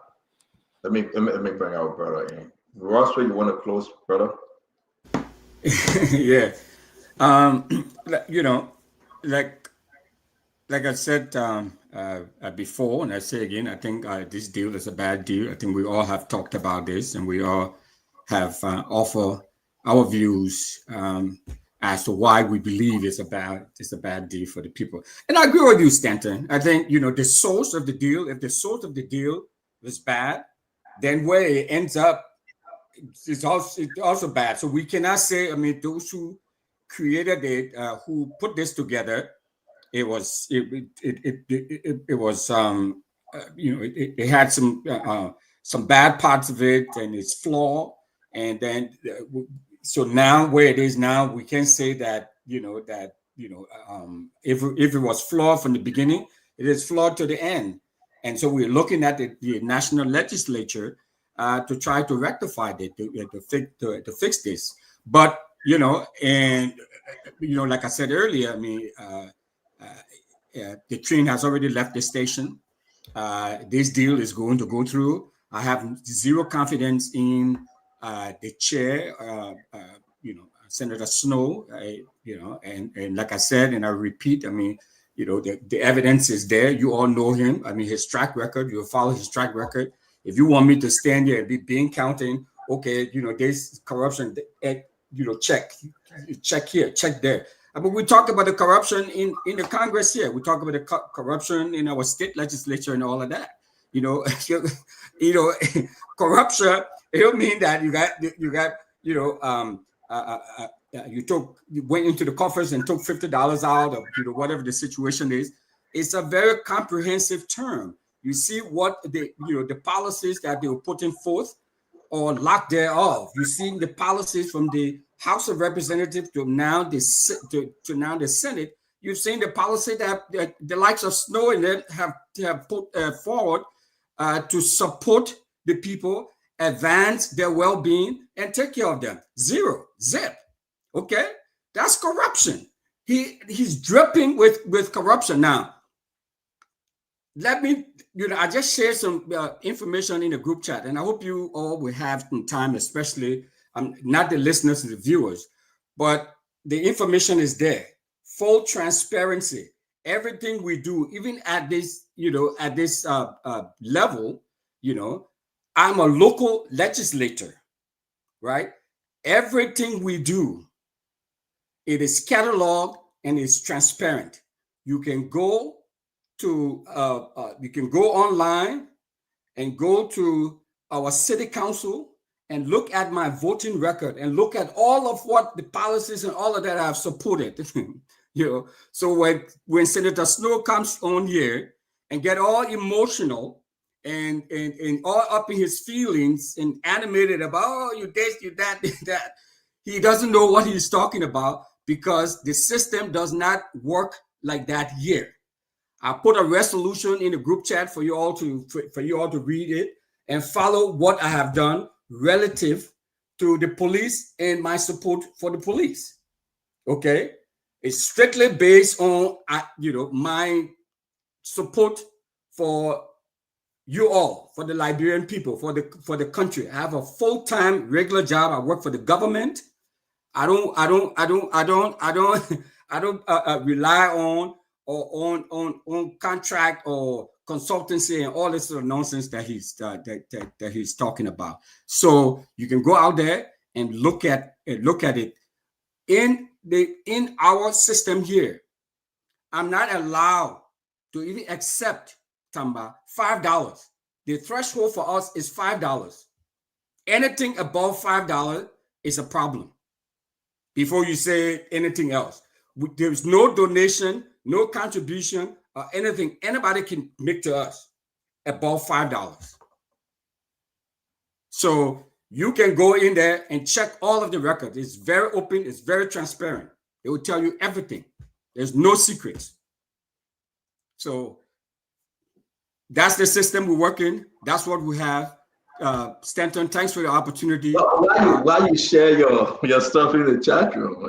Some people, because of what I had said to Senator Snowe, so he came out here all up in his feelings and animated and yelling and talking all this sort of lying to the people.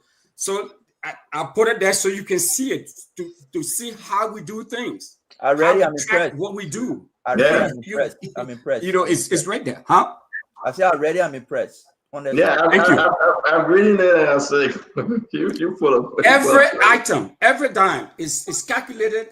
It's out there for everybody to see. And like I said, before we accept any gifts or anything, you think I will be? I mean, even repeating it is laughable. They say, "Oh,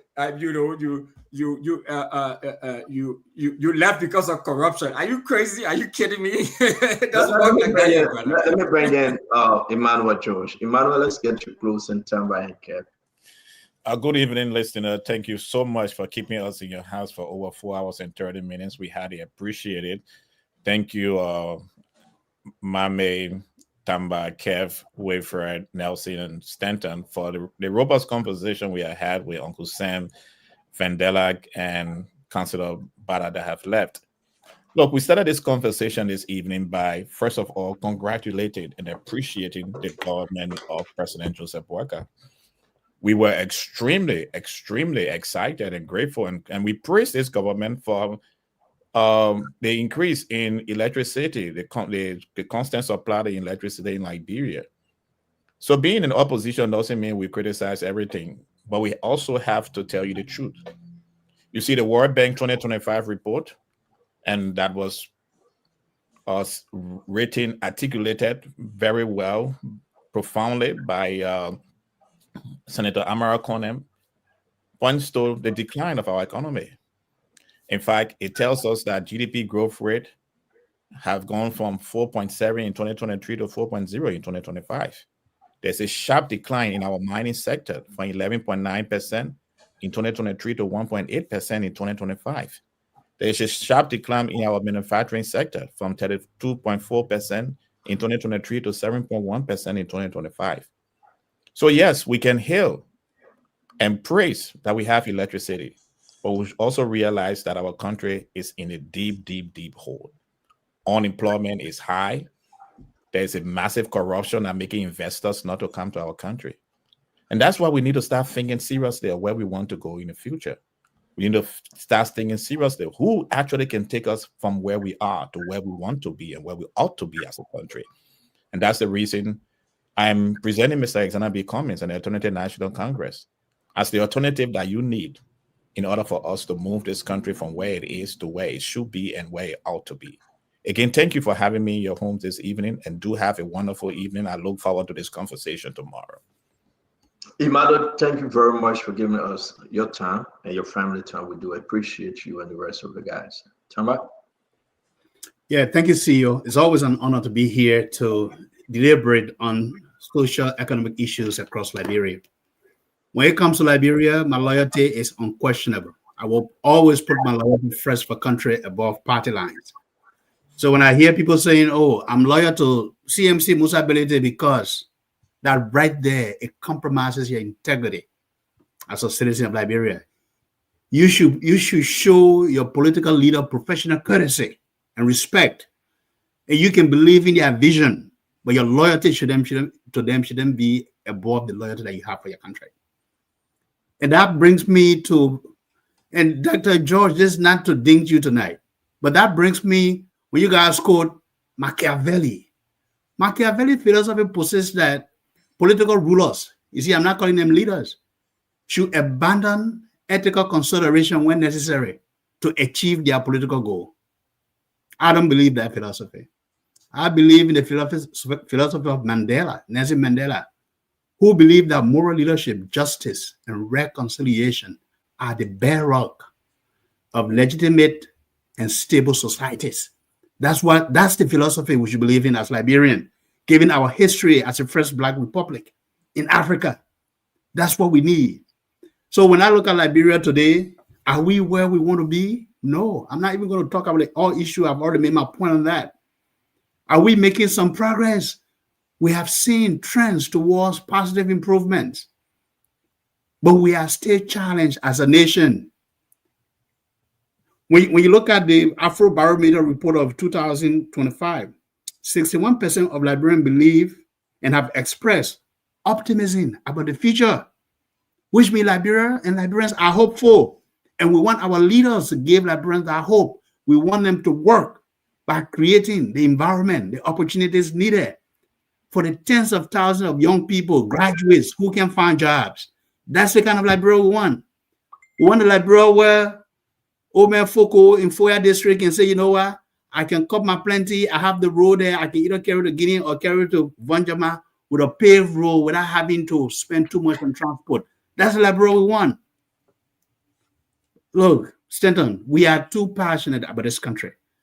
And no matter the challenges, I call on the legislature to reject this deal, even if the president doesn't recall it.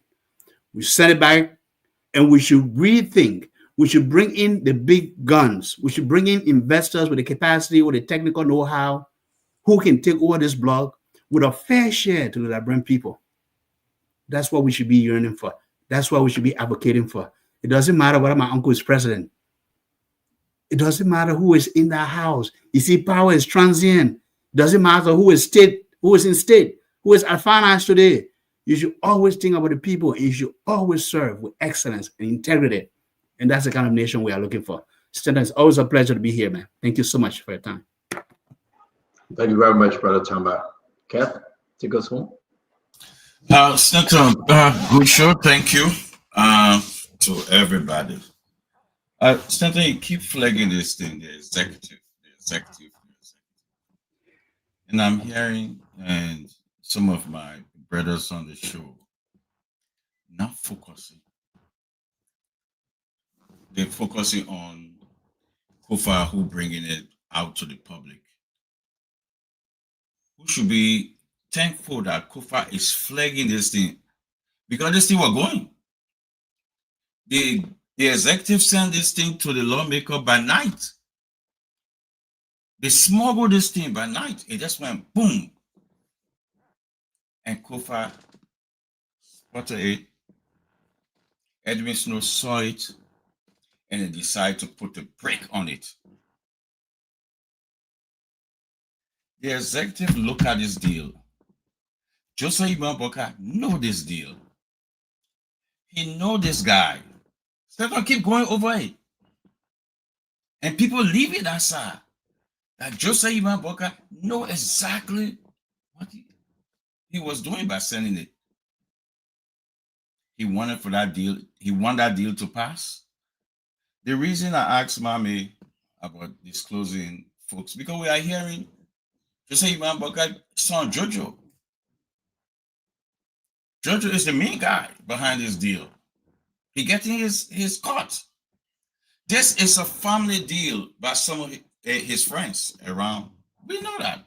That's why I asked Mami that question. They're going to disclose people. You understand? Because that's what we're hearing. So if this man you're called the rescuer who come to rescue you guys, why is he sending a bad deal? So when we inform you guys that he was at the Senate for the 66 bogus deal, you guys argue that. Mommy argue that. Folks argue that. Now you're seeing the deals that this man is sending. I don't think we should be, yes, we should tell the lawmakers to do their work.